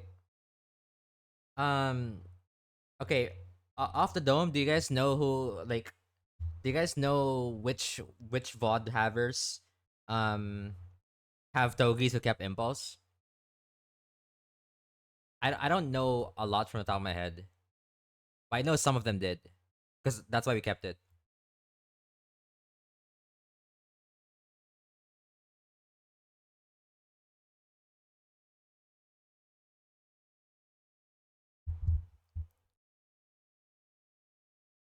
Okay, what about this guy? Yeah, that's why I'm considering keeping it.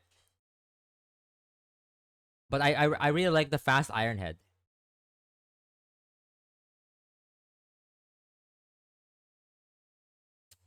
Okay, I saw one person drop Eerie. But actually, I technically didn't know if they had Eerie beforehand. Maybe I'm chatting. I could be making shit up.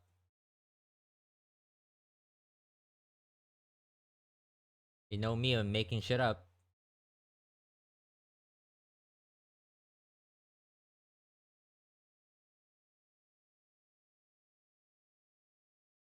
Hmm.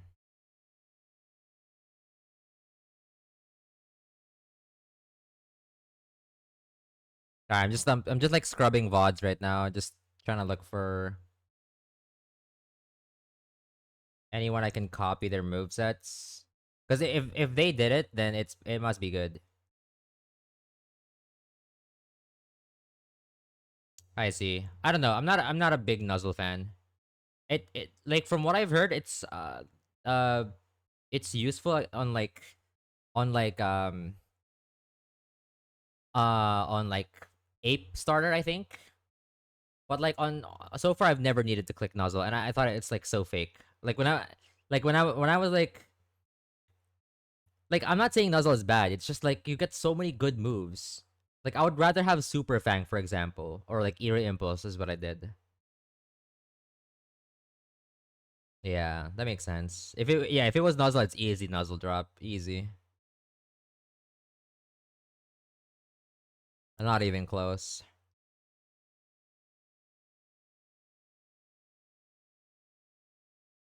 I literally cannot find, bro. Togedemaru, please.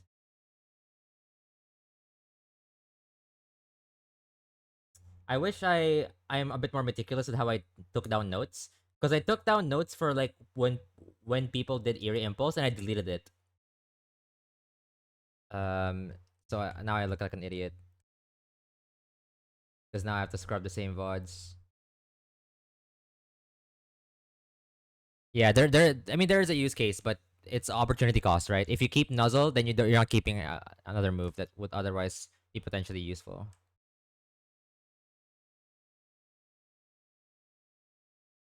Well, in this case, I'm doing more of like a case study version in that um I'm trying to look for. I believe there's like two people that I watched that kept Eerie Impulse on their turtle or on their Togedemaru, and I want to see where that went. Did Pichel have a Togi? You guys know?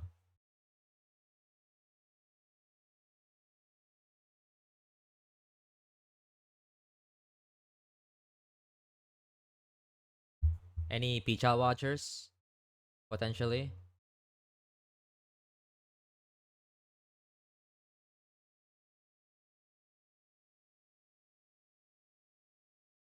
I don't think they had Togi.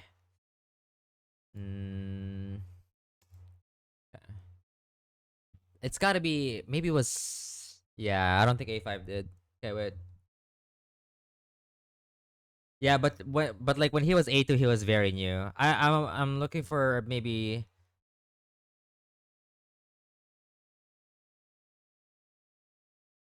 Uh, it's got to be someone else. Because I didn't take Eerie Impulse like on my own accord. I literally copied someone else who did it.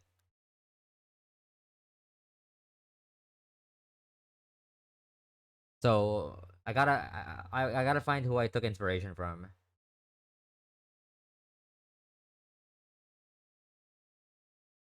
It might have been, fuck. I'm opening up so many bots. um. Oh baby, baby. In the meantime, we're kind of jamming right now, right? Let me increase the. Yeah, turn that shit up.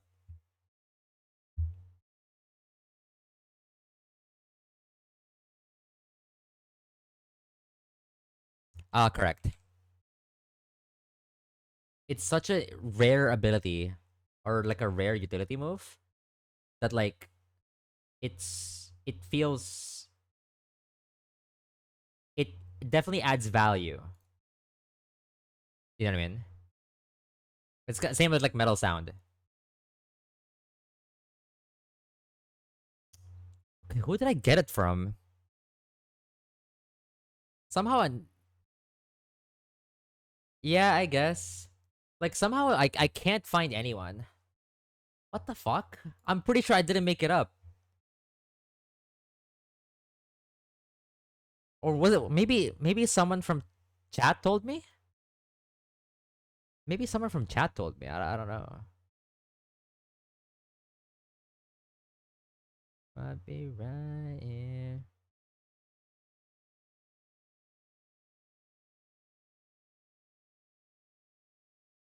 Yeah, it's pretty good.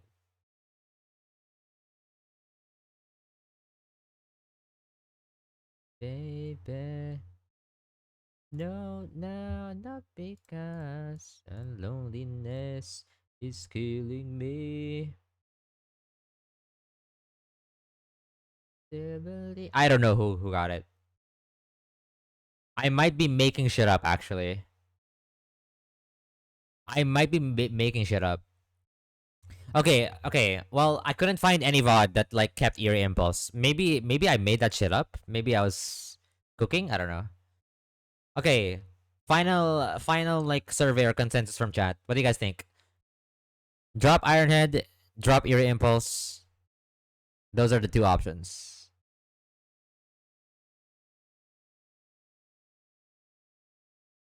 Like, what would you guys do?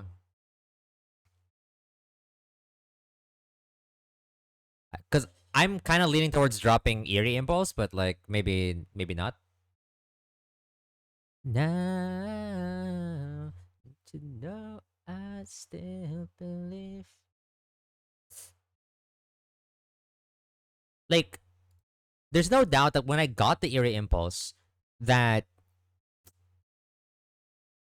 um that it had some value. But now, I remember clicking it. But now, I wonder if like there's some value to it now. Is a thing. Hit me, baby. I mean, yeah. I mean, I have a feeling, but I don't know. I don't know what you guys would think. Essentially, I'm still gonna decide on my own. But hmm,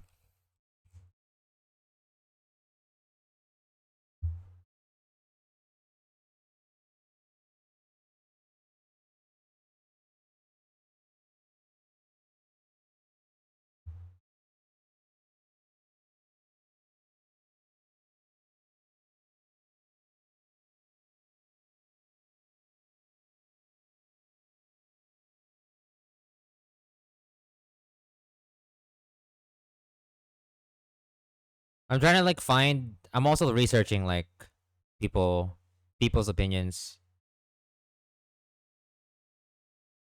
potential for funnier lines. Hmm. Okay.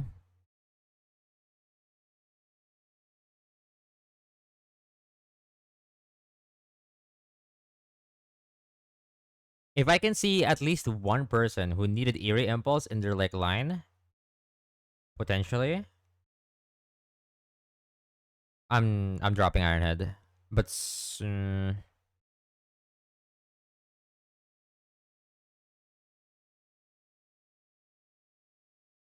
that I can't seem to find anyone serious. Like there has been people who claim to use eerie impulse, but also at the same time, I don't know. I keep the other opinions to myself, I guess. Okay.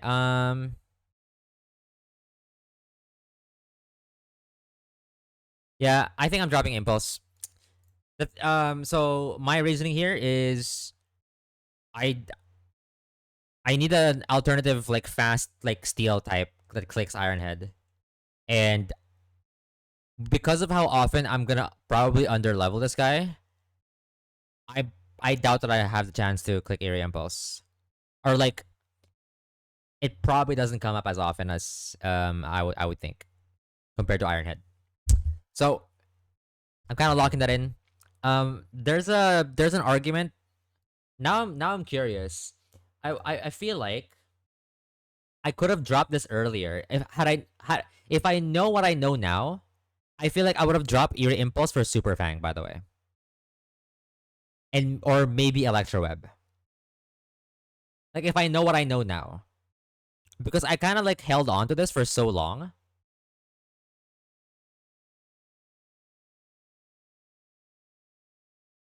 Yeah. Well, actually, wait. No, no, not for Super Fang, but like I would have considered dropping Eerie Impulse for Electroweb,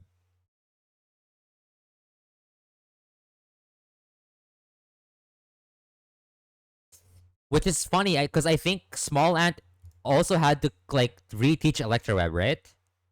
Didn't Small Ant like had to reteach Electroweb for Togi? I think I kind of remembered like watching that live. It's like I think All right. I think like oh sorry you heard him. I think he said something like or one of his chats said, "Did you keep Electroweb?" Okay, teach Electroweb. And then like when he looked into it, like you did have to teach it. Where was it? I remember watching that live and I'm like, oh my god, this is so funny. I know, but it's like limited. It's like limited until Lily Cove, right? So obviously, if you could save the TM, it would be kind of nice. Oh, I remember why I didn't keep Electroweb because my Magaton has Electroweb. Ah, okay, so that's why I kept Eerie Impulse. So yeah, this is the only time I could have dropped this. Yeah, yeah, yeah. I remember my reasoning now. Holy, wait, I was kind of thinking back then, huh? Ah, not bad. All right, I'm dropping Eerie Impulse. Might be wrong, but I'd rather be wrong, I guess.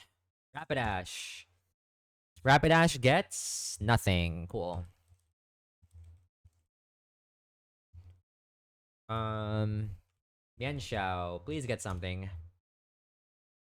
Up, up, dual chop. Oh, dual chop focus blast. Now we did see focus blast coming into play on Peach House run, but that was kind of a meme. That was kind of a meme. Dual chop focus blast. What? I feel like I take none of those. Am I crazy? Ain't no way. What? The fuck am I clicking dual chop for? And I mean, focus blast shows kills, but like, don't I just aura sphere then most of the time? Like, it's not that like crazy. Dual chop has to be fake, right? Yeah, man. I mean, to be fair, he did say he was steering, right? He steered because he lost Corviknight or something. But like, what the fuck, dude? Why do we have Focus Blast? Oh, because I think he thought over Aerial Ace or something. I don't follow that. I didn't follow the run. Fake out plus dual jump on Garchomp Blilico rival. I feel like that does no damage. What's the cap there?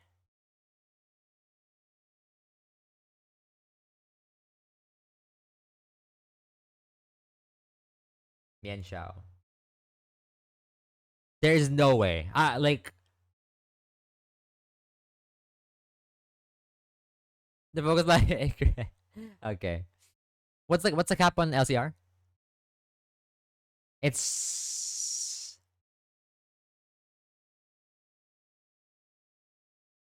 73 maybe? It sounds like 73. 76. That has to be fake, by the way. Like, from my head calcs, there's no way. Yeah. Not even close. Not even close, Z. I mean, what's your item here? I guess you could technically have Life Orb. Not even close. It's so fake. Even if it's 76, it's so fake. Ain't no way you want that. Winona?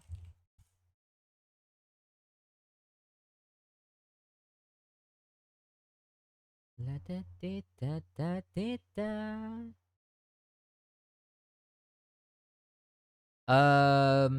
Who am I targeting with dual chop?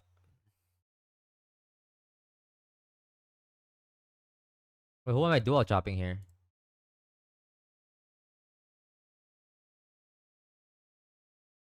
Oh, you meant like, oh, you're mentioning caps. Oh, you're mentioning caps. Yeah, dual chop has gotta be fake, and then focus blast is also fake, right? I'm sorry. I don't think we ever use focus blast at all. Turn on the radio, dance this radio now. Yeah.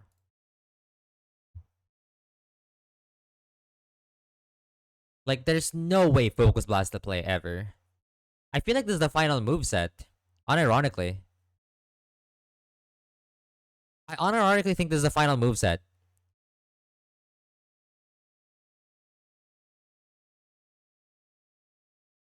Is it not? Cause like,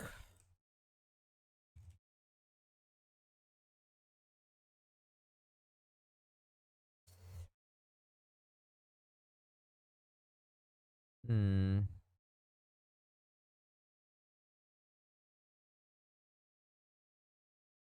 defog to hit focus blast.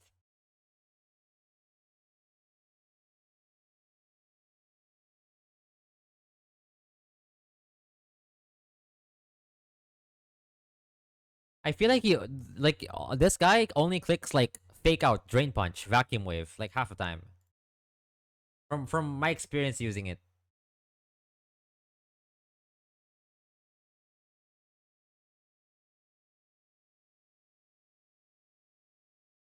I don't know.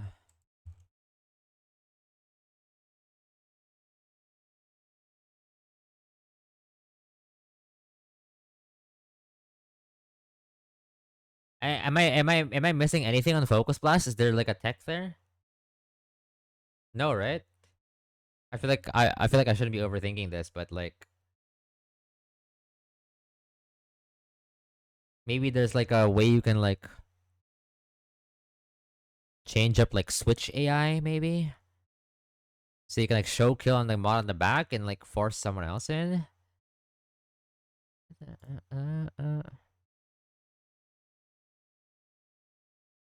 There's just no way, no.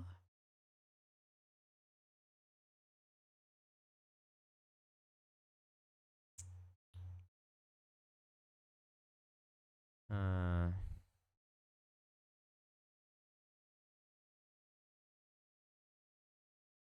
well, no, well, I don't think we're ever clicking it, but like, are we ever learning it for like anything?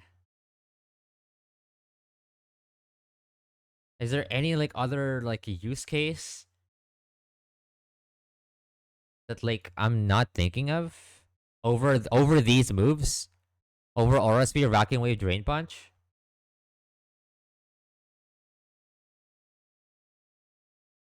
Mm,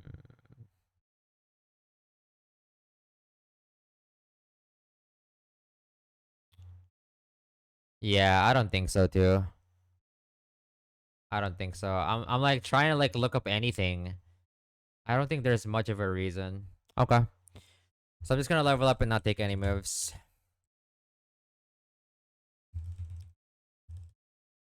Okay, note to focus blast because we're not Pichal. We are indeed not Pichal. Yeah, but like I highly doubt it. You know what I mean? I feel like there's other ways to like play around that.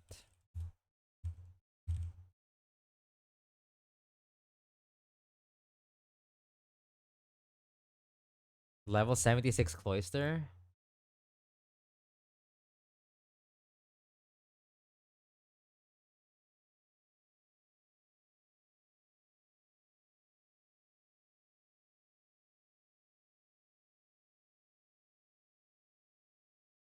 But I just killed this aura sphere. And also, it's not like it's yeah.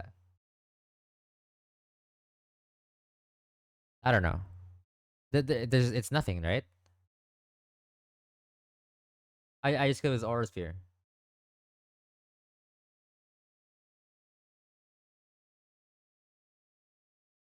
What about Drapion? Oh, Drapion gets leech life now, right? Yeah, I get leech life now. Okay. What was the tech here again? Did I note this down? I didn't note it down, but I believe it's over X scissor. I believe the only flex slot here is Scary Face. I see, I see. Thanks, Z. What was the moveset again? It was like Toxic, Leech Life, Knockoff, Flex, maybe? Or?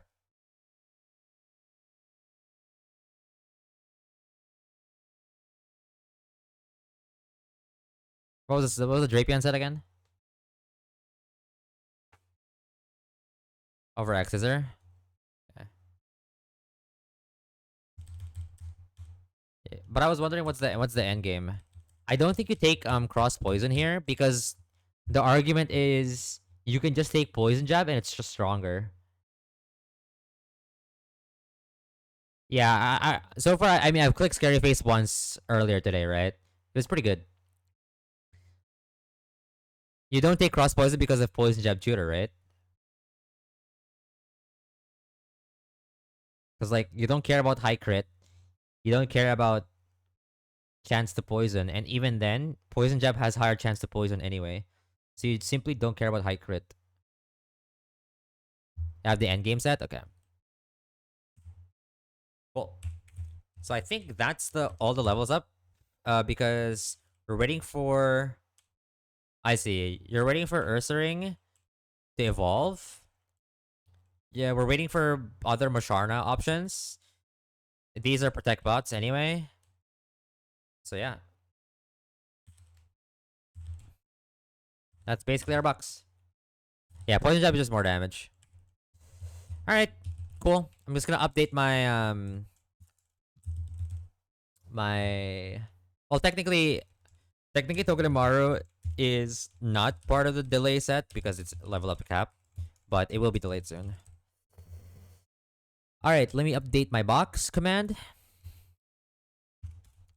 It's been a while since we updated this.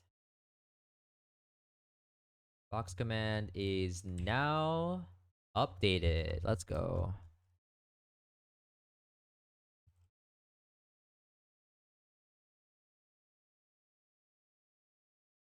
Well, from the discussion in the cord, I think we're delaying what's the route? 114 until we need it because it could potentially be used for Galisopod routing. So our next encounter is probably until oh wait, no. Oh wait, you meant Fall Arbor. Sorry, I thought you meant 114. Yeah, yeah, yeah. Oh, we got an encounter. Oh fuck. My bad, my bad. Sorry, I was thinking about 114. I thought there were no encounters in between. My bad, my fault. Sorry, sorry. Yeah, I'm okay with Gramble, but I would really like an Azumarill. Like any fairy type. Any fairy type would probably be okay. Yeah. Okay, let's actually think about what we want from this table.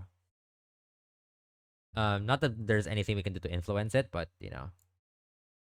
Basically what I'm thinking is here's my mindset.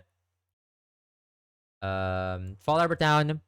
Um, I think among the fairy types, I don't see Granbull being that much useful, but it's still a fairy type. I won't complain too much. Um, Clefairy and Azumarill are exciting.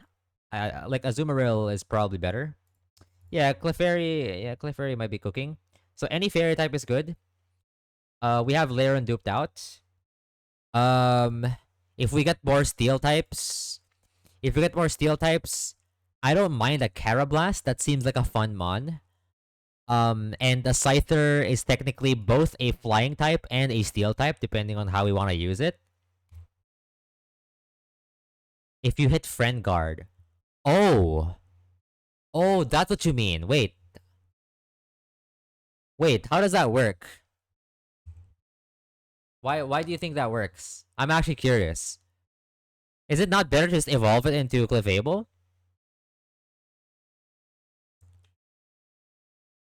What's the Friend Guard tech?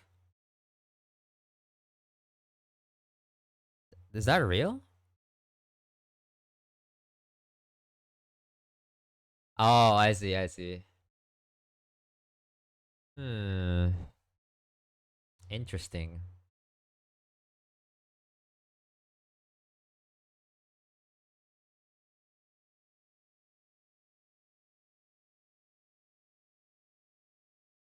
I think it's like I think that's an overcook. No? I think the friend guard thing is overcooked. I mean, not only is it a 50-50 ability, but even when you hit it, it's like I don't know. Yeah, I feel like Carablast can potentially cook. I haven't used it in a Nuzlocke, I think. So kind of fun. I kind of feel like I'd have fun using that, even though it's another steel type. Um, but yeah, I think what I really want is Carablast, Azumarill, or Scyther. Um, I think the worst pull we can get is Copper unironically. It's just not a steel type that I don't like, that I think does anything unique in my box. Other than I'm more willing to sack it than any other steel type. I guess. Yeah, only for my box. Because like, yeah, if it was anything else, yeah. Otherwise I would like be like, yo, Copper Rod is kind of fire. But here, not too much. So if we're counting strictly, I mean, if we're counting strictly what we don't want, it's only Copper Raja, which is like with dupes, roughly 22% of the time. So we have a really good chance of it hitting something that we are either okay with or we want, right? Like Carablast, yeah. Like we can mid roll, we can high roll, ideally avoid low roll here. Okay. I'm a little nervous. Um I really hope I get out something good here because I feel like my box is like not bad, but I feel like it needs a bit more, you know? Like to propel myself to breeze through mid game in some way, if that makes sense.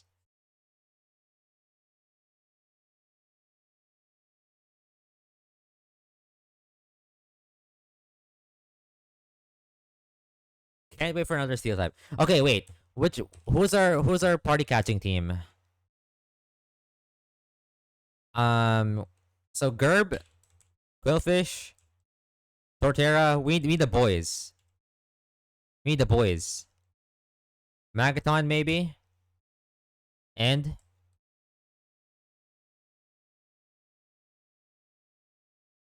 Demir Goat. I think that's gonna be our squad. I think that's gonna be our squad. That's our catching team. My goats.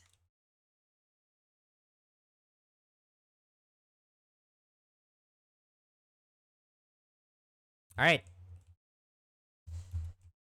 Uh I think we led Quillfish, right? For Meat Gerb. Meat Gerb was our Quillfish was our yeah, I guess it would depend on the stats, but yeah, it's yeah.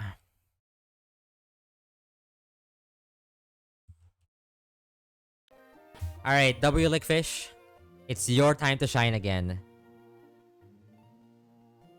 Axelgor? I don't think you even get Axelgor in this patch. You get Carablast. You only get Carablast. What do you mean? Do you mean like a different route?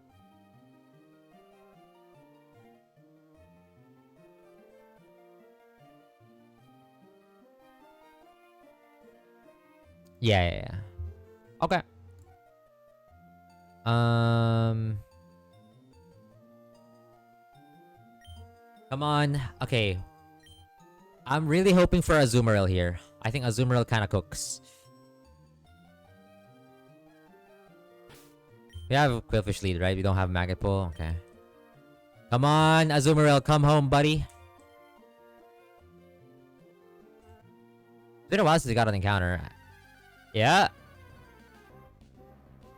Okay. That's a fairy type. We've secured our fairy type. We've secured our fairy type. We will take that. We will take that. Alright. And it's a cute one.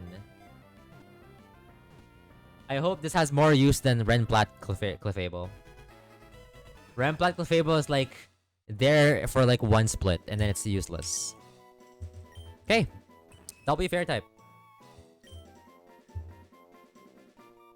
What are we naming Clefairy? Again, our nickname theme is anagrams. So what's an anagram for Clefairy? Or Clefable or Cleffa?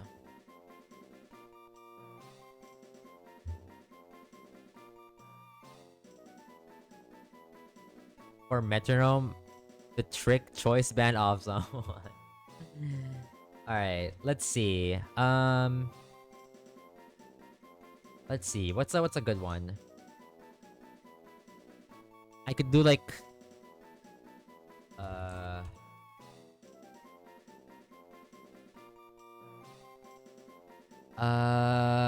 hmm. What's a good one?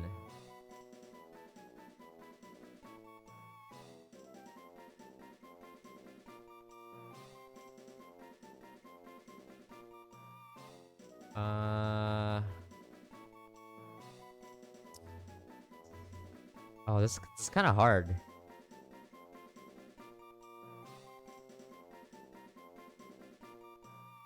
Uh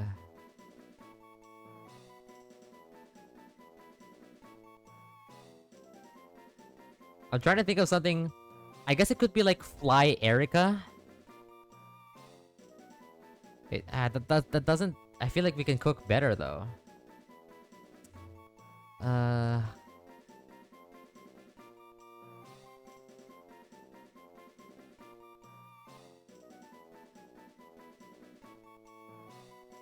hmm.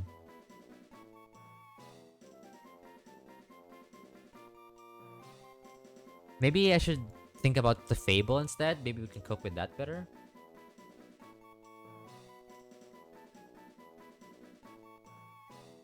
But like, there's also like kind of nothing. You would think with these letters, there's like a something that comes up.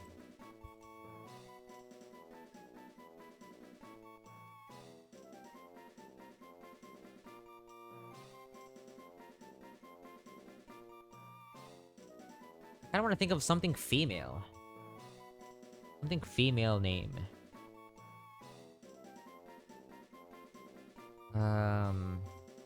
But like, there's kind of nothing besides like Erica. And if it's Erica, it's just Fly Erica. Which might be the best thing we have. Is there anything else?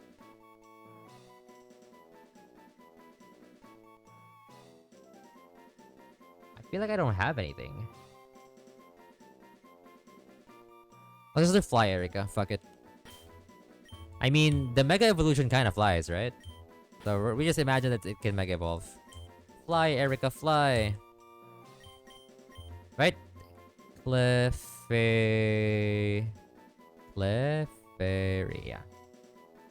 Alright.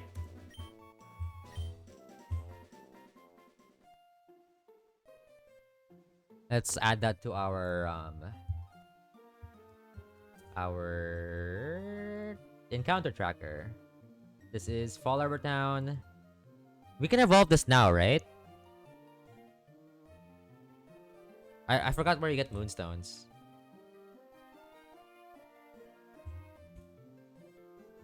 Rice fly? Yeah. It's pretty rough. Is there any delays for this, I wonder? I see, I see. Okay. Pretty cool fairy type. Again, I'm not gonna complain. It could have been like, I don't know, something else. Oh, but I don't think it's here. I think it's like Mauville, maybe? It might be Mauville. Let's check the IBs. Wait. Did I write it already? What was I said I was doing? I said I was writing in the encounter tracker.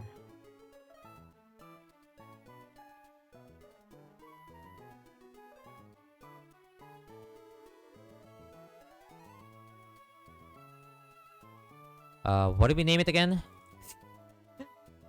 Clefairy. Fuck, I literally just said it earlier. What did I say it was? Oh my god. I feel like I have brain damage. It wasn't Rice Fly. Fly Erica. Fuck. Clefairy. Fly Erica. Sorry, I don't know why I forgot. I don't know why I forgot.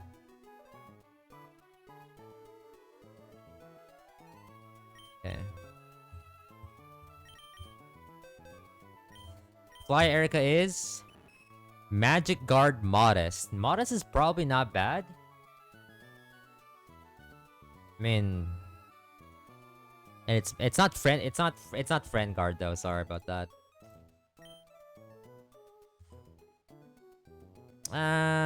Okay. Well, I mean, I mean,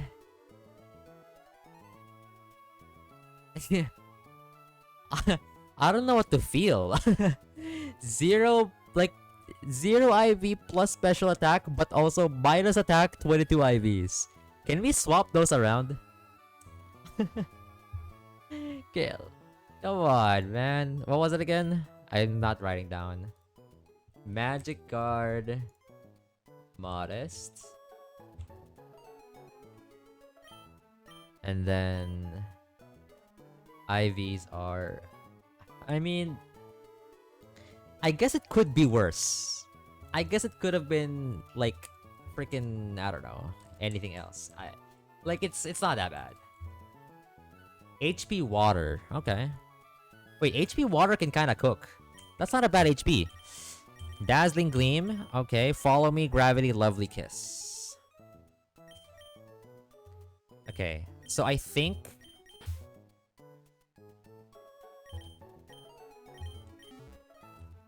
I think we should go ahead and buy the stone first.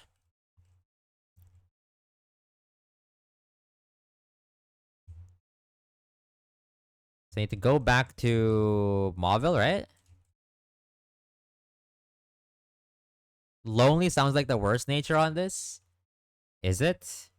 I feel like it would be something like Jolly. I feel like Jolly is kind of like you're depressed, no?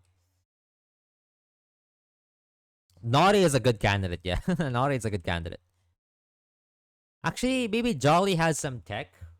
Does it get Encore? It does get Encore. Yeah, never mind, never mind. It does get Encore. Okay, I didn't realize it gets Encore. Hmm. Okay, so yeah, so Jolly is not that bad. Yeah, it might have been like yeah, it might be like adamant or whatever. Yeah.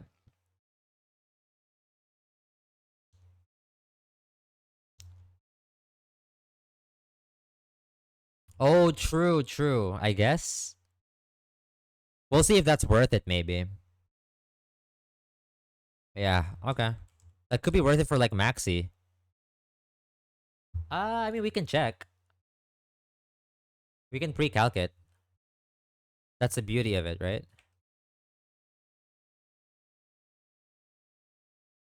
Unless JPN can scary face and then bait body press. Oh, like you mean like switching it in. Hold on. Let's not guess. Let's not guess. Let's try to calc it.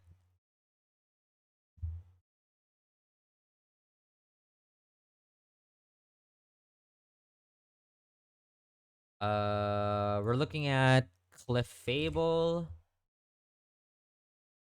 55, right? With Moonblast, was it? Yeah.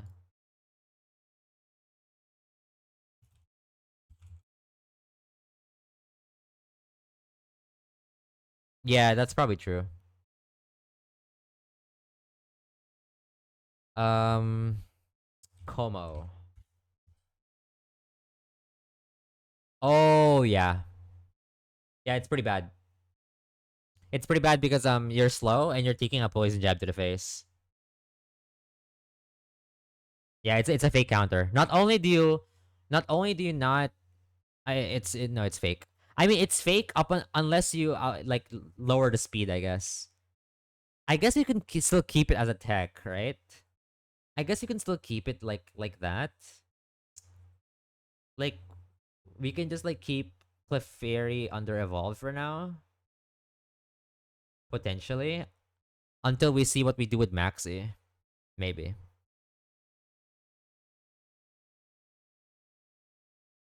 I think that's not a bad shout. Yeah.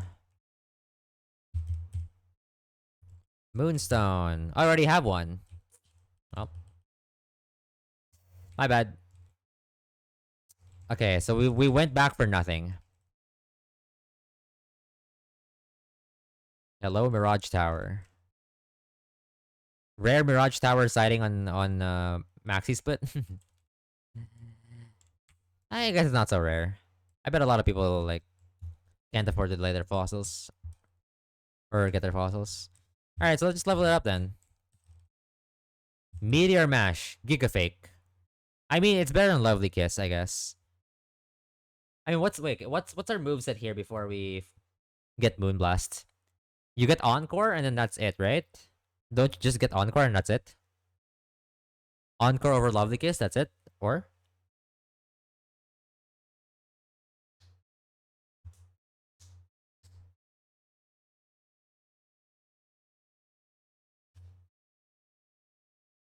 dude, if those plus speed, I could see it cooking actually.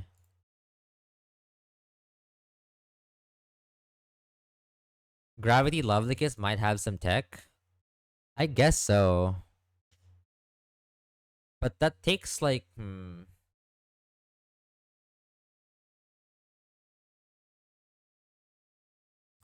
I don't know who has Clefable on their runs.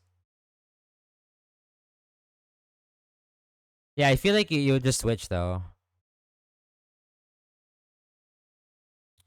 I mean, no matter what, you're never getting Meteor Mash, I guess. BHL A2. Oh, was it A2? And is there anyone else who has is there anyone else who has Clefairy on their runs, on their winning runs that you know? Oh yeah, yeah, yeah. Buy one mil.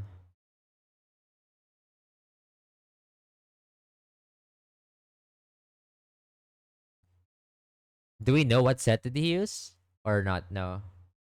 I guess I can like look it up.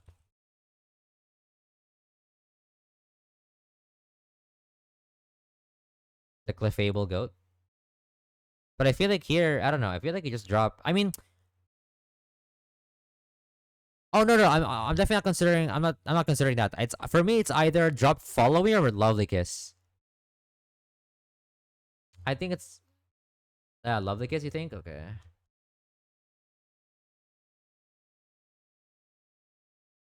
You keep Follow Me. Oh, okay.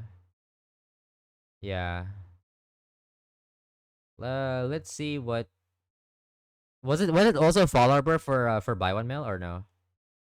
Do we know?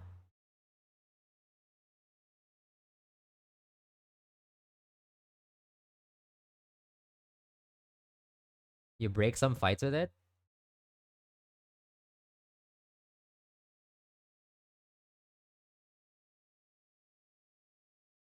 Okay. The question is, will we ever see it come in a fight?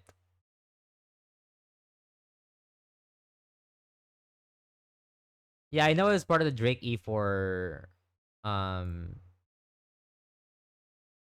Drake double seems ambitious though for me. I don't know. That seems kind of like terrifying.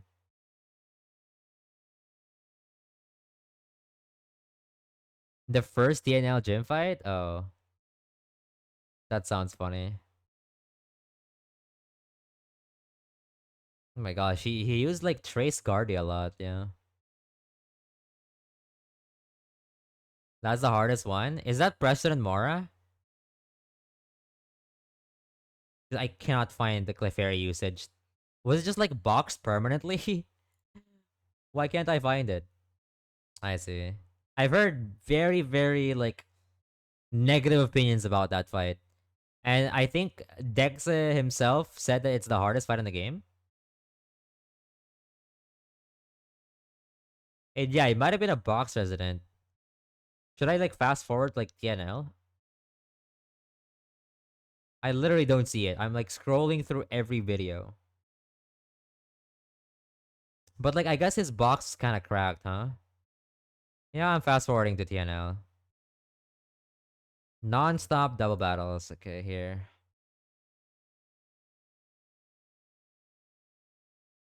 I don't think he even used it. Did he? No, he probably did. If he said it breaks the fight, he probably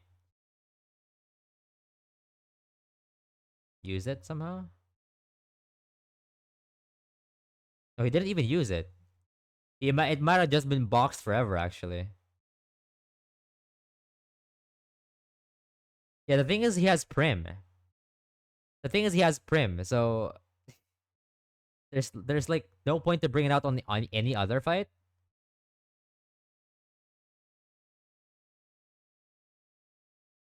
Yeah, yeah, that's true. I guess I was kind of just like doubting whether Clefable is bulky enough. But I guess it is. Yeah, technically it is.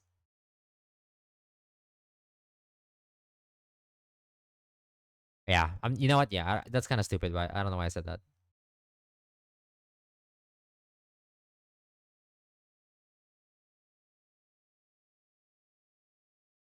Um,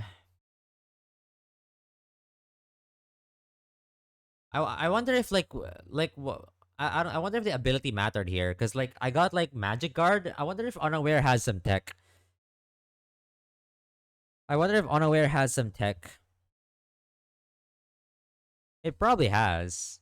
I just don't know which one is better.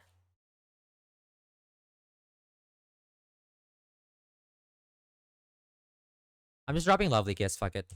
I'm thinking way too much.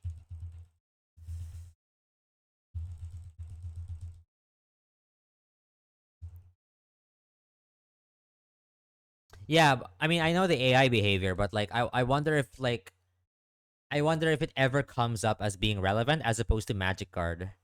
You know what I mean? On specifically Clefairy. Because like I'm not sure how many people like get Clefairy. So alright, well this probably sits in the box again.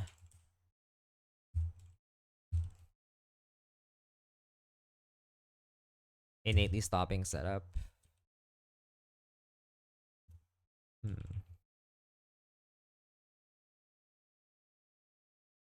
Yeah. I was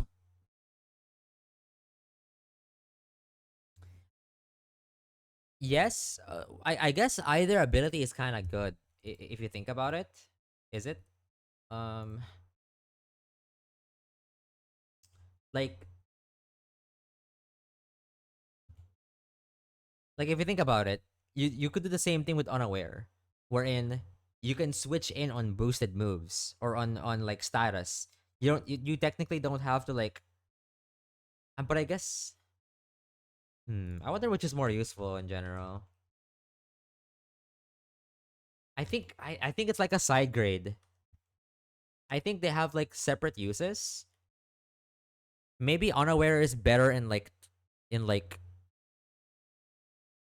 uh I'm trying to like think about like when unaware comes up more than magic card. Because yeah, magic card is like yeah, you can go like non-status move. But like what if you want to bait status move? Then unaware is kind of good with it, right? Because like you can technically guarantee like offensive setup, right? You can guarantee offensive setup and then like maybe switch into Clefable and maybe Clefable can 1v1 from there. No, like let's say like you pre-sleep or you pre-freeze, right? And they set up on you, and then you switch. You switch to Clefable, and then maybe that helps the Clefable matchup. Maybe you know what I mean? Maybe I'm chatting. I don't know if it's real, but perhaps no. Yeah. I wonder which ability is more useful in the long run. It's probably Magic Guard because I guess so. I guess so. But I wonder if it enables like a 1v1 that Clefable does not want to switch into attacking move. But then again, yeah, into attacking move. And at the same time, you don't want it to actually deal boosted damage for you to 1v1 it. I don't know. It's probably like super niche. Eh, it's interesting. Anyway, let me update the export again. Like you know what I'm talking about, right? Like I'm not like I mean the thing is I don't know any much about the later parts of the game, so I don't know.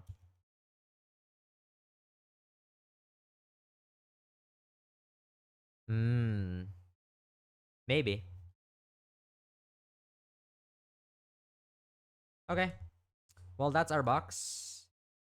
Box command is updated as well, and I guess I should update everything.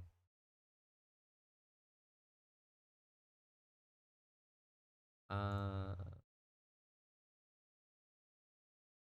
all right. Yeah, the Como is still not looking great. I mean, I have Musharna, and Musharna does suffice. Um, so I'm not like super sad. It would be worse if I didn't have Musharna, right? It would be worse. Okay, is Dre live yet? No, he's not, right?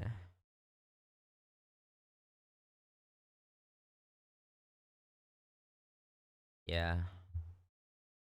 All right. Dre hates us, unfortunately. GG, bro. GG. Okay, I mean, again, I'm not complaining. We have a new favorite type. I Hey,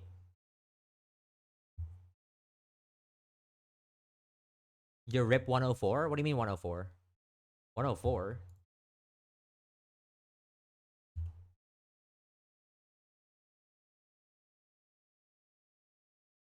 Oh, 114. I mean, we don't have to yet, right? We don't have to yet. Like, we're keeping it as an option up until we really need it. Cuz like what like why are we ripping 114? Why are we ripping 114? Like, are we just fishing for a Bombi?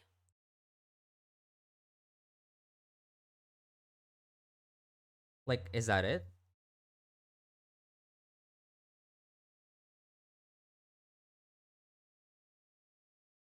Talonflame? For what though? For what?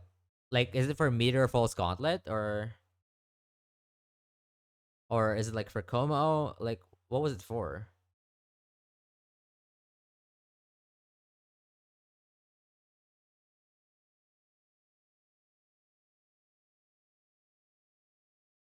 And tab one easier?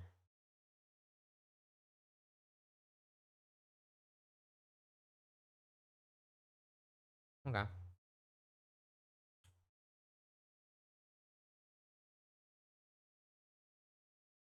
The sweep? What's the sweep? Like a literal sweep, or like, how does that work? Oh, like you stack rapid spins probably. Wait, what the fuck? Is that real?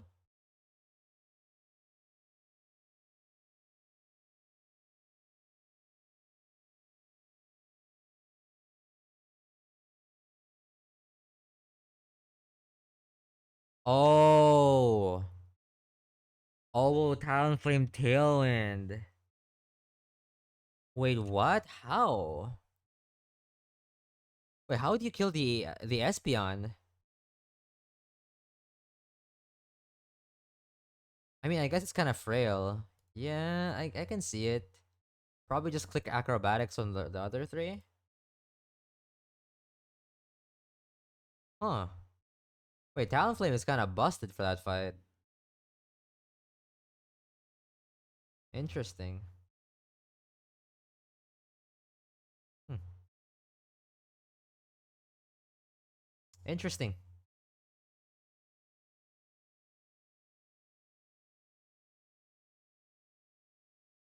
Very interesting. All right, I guess well, Dre's not live yet, so I guess we're yeah, the Durant answer to, but we'll figure it out. Like, I'm not gonna pull a route um unless like I've looked at everything and like it's looking like sus. Like, we haven't even looked at it yet, so I mean, maybe it's obvious for you, but I don't know. Yeah. All right. What's the first fight? It's Picnicker Charlotte. Let's try to do some fights before Dre goes live, because I do want to watch that stream. I'm still not too tired, I guess.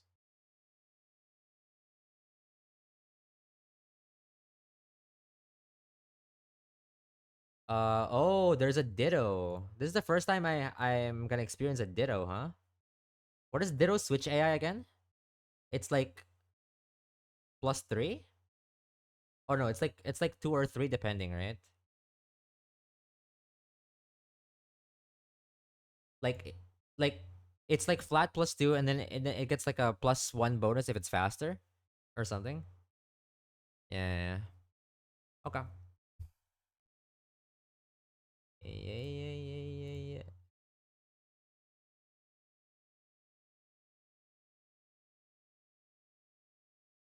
Hmm.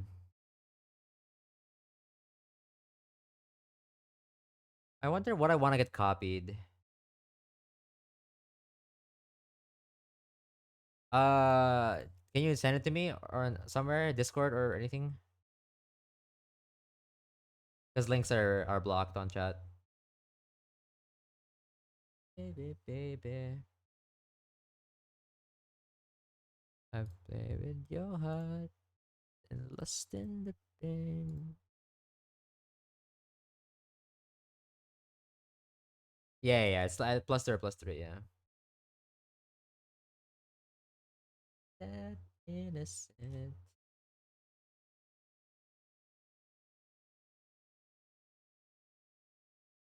Huh. Okay, so the tricky part here is like navigating the Ditto, huh? I see why this fight could be a little interesting.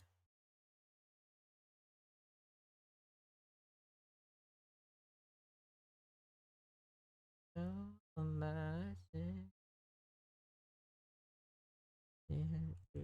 Maybe I can kill with Agron, and then I switch it to someone like Torterra. Yeah. For her, get a lust in the game. Oh baby, baby. And then for Leafeon.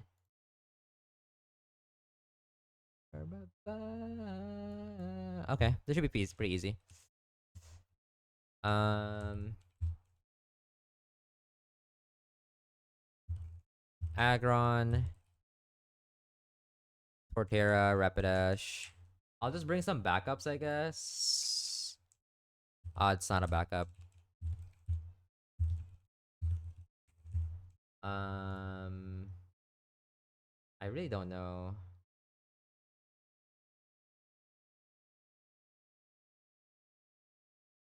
I did it again.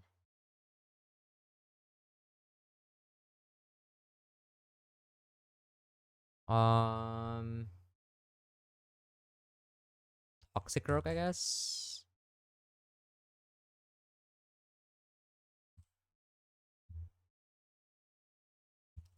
I play with your heart. Lost it.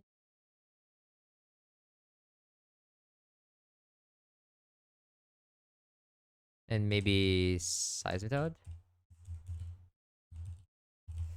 All right. First fight into Mount Chimney Split. Pretty hype.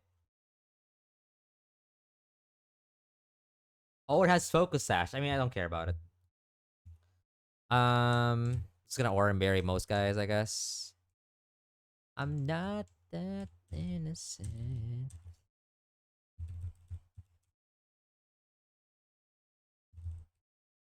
Wait, no. Flannery Ray. There should be like Chesto, I guess.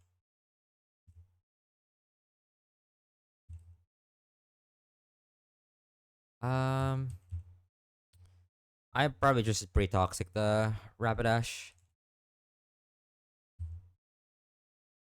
2x2. Something like this, maybe? No. I would rather be Chesto.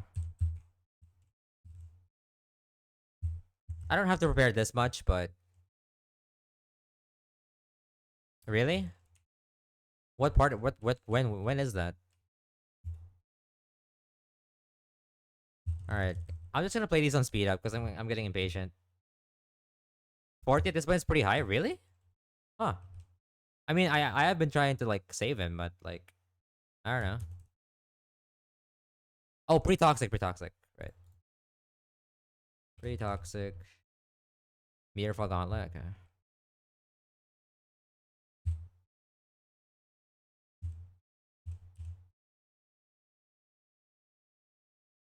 Stitches for next run. Okay, bro. Bro literally typed out of nowhere just to say that. All right. All right, fine though. What do you want, bro? Literally from downtown. What are we doing?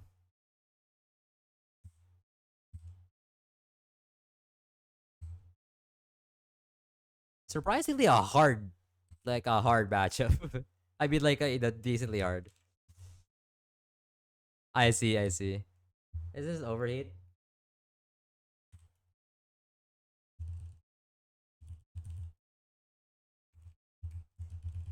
Sorry, I normally I don't like the fast forward fights, but like that fight was like giga free. I can't be asked. Um Hi Sona, how's your rest? Is your head feeling better? I saw your messages. Wait, who killed it again? I forgot. Agron, it was Torterra and Rapidash, yeah. Rest is too long? Isn't that a good thing? Now we can play all night and like talk all night. You know, like don't you wanna bond with me? People shy? Don't you wanna people shy? Sorry. I don't know. I mean I don't care. I'm cool with it, whatever you want. Don't care. Alright, Rich Boy Bra. Bruh. Fear Force Nidoking, Pursuit Honchkrow, Mimikyu Disguise. Ooh. Kinda kinda cute fight. Kinda like that. Looking kinda cute. Oh, that's why. Well, but the thing is, so you can't. But but you're here now though. So what do you do? I bet you're not sleepy. Now you feel like, wow, I should bond with Midnight. Hey. Yay. Then we're all happy. Sleep again? Oh, okay. So Excadrill can technically deal with the lead here. Kind of like the Excavation here. Leaving no corpses afterwards. Which guaranteed bait Snorlax. Can I reteach Brick Break? Brick Break's a two-shot, and it's not even that good. I guess I just go Torterra and just sit on this. I'ma sit on it. I'ma sit on it. Um, what does Heat Crash do again? Heat Crash does nothing. Okay, like go like soft sand guy. Soft sand guy. Wait, does soft sand even guarantee kill? By the way, yeah. Soft sand Torterra. Low key. We're cooking. We're cooking.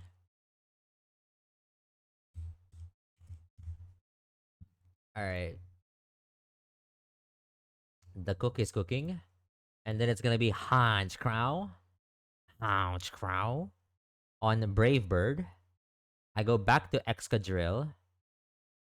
Hans Crow. Do I actually want that? Babe, if I don't know, say what you will do with me. Super Luck Lumberry. Gulp. Uh, every move from every. I guess we kind of want to bait kill on. I mean, what are the other options on Brave Bird? I guess I could go Togeki's. No, I just go back to Exca. Fuck it. And then I think I just pre-damage or something. Pre-damage to like, I don't know, 125. We take a Brave Bird. Is that worth it? 125. We take a Brave Bird. We go down to like 55-ish. That should be good enough now. But guarantee not Will-O-Wisp. I could alternatively not pre-damage. Because like every move is contact, right? Play rough is contact. Shadow Claw is definitely contact. Sneak is definitely contact. So I could just like pre-toxic my Excadrill so I don't have to worry about pre-damaging and it being super scary, I guess. Hmm. Yeah, I guess so. So pre-toxic Excadrill. Come on in. Come along with me. It's always going to be Shadow Claw on Togedemaru. Though that's kind of sad. But I guess I don't mind it.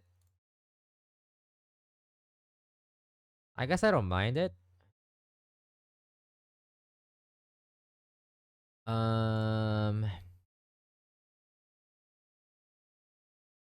and then on Togedemaru,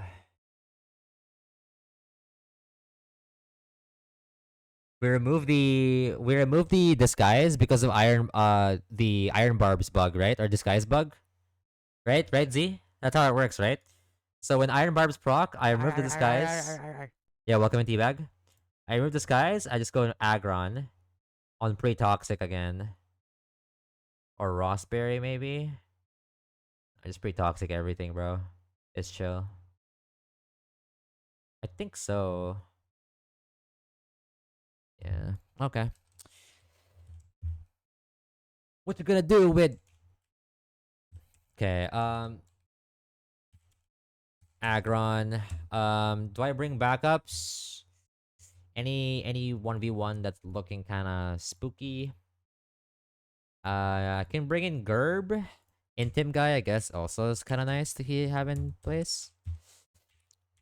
Do it on the daily. But me all this nice.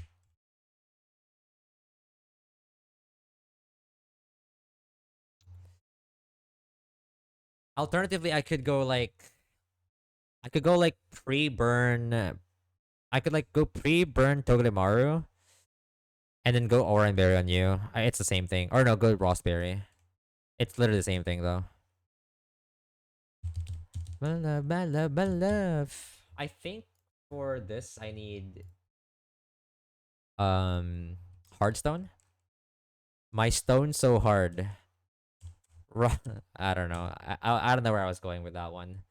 I don't know what I was cooking with that one, Chief. Low key, kind of cooking. We're gonna pre-toxic Demure Dr. Lexical and then pre-burn Togedes.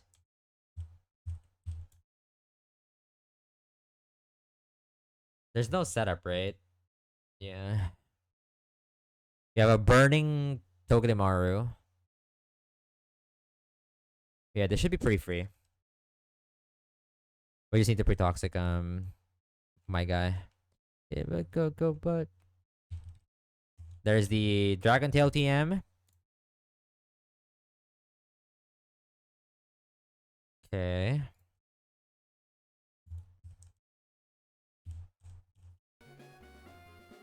Alright, pre-toxic. One. I don't think I have to slow down for this fight. Feels pretty free.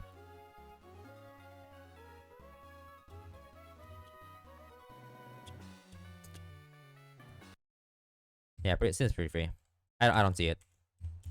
If I'm punished for speeding up, then fucking sue me, I guess. No, no, no, no drama. I'm not missing anything, right? Am I stupid? Super Luck Lumberry. Crit never does a billion damage. I always live. It's always 116 twice. 23. 124 plus 23. I'm never dead. What am I missing? Is it just that easy? I feel like it's just that easy. I'm just him. I'm just different.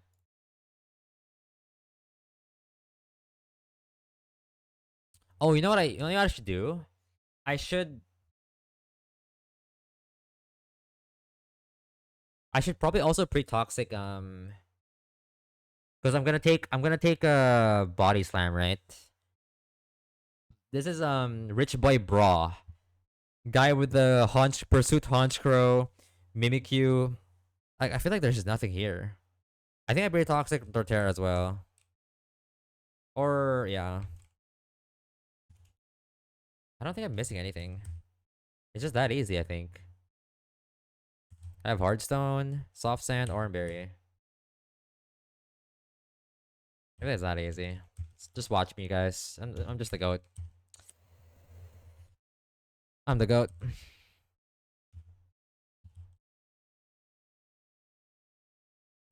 Yeah, but there's no worry about that.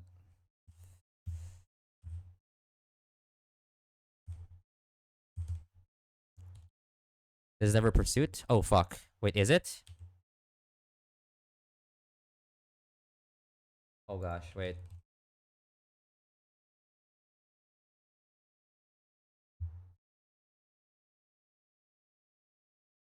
It's not pursuit, but it can now click heat wave. Hold on.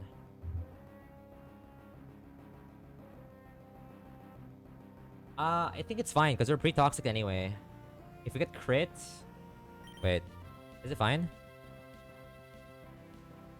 It's never pursuit. It's never pursuit.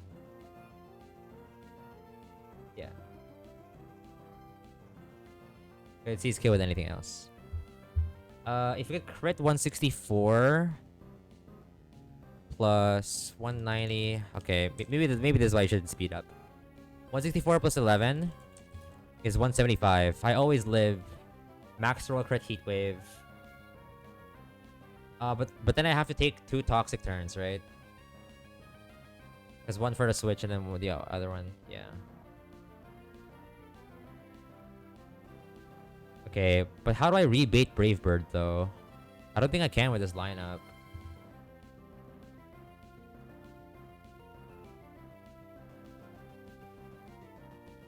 Okay. Okay, now we're just sending ass, is what it seems like. Oh wait, we can just go into... No, but like Quillfish... Well, I guess Quillfish has to come in on exactly anything else. And then on Brave Bird, yeah. We bait Brave Bird back. Ads are about to start. I guess I should play them right now before I make a decision while I'm thinking. Because how much are we taking from poison? So we took 11, right?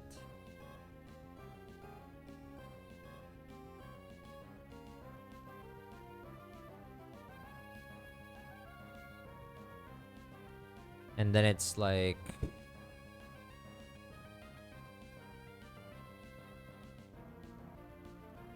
So technically we're taking... Yeah. 11 plus 23. It's 34. 179 plus 34 is 145. Crit Brave Bird never goes to that range. Okay. So yeah. So the play here is... I need to switch in on random move. Good thing I brought backups, by the way. Holy shit. This is why I always bring backups, just in case like I fucked up something.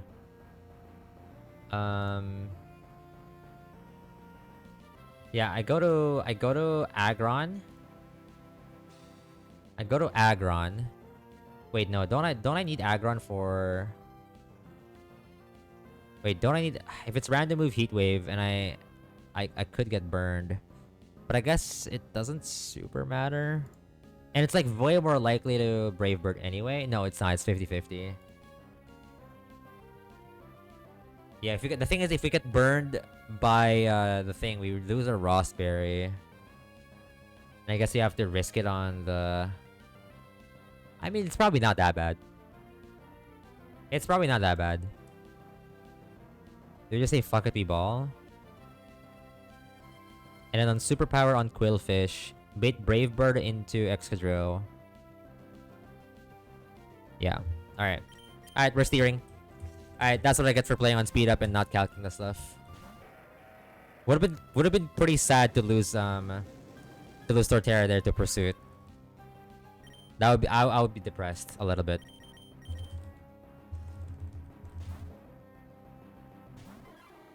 It's not defiant or anything.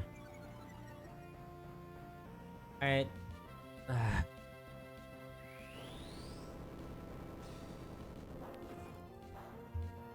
I mean, honestly, you can kind of stay in on this. You're just risking crit though. Is the problem. Anyway, it should now always be Brave Bird, I think. Oh, I guess it can be Pursuit, but wait, no, can it? I'm tripping. It's always Brave Bird. I don't know what I'm saying. I'm not literally just making shit up. Actually making shit up for fun. Okay, this should be riskless now. Alright, well, that's a lesson. Alright, I'm not gonna speed up again. Or rather, I should plan the fights like more meticulously. I'm adding unnecessary fiction on an already riskless fight. Like it was completely riskless, and then I'm just adding like unnecessary fiction for it because I was like planning too fast. It's all good. It's all good. I'm actually like I don't know. Alright, this is guaranteed Shadow Claw, I think. We go into Demure Goats to break the disguise. We're already pre-burned, so you can't Will-O-Wisp me on the next turn. Wow, it's a lot of damage. What? Huh. I mean, it is a lot of damage. Okay, -1 Oranberry. I mean, it could be worse, right? I guess I mean, I guess in a sense of it could be worse. I don't know. I don't know what to say about that. That's on me. All right, this should be free now.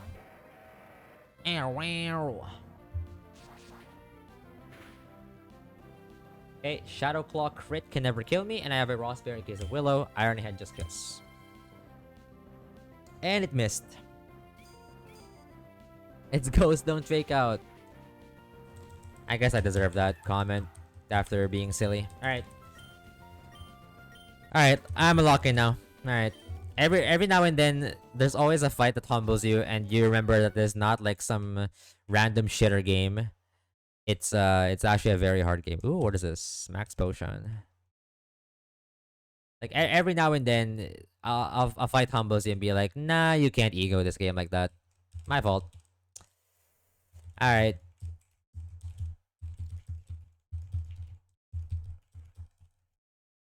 Next fight is Analytic Bug.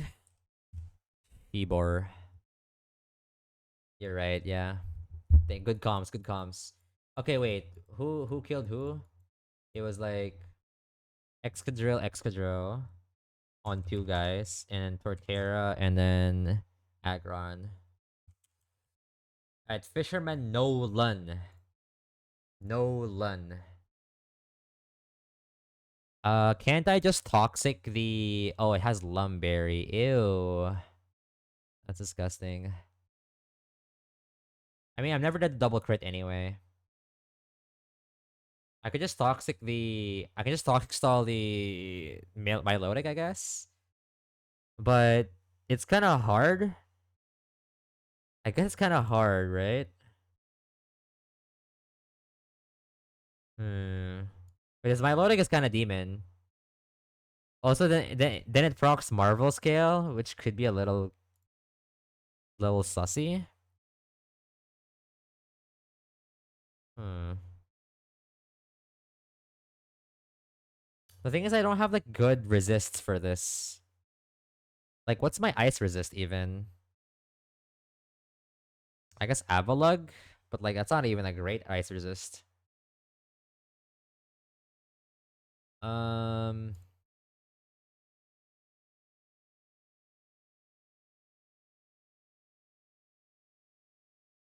Ooh. But I think we can, right? I don't think it's unplayable. I don't like. I mean, because the thing is, it has recover. It has recover, so the Milotic could be tricky. The alternative would be like Rock Smash Kingler, I guess.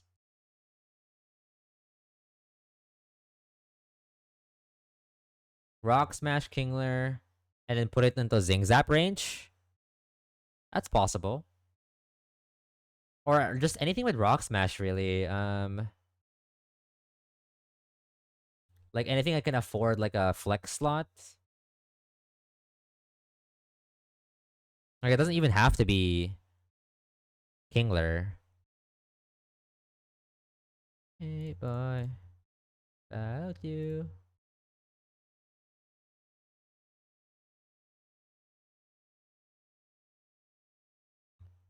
Is there anyone who has an existing like flex slot that I'm not using right now? I guess I gotta remove some of them. Um,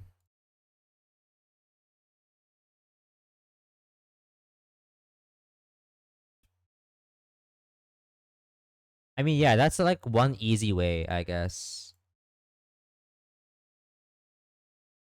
But I guess the main problem that I'm trying to solve here is how do I deal with this like Starmie?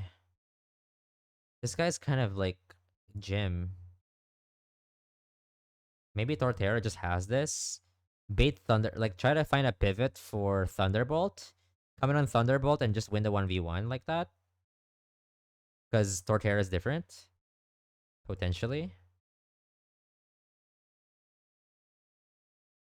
I think it might be my out there. I could also just go like I could go Torterra or I mean I have like 6 slots, right? Like so I can do this like literally in any possible way. Um because then what I could do would be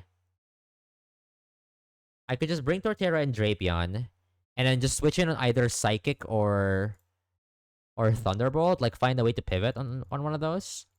And I can like 1v1 with either, right? Because I have an immunity for both. And then for Milo, I don't know. I think for Milo, it's just.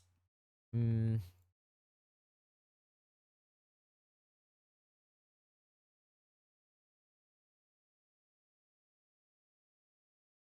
I guess I could go Musharna.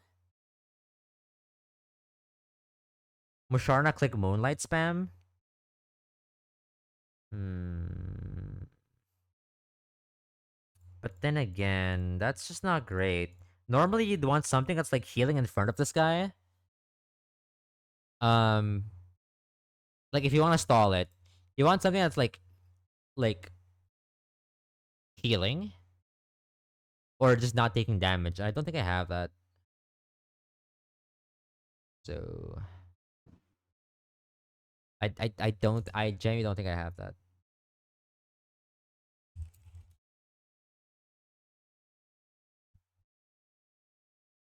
Like that, my best shot here is Milotic, or sorry, Quillfish tanking moves, but I don't really have any pressure besides like waterfall flinches. Doesn't seem super reliable. If I burn the rock smash on one of the guys, it could be useful, I guess.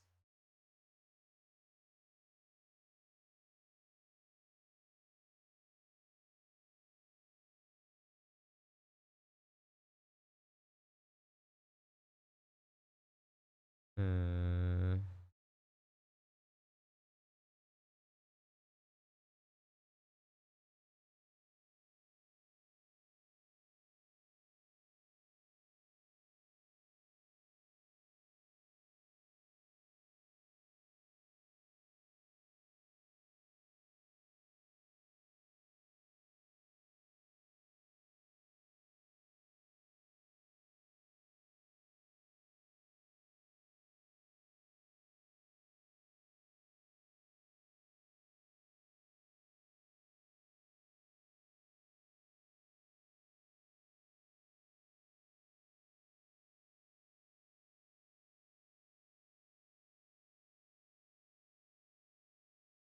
I don't know. I feel like It seems simple, but mm,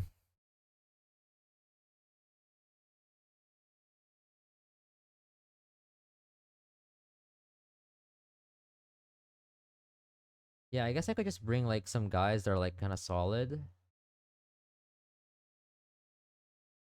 like yeah, like Musharna or I feel like I should try it maybe at the very least, like Musharna and like Seismitoad, the likes of that potentially. I could also go Kingler. Like it is a pivot. And then when Starmie comes out, um, I guess I don't know how I'm. Holy fuck! I guess I don't know how I'm gonna bait either Thunder or Psychic, Thunderbolt or Psychic. Um, mm,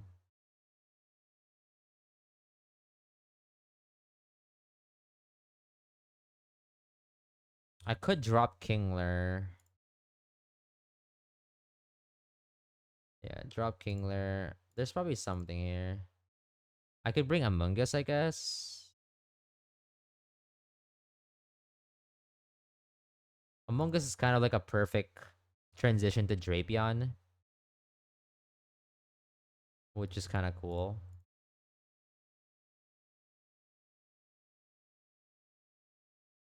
Yeah, I think I could bring Among Us Drapion and then Kingler. That might work.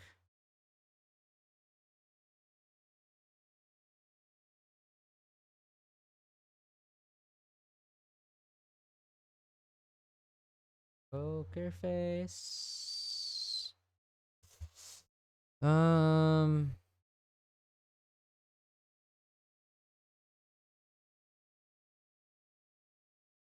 poker face, poker face.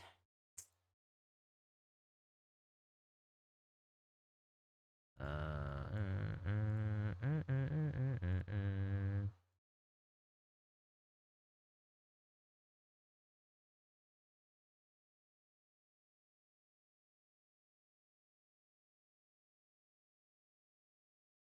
Yeah, I think I always win here so long as I think I always win so long as I don't troll, basically. Because it's just gonna spam recover, is it not? Like at some point. Like he can't keep up the toxic at some point.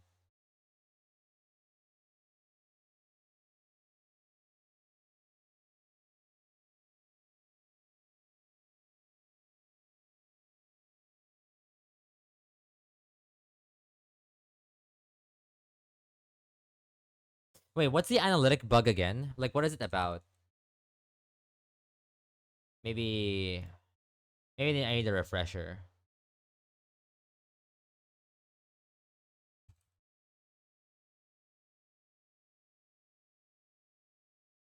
It checks whether you moved first in the previous turn.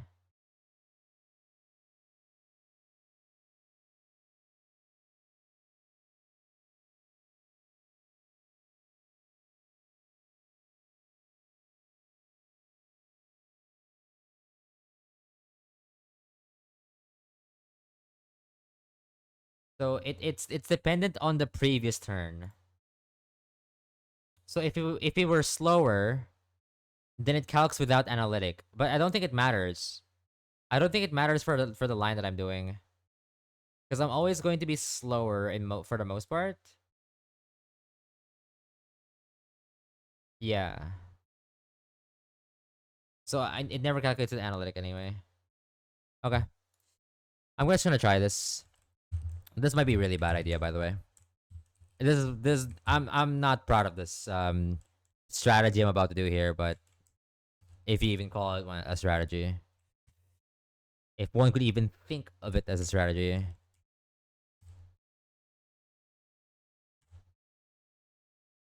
Crazy right now. Drapion. The only thing we need here is black glasses.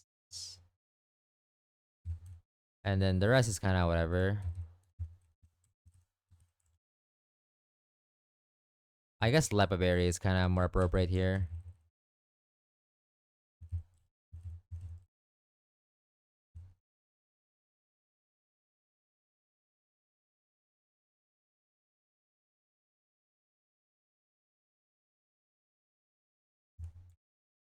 Alright, I'm just gonna play this low.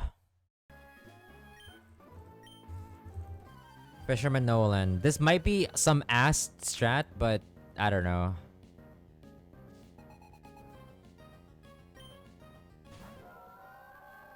We'll see. We'll see if it's ass or not.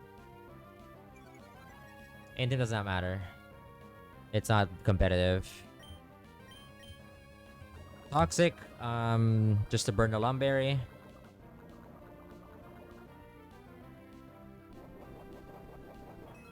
And it's gonna go for Scald.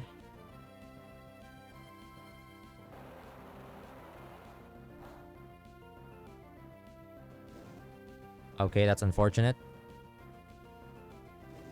I guess it's to some degree I probably should have to some degree I probably should have done something else. It's fine. Okay. But now we're definitely dead to crit, right? So, yeah, after burn. That's fine. Smile. Can we pivot once into UFO song? One Scald here.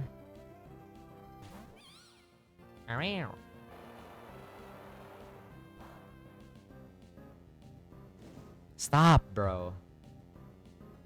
The issue is we never want to be super low here with this guy. This is mostly Ice Beam now. I think now we can go Musharna. Hopefully we don't get frozen. And we're just gonna kind of sit here and like click Moonlight, I guess. Right? Yeah, it's a stall fest here. I'm just gonna click Moonlight. Wait, we're faster? What? Oh, click Mirror Code. Oh. Interesting. That is a very interesting move there, buddy.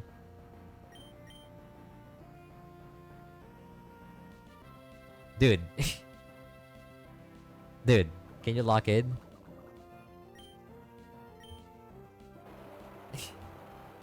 What is bro doing? Synchronize. No. I don't have it. Okay, so Musharna gets a frag. W Musharna. It should now always be Hydro Pump. Right? Yeah, always Hydro Pump. I think we're fine.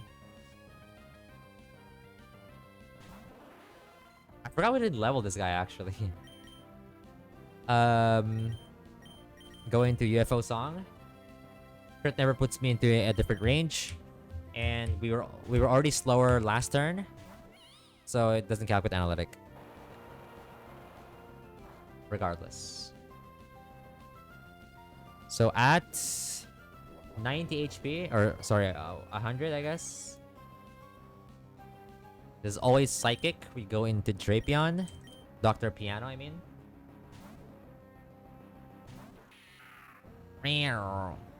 And knockoff just kills. LOL. Nice Hydro Pump, idiot. Alright.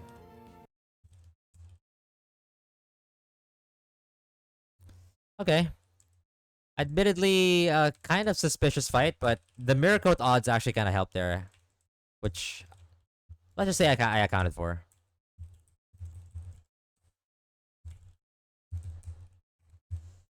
It was Musharna and Drapion. Mushy, Drapion. Fisherman Kai. I should probably lock in on these fights, huh? I feel like some of these, I feel like the fights are getting harder, and I'm still kind of like half-assing it. Dude, it's raining so hard outside.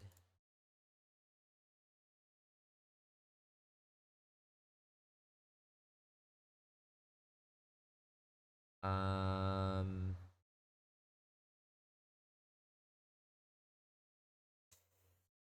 all right. Next one is a rain fight. Gulp. Drizzle, flip turn Barraskewda, emergency exit Golisopod. Oh gosh. Oh gosh.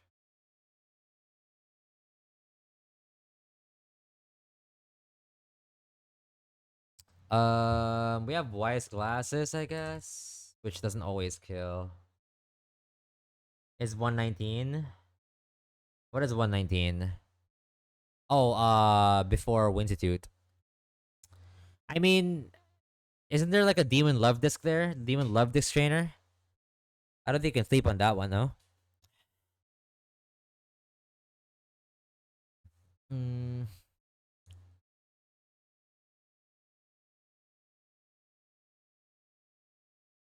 I think we have Among Us for...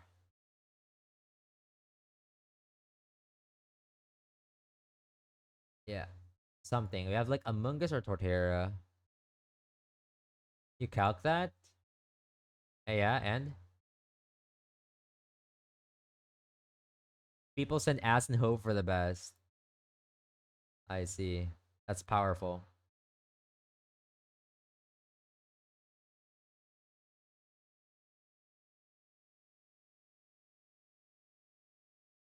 Yeah, that fight feels kind of ass.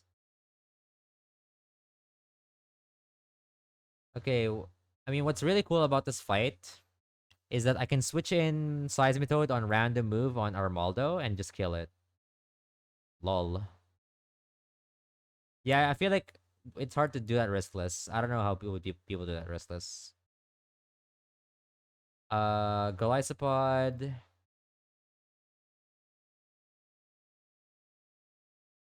What doesn't kill you makes you stronger. Okay, this part is actually kind of like hard. Or this trainer. Fighter. Like this trainer seems a little challenging. Fisherman Kai. To sleep myself tonight. I might have to.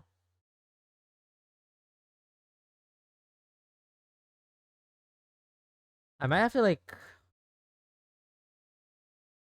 Oh, thank you, Sale. Welcome in. Yeah, it's not bad, isn't it? It's not bad. We're missing like a good flyer, but yeah, other than that, it's not bad.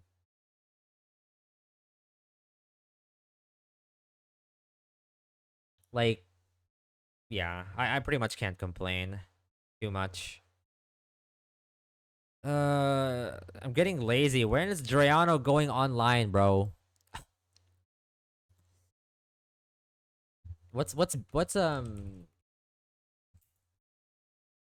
uh I don't disagree with that necessarily, but in the context of when I evolved it, it was my hero. Gerb was my hero. Gerb was my hero.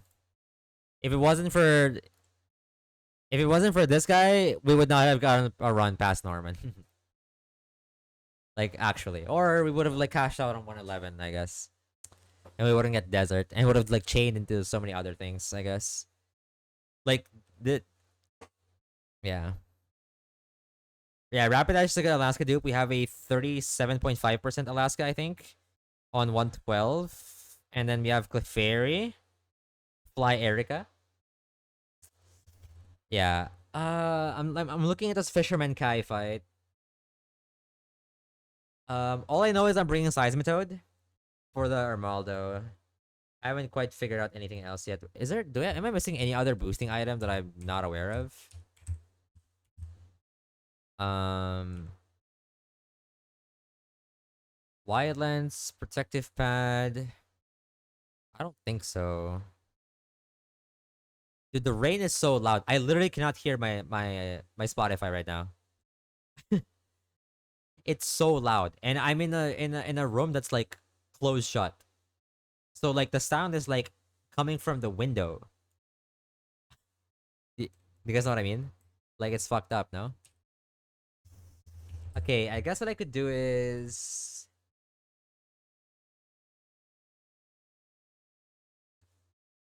I could like lead um I could lead like something like Toxic Rogue, I guess, or something like Mian Xiao.